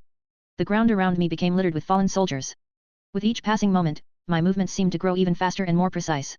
I exploited weaknesses in the enemy's defense, finding gaps in their formation and exploiting them with deadly efficiency, just like Roy taught me. Eventually, the once mighty army stood on the brink of collapse. Fear and despair permeated the air as soldiers realized the futility of their struggle against this unstoppable force. Some tried to flee, trampling over their fallen comrades in a desperate bid for survival. Others, consumed by rage and desperation, launched themselves at me, but their futile attacks met with swift end.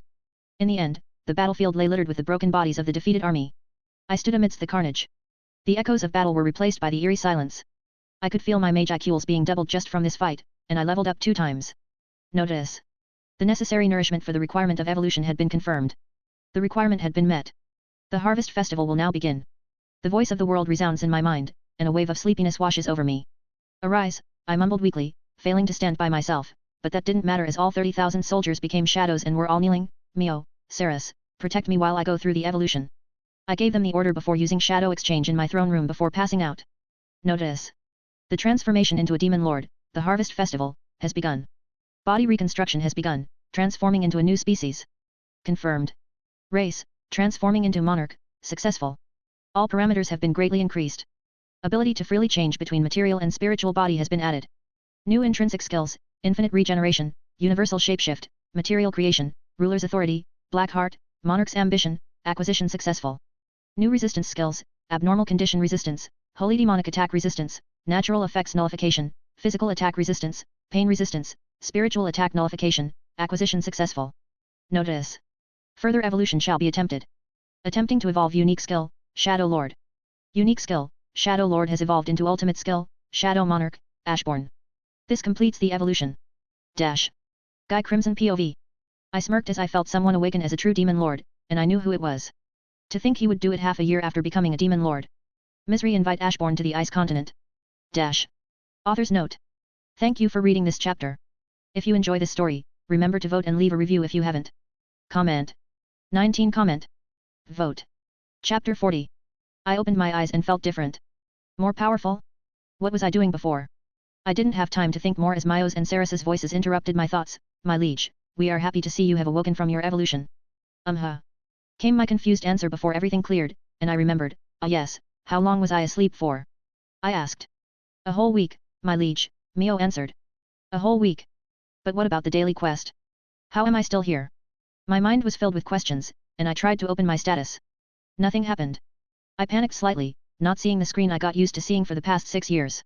Status, I tried again, but nothing.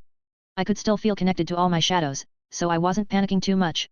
I focused deeply on my soul, just like when I did the first night in this world, and felt something new, something more powerful and ultimate skill. During the evolution process, I was put into a deep slumber and wasn't able to hear what was happening, but I didn't expect to gain so many new skills. While most of them are resist type skills, there are also a few intrinsic type skills. Intrinsic skill, infinite regeneration. Infinite regeneration grants the user incredible regeneration properties far superior to ultra speed regeneration and the self-regeneration I had before. Intrinsic skill, universal shapeshift allows the user to freely alter their bodily properties into whatever they desire, with hardly any effort. It is also incredibly useful in disguising one's appearance. Intrinsic skill, material creation similar to creation magic, it allows the user to create matter by using magicules. It is usually used to create equipment like weapons or garments, the grade of which depends on the amount of magicules used. Intrinsic skill, Monarch's ambition. Monarch's ambition could be described as a combination of hero's haki and demon lord's haki. Intrinsic skill, ruler's authority. Ruler's authority is a form of telekinesis, and at full power, this skill is almost like a black hole in potency. Intrinsic skill, black heart. Black heart is a skill that allows the user to generate magicules infinitely and improve the vessel. Then finally, ultimate skill Shadow Monarch, Ashborn.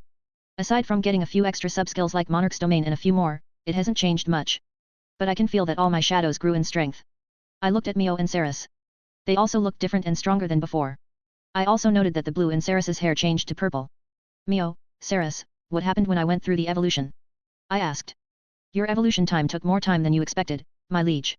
Everything has been taken care of after the battle, and you won't find a speck of those insects left, Mio reported. As you ordered, the humans observing everything from afar were allowed to leave, and word has spread through the continent about the demon lord Ashborn wiping out a whole army of 30,000. So they classified you as a disaster class threat, Ceres added. I just hope Guy doesn't call me. Oh, and a maid from the Demon Lord Guy Crimson arrived saying that he wants to meet you after you finish the evolution, Mio added. I should have stayed silent. Erg. I groaned. I knew this would happen but didn't expect it to be so quickly. Instead of going to him directly, I decided to try and get my status panel to show. It took me some time, but I got something similar but, at the same time, completely different. The sub-skill system in my unique skill changed into a status sub-skill now. Underscore. Mage IQs, 43,566,000. Stats. Strength, 6,660 plus 18% equals 7,858. Vitality, 6,093 plus 18% equals 7,189. Agility, 6,399 plus 18% equals 7,550. Intelligence, 6,225 plus 18% equals 7,345. Perception, 6,225 plus 18% equals 7,345. Underscore. It didn't have levels, titles, names, or even points to spend. It just showed me my current statistics and nothing else. I could feel them slowly increasing due to Black Heart. My Mage IQs increased by 10 times if I factor in the Mage IQs that were used during the evolution to give me more skills and evolve an ultimate skill.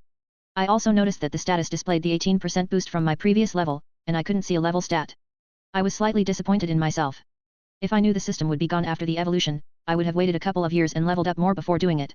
But what's done is done, and even the 18% boost is better than nothing. That's one less to think about, but now I'm not sure if I should keep the shadows in the forest and the barren lands when they don't give me EXP.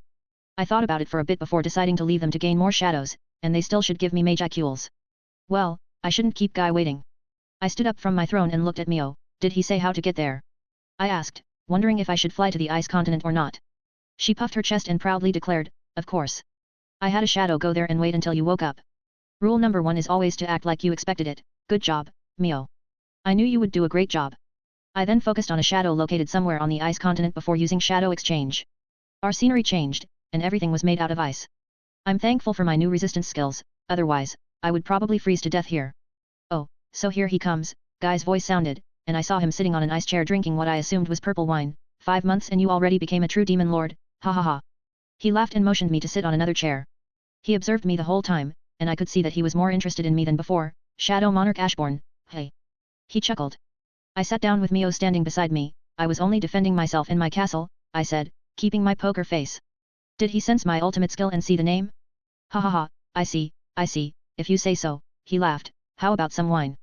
He asked and signaled Rain, the blue primordial, to bring me some. I took it and tasted it. It was the first time I had tried alcohol in both of my lives. I didn't count the time during the banquet when Mom was there. By the way, who is the lady beside you? Guy asked, interested. She feels familiar to the shadows you brought to the banquet. I momently forgot she was with me. Oh, this is Mio, one of my shadow generals. I answered, and one of my strongest shadows. Mio, hey. He looked at her. You got an interesting skill indeed. He sighed, such a shame I can't copy it. I'm grateful you can't. I will just give you a piece of advice.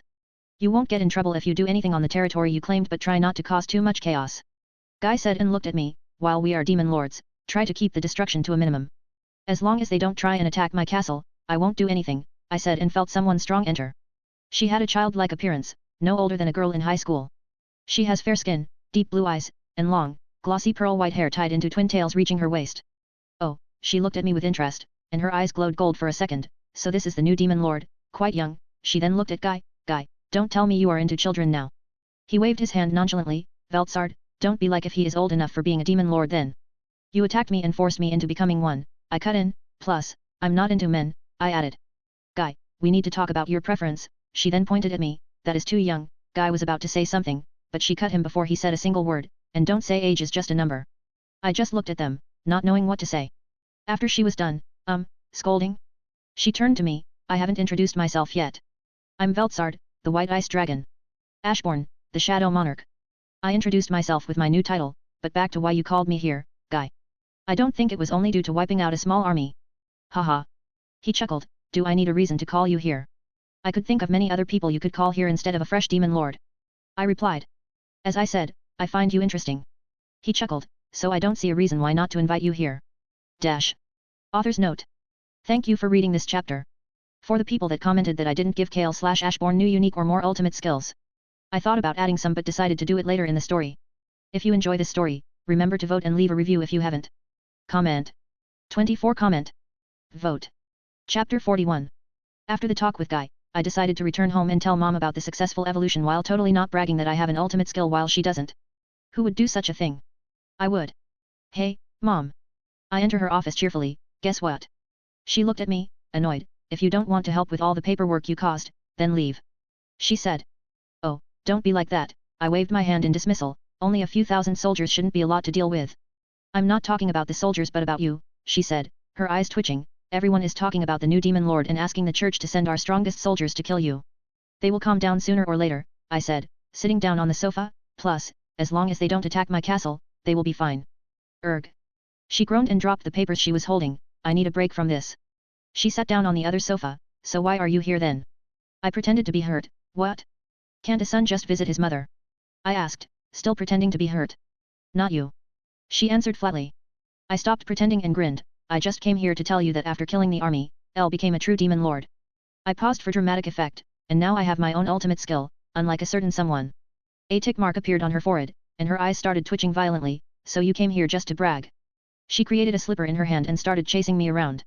I chuckled while easily avoiding it. The true reason I came here is that I will probably be busy naming my shadows. She stopped for a while and looked curious. Oh, so you can name those things? I nodded, yes, and apparently, they gain human forms after being named. I answered and sat down again. Mio and Ceres used to be a black spider and a black serpent but now have a normal humanoid forms. If not for the horns on Ceres, I wouldn't see a difference between them and a human. Well, their looks are more of a disguise than a form. Similar to how demons can hide their horns and wings, my named shadow can hide their shadow form. That's an interesting ability you have, she said.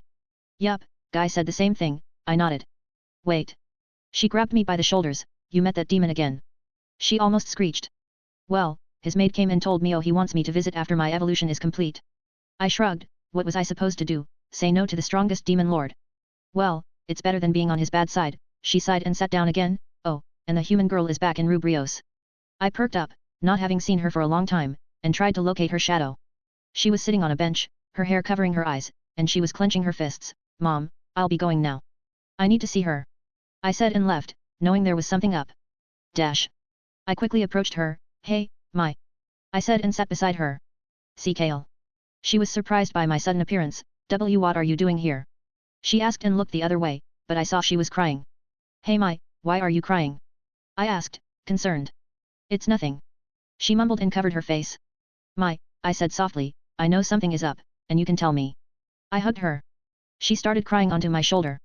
This continued for 10 minutes without any of us speaking.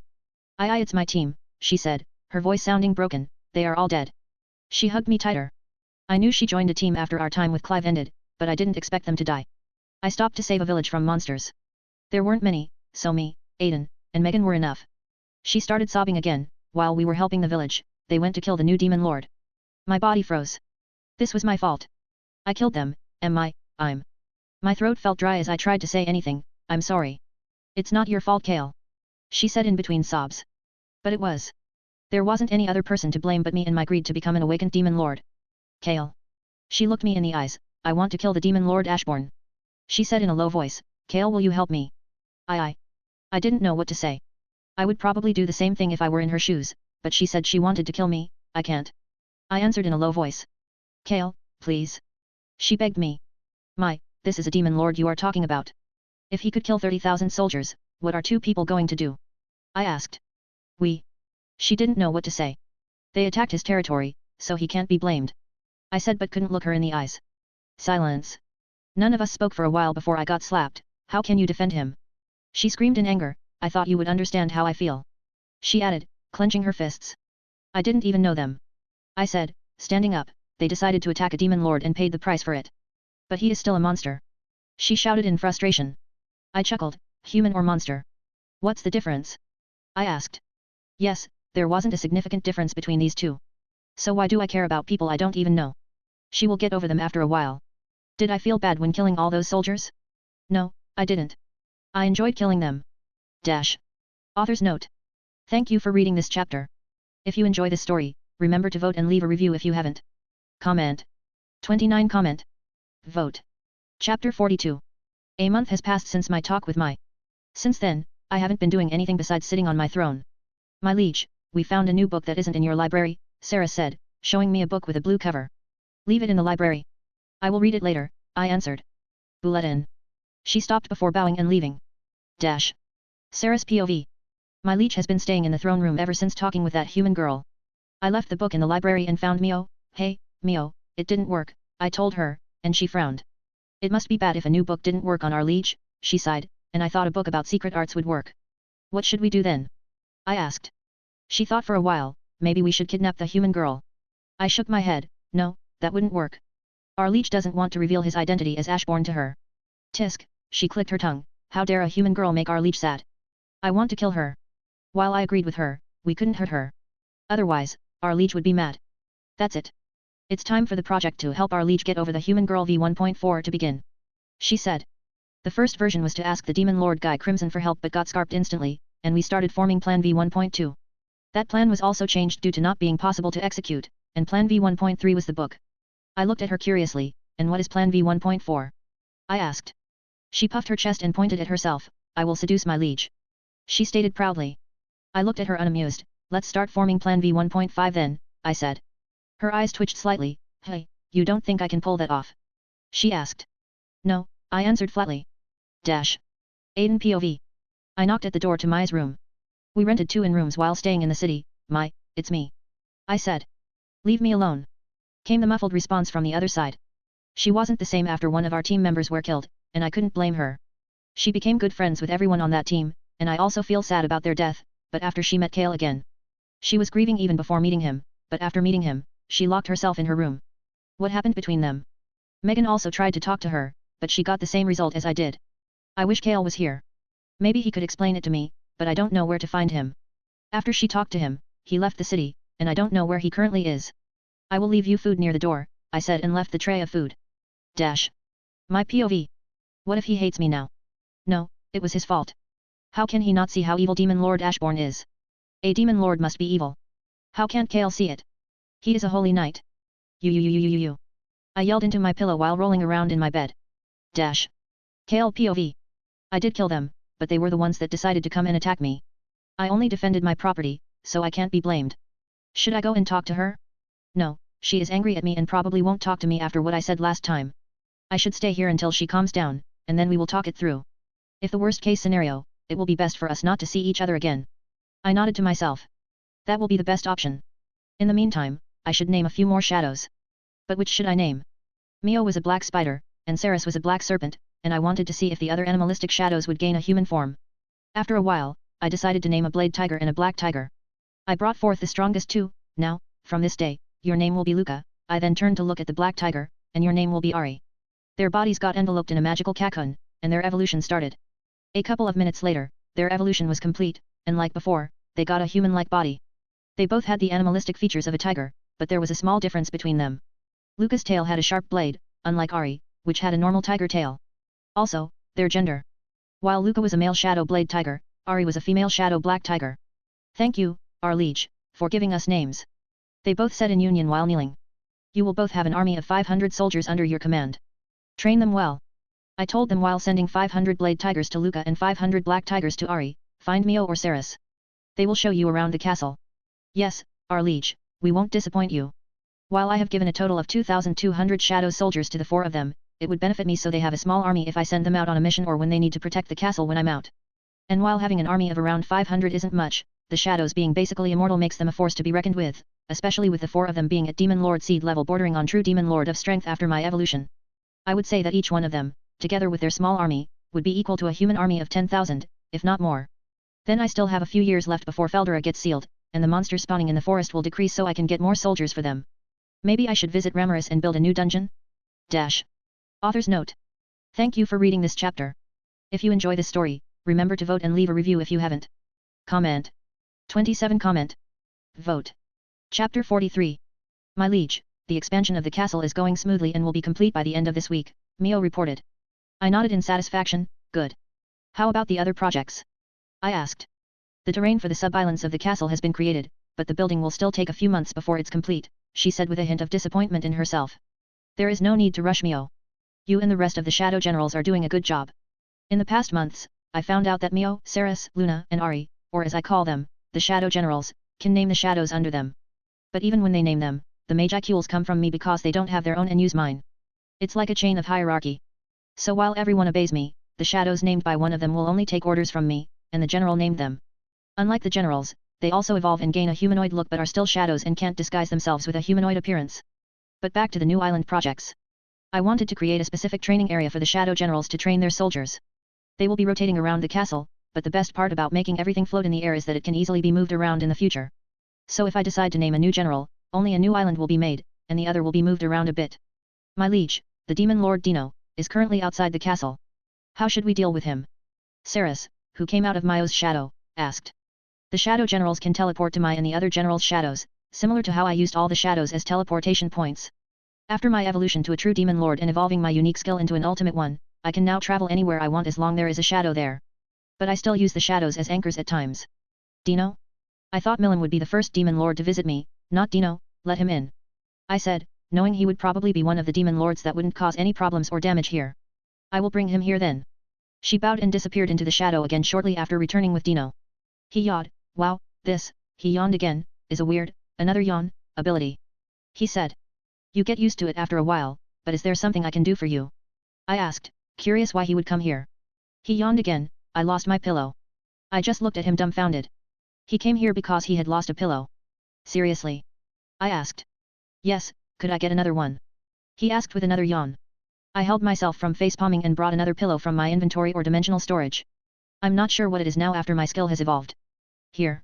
I gave it to him, and I think I saw stars in his tired eyes. I knew you were a good person. He said before turning back to leave but stopped. Now that I'm here, could I stay and rest here for a while? He asked. Sure. I turned to Saris, show him to a guest room. Of course, my liege. What next? Milim will arrive. My liege Mealy. Luca, who appeared out of my shadow, tried to say, but I interrupted him before he could finish. Stop. Why is my luck so bad today? Please don't say that Milim is heading here. But she is my liege. He said awkwardly. Of course, she is. If they weren't here with me, I would cry for my poor luck. Did I somehow become a lancer or Emiya? I sighed, I will wait outside for her. I said and started walking out. She will go towards the strongest person, so if I'm outside, there won't be anything important she could destroy. I looked at them. Mio, you can continue with the construction. Luca, you will come with me. Of course, my liege. They both answered. There could be two reasons for which Milim came here. The first was that she just wanted to see the floating castle, and the second was that she wanted to fight. Dash. About 20 minutes later, a pink missile slammed into the ground, and I was happy I went outside. I am here. Ha ha ha. She laughed, and I think that wasn't her line. Milim, why are you here? I asked with an annoyed smile. Oh, I wanted to see your castle. She said excitedly. I rubbed my forehead and sighed, fine, let's go but don't break any doors. I then grabbed her, and Shadow exchanged into the castle. Whoa. That's so cool. She yelled with stars in her eyes, do it again. I sweat dropped seeing her reaction. If I didn't know her power, I would think she was just a kid that had too many sweets. Milim, can you answer me truthfully? Are you bored? I asked. She looked shocked before scratching the back of her head and chuckling, Maybe. Of course, she is, how about reading a book? A book? She asked, does it taste good? I smiled, but my eyes twitched slightly, no, you don't eat books. Oh. Then why would you need books? She grumbled before looking around for something, wait, why is Dino here? I sighed for the 100th time today, he lost his pillow and came here for a new one. I answered and hoped no other demon lord would come here. Kale. Milim. A squeaky female voice came, and a small something started flying around us. Why? A single tear escaped while I tried to keep my aura in check. Did my castle somehow become a new meeting place for all demon lords? I wanted to lock myself in a dark room and cry. Who's going to pop up next? Guy? Oh, Kale, about the new dungeon, it's almost ready. At least something good happened today. Dash. Author's note. Thank you for reading this chapter. For those commenting.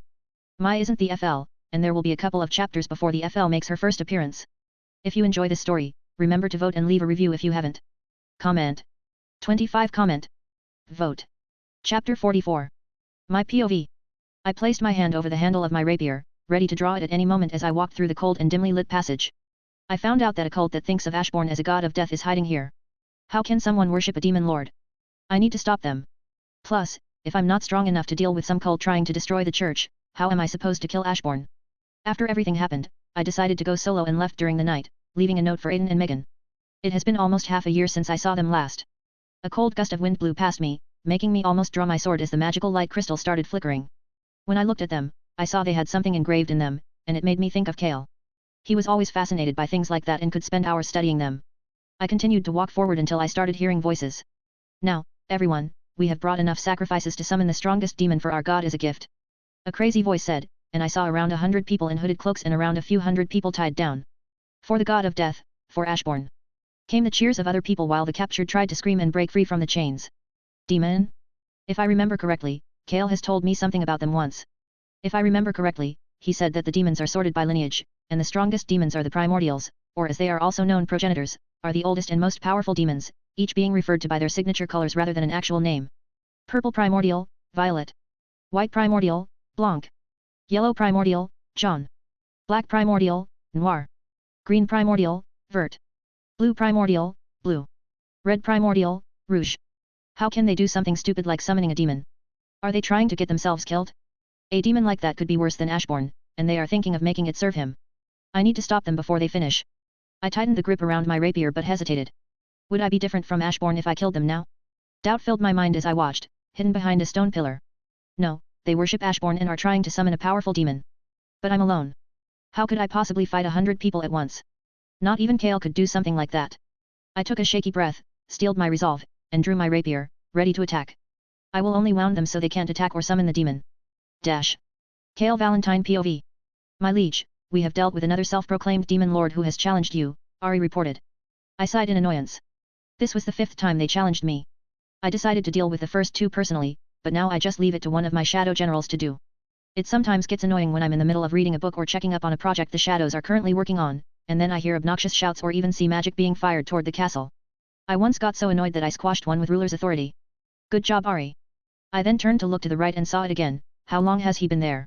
I asked. He has been there even before I entered the throne room. She said, and I looked at the ant looking at me with pleading eyes. Ever since I evolved into a true demon lord and was named Ari and Luca, this ant has been coming out of my shadows and looking at me with those eyes. Well, this ant is quite powerful. Even without a name, it can put up a good fight against a general and is good with construction work. Should I name him? He reminds me of that one ant in the series. What was his name again? Bart, Barry, Blake, Bo, Bennett? For someone that can remember everything I read once, it's surprising I can't remember the ant's name. It continued to look at me with puppy-like eyes. I rubbed my forehead in annoyance before sighing, fine, from today, your name will be. I paused to think of a name for the ant, Beru. That will be your name. Instantly a wave of magicules left me and enveloped the now-named Beru in a purple cocoon, and his evolution started. Ari, how is Project Anti-Angel going? I asked while we waited for the evolution to finish. While I'm strong enough and the same with my shadow to withstand the angel attack in a few hundred years, I don't want my castle to be destroyed. We are almost finished with the magic turrets, my liege.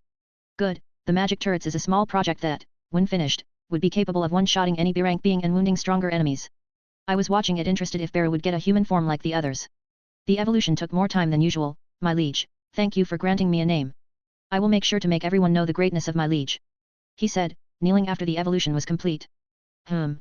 He didn't get a human form like the others. That's interesting. I'm curious why that happened. He still looked like an ant but a huge humanoid shadow ant with a light purple glow, neon eyes, sharp claws, and 2 transparent, slightly purple glowing wings. Bear was looking at me, scared like I would be disappointed with his evolution. Now that I have given you a name, I'm expecting great results from you. I said, looking at him. Of course, my liege, I won't disappoint you. Your first task will be. I couldn't finish the order. I stood up from my throne as a small electric shock went through my body, and I instantly knew I was in danger. My liege. They both looked at me with worry. Stay here and protect the castle, I ordered them and used shadow exchange to the shadow I left to protect my. I was engulfed in my own shadow, and the next thing I did was to protect my. A fireball hit me in the back, scorching my clothes, but it didn't do anything to me as I had resistance to magic. See Kale. She said weakly before passing out. I quickly observed my, who was wounded and bleeding. Mio, take her somewhere safe, I ordered in an emotionless tone before turning to the group of mages. I will dispose of them. When they were a safe distance away, I turned around and released Monarch's ambition. I was angry at her. How could she be so stupid? Is she trying to get herself killed? My glowing purple eyes stared at them. Why, you are only a K-kid. You won't be able to stop us. We are F followers of A. Ashbourne, the one I assumed was the leader stuttered out as he was pressed to the floor due to Monarch's ambition. Oh really, I don't remember seeing you. I said, my aura intensified as my sword materialized in my hand with purple sparks of electricity. Unfortunately for you, you are too alive to be my follower. Let me fix that. Dash. Author's note. Thank you for reading this chapter. If you enjoy this story, remember to vote and leave a review if you haven't. Comment. 31 comment. Vote. Chapter 45. My POV. I slowly regained my consciousness as the past events flashed through my eyes. I tried to attack the group, but after taking out a couple of the mages, I got hit with several spells and fell on the floor, battered and wounded. Then as a giant fireball was heading toward me. Kale! I yelled and shot up. My eyes scanned the environment. I was in the forest I didn't recognize. Where am I? I wondered and checked my body, but all my wounds were healed. I'm sure the last thing I saw was Kale suddenly appearing in front of me and being hit by the fireball. So how did I end up here? How did Kale suddenly appear there? Is he hurt? Questions flooded my mind. You should stay. Still, I'm still new at using healing magic. I spun around and saw a black-haired woman. Who are you? I asked and tried to locate my rapier. My name doesn't matter right now. She then looked to her right. I have healed her, my liege. She kneeled, and I looked to see who she was talking to, only to see Kale returning with bloodied and scorched clothes. Kale. I tried to run to him but stopped when I saw the look in his eyes. Why did you do something so stupid? He asked. What? Why did you do something so stupid? You could have died if I didn't save you. For what? For stupid revenge. He yelled at me. I was scared. Never in my life have I seen him this mad before. No. I have never seen him mad at all. He has sometimes acted cold, but he never got angry. I tried to say, but he stopped me again. No. You may have been considered a prodigy among the trainees, but you are still human, and you should know that you can't take a group of magicians on yourself. But they were worshippers of Ashbourne. I shouted back. So what? Even if they were, what can you do alone? Don't act like a child. Your teammates died. Big deal. They were stupid enough to get themselves killed, and now you are trying to follow in their footsteps. How can he be so insensitive? I couldn't believe this was the Kale I had known for all those years. You know what, if you want to die, then I won't stop you, so don't expect me to swoop in and save you next time. He then looked at the black-haired woman. Mio, let's go. We are leaving. Falmouth is a 4 hours walk east. That was the last thing he said before leaving with that woman. Kale. I tried to stop him, but he didn't stop, and I saw his figure disappear. I was frozen in place, not able to even run after him. I broke down crying again. Why? Dash. Kale Valentine POV.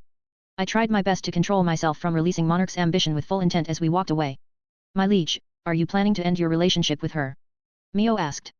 Her hate for me as Ashbourne is too big, and that will just become worse as time goes on. Yeah, it's best for the both of us, I answered, and we used shadow exchange to return to the castle.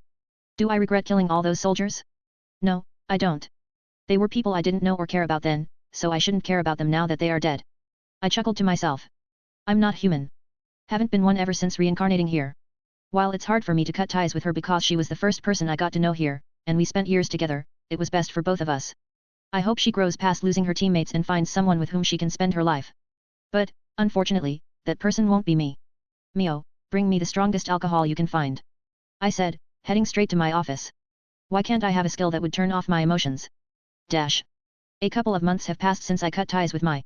During this time, I solely worked on expanding the floating kingdom, as people started calling it.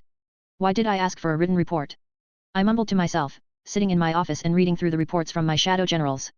Reports from the different projects they are working on to everything happening around the continent.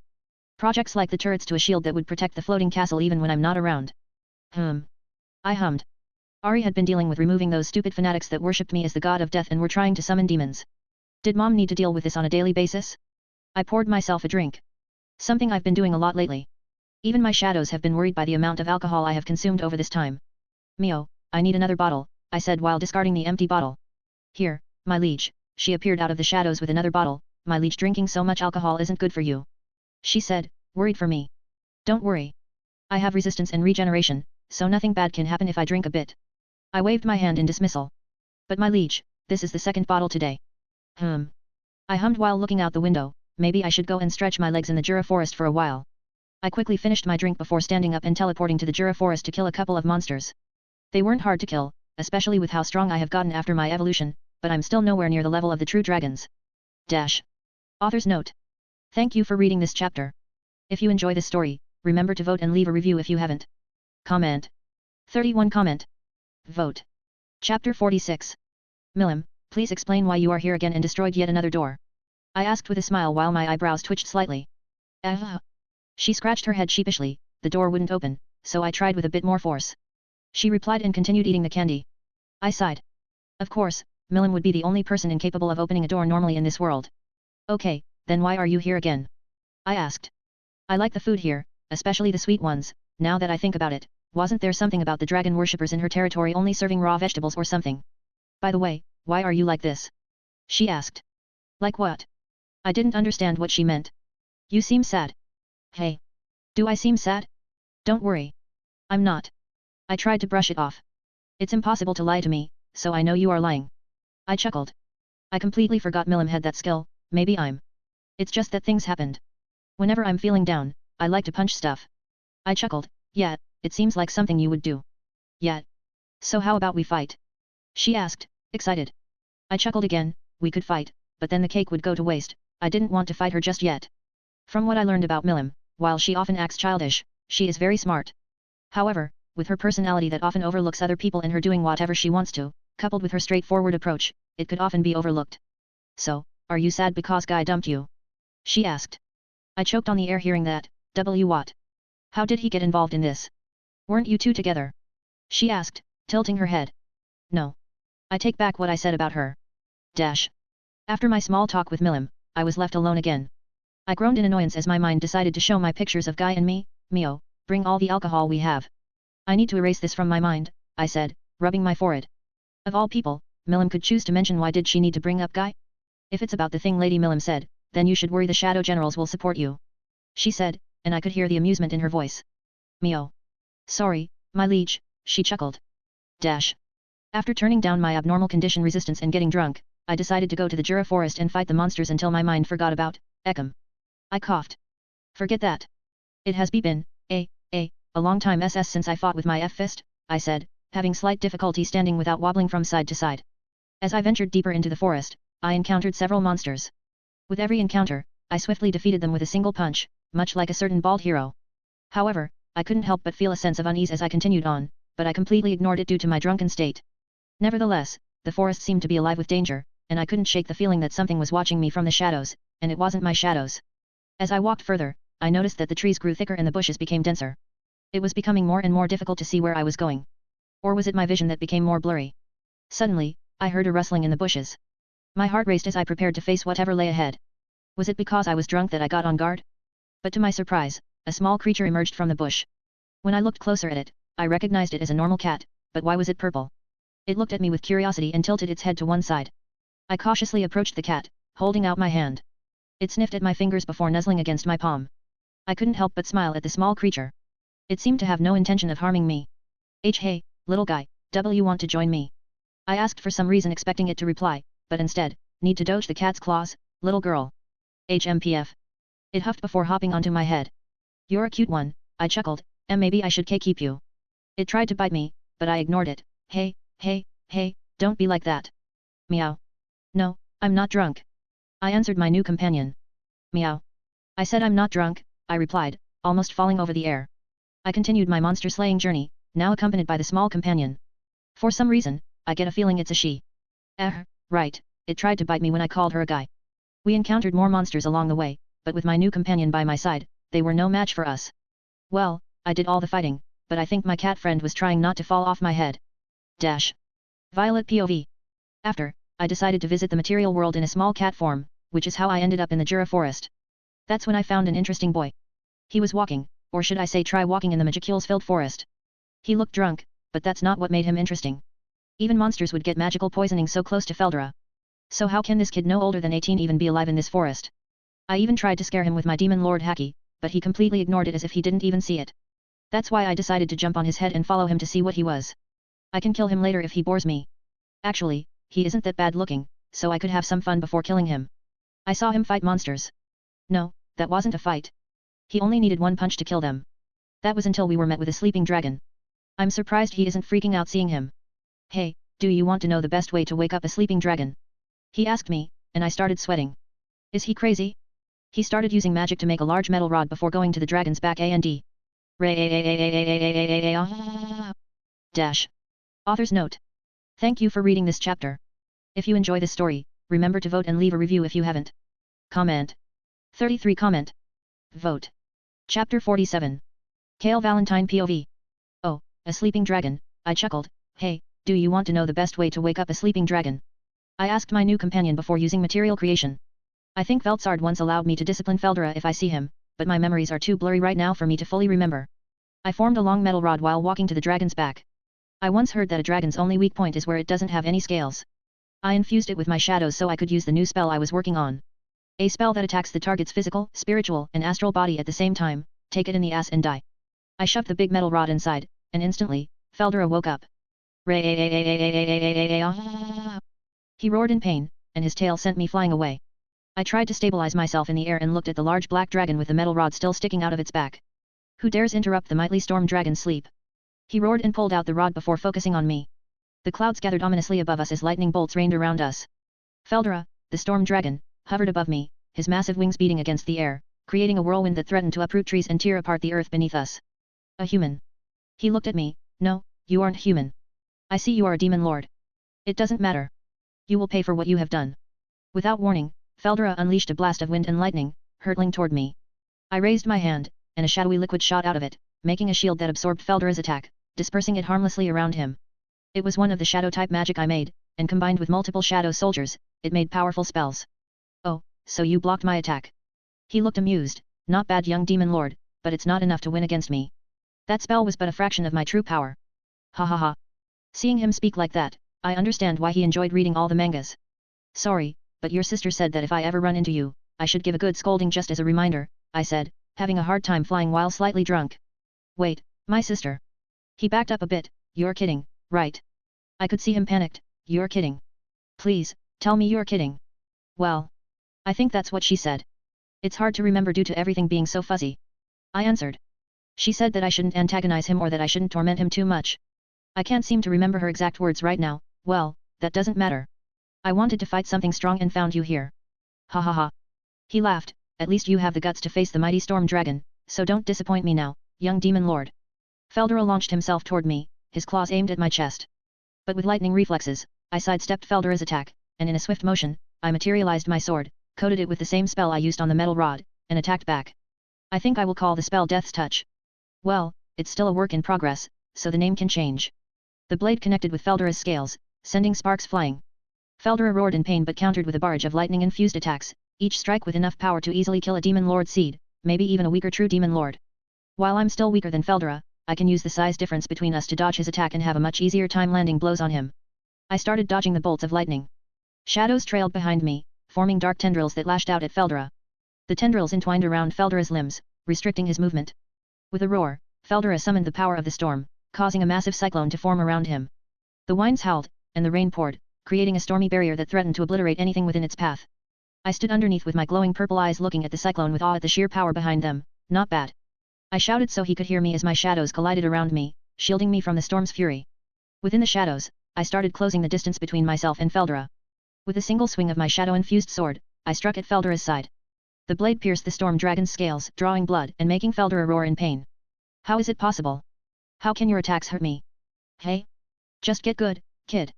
Was my reply as I continued dodging and trying to attack, but I wasn't fast enough, and a lightning bolt severed my left arm. Arg! I screamed through gritted teeth as pain resistance wasn't enough to ignore the pain of losing an arm. Thankfully I had infinite regeneration, so in seconds, my arm regrew. I started dodging the attacks, my thought acceleration working at its fullest ability as I thought of a plan to win this. Fuck it.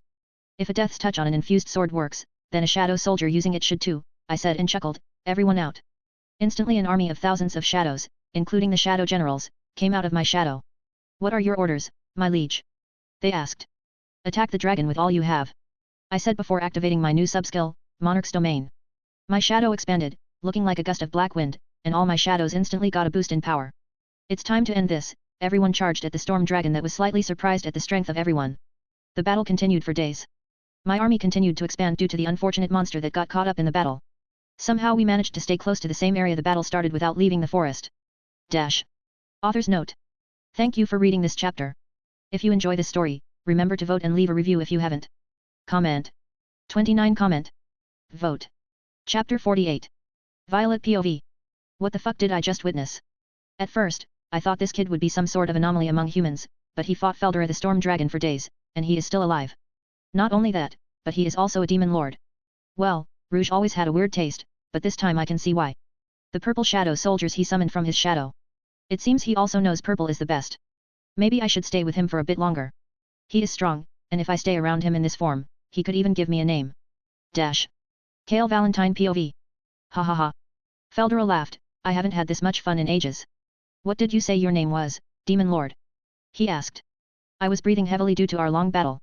It has been ages since I have been so tired, Ashborn the Shadow Monarch. I replied, still ready to continue our fight.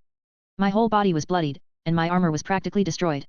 If not for the infinite regeneration skill, I would have died tens if not hundreds of times during this fight. Feldora was also wounded but was slowly healing, ha ha ha. Asborn, I will remember that name, but now. He froze in his spot, and I could see him sweating. No, no, no, she is coming here. What is he? Oh. I feel it now too. Veltsard is on her way here, and I can only guess this won't end well. Hey, Feldora, how about we finish this next time? I offered before recalling my shadows. I think we both don't want to be here when she arrives. Yeah, staying here would be stupid when she is coming here. Feldora nodded his dragon head, and I used shadow exchange to my castle. Meow. I heard a cat and then remembered my companion. Oh, so you are still here, I chuckled, sorry, I forgot you were with me during the fight. A purple cat, now that I think about it, didn't a purple cat appear in the novel or manga? While my enhanced memories help me remember new stuff, it's much harder to remember things that happened before I got the memory boost. So while I can remember the stuff I went through in my mind, like the main plot, small things like this are harder to remember now. Feldora POV. I was scared. Really, really scared. My older sister was flying above me, with anger clearly showing in her eyes. Now you have done it. She roared, haven't I told you not to go on another rampage? It seems I need to teach it to you again. I wasn't going on a rampage. I was having a fight, and we took it too far. I stuttered out, trying to find a way to escape. Oh, so there was another person with you. It seems they need to be taught a lesson too. She said, and the air got so cold I could see my breath. No, no, no, there wasn't. I was completely alone, I said, not wanting anyone else to experience the wrath of my older sister. Also, I want him alive so we can fight again. Demon Lord Ashborn, my new rival. Kale Valentine POV. I hope Feldora doesn't snitch on me. I know I would do it to save myself from his sister's wrath. Anyways, I'm tired from all the fighting, so I should go to sleep and hope for Feldora to escape safely. Meow. I seemed to forget about my little companion again, which was quite surprising considering I should have an enhanced memory.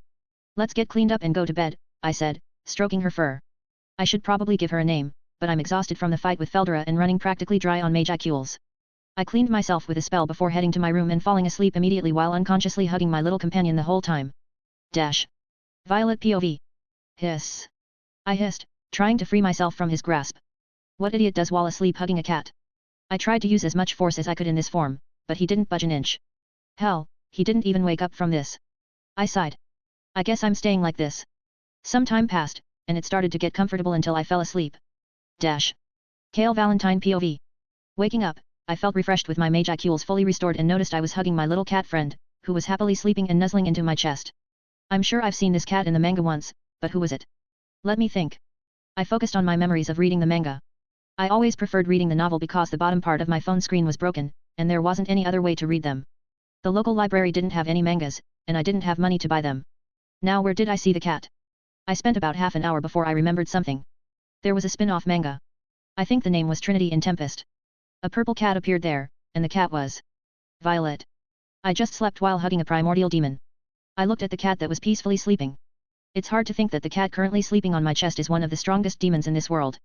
I chuckled lightly.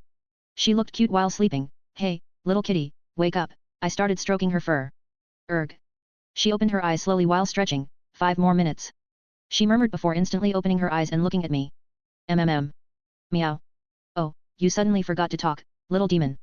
I asked with a chuckle. Tisk. She clicked her tongue. I wanted to wait a bit longer before revealing myself. Author's note. Thank you for reading this chapter. If you enjoy this story, remember to vote and leave a review if you haven't. Comment. 30 comment. Vote. Chapter 49. So what now? I asked, are you going to stay in this cat form or transform into a humanoid form? Well, I could, but it would drain a lot of my power, though, and I wouldn't be able to stay here for long. Right, if I remember correctly, spiritual beings need a physical body to remain as long as they want in the physical world, and for higher spiritual beings, more powerful bodies would be required. I wonder if I could do it. I brought forth 200 of my human shadows. Could you make a vessel out of these? I asked. She looked closer at the shadows. So these are the shadow soldiers you used while fighting Feldora. Hey? Ah, right. I forgot you were there with me. I scratched the back of my head. I was so drunk in the beginning I barely remember how I started the fight. She hummed, walking around a shadow soldier. It should be possible to create a host body from these shadows. Then do it. I didn't have anything against losing 200 soldiers, and I'm confident after fighting Feldora and surviving that, I could take her on when she isn't even named. Violet started absorbing the shadows and creating a new vessel for herself, and it didn't take long before instead of a purple cat, a girl with middle-length purple hair tied into a side ponytail, as well as purple fingernails. That wasn't the only change. Isn't she too tall?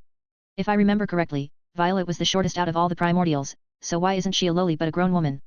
This was unexpected, but I'm not complaining. She looked similar to Skadik from the Fate series. Hey? Why am I taller? She asked, seeing her body before looking at me for an explanation.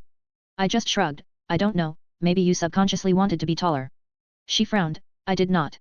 She paused for a while, okay, maybe I did. Dash. This tea is surprisingly good, Violet said as we sat on one of the castle balconies while drinking tea. I nodded, yeah, I have to agree with you, Mio has been practicing her tea brewing skills to make the best tea. I remember the first time she tried to brew tea and somehow managed to burn the water. Now that I think about it, I never asked her for a name, so do you have a name, or should I continue to call you Miss Cat?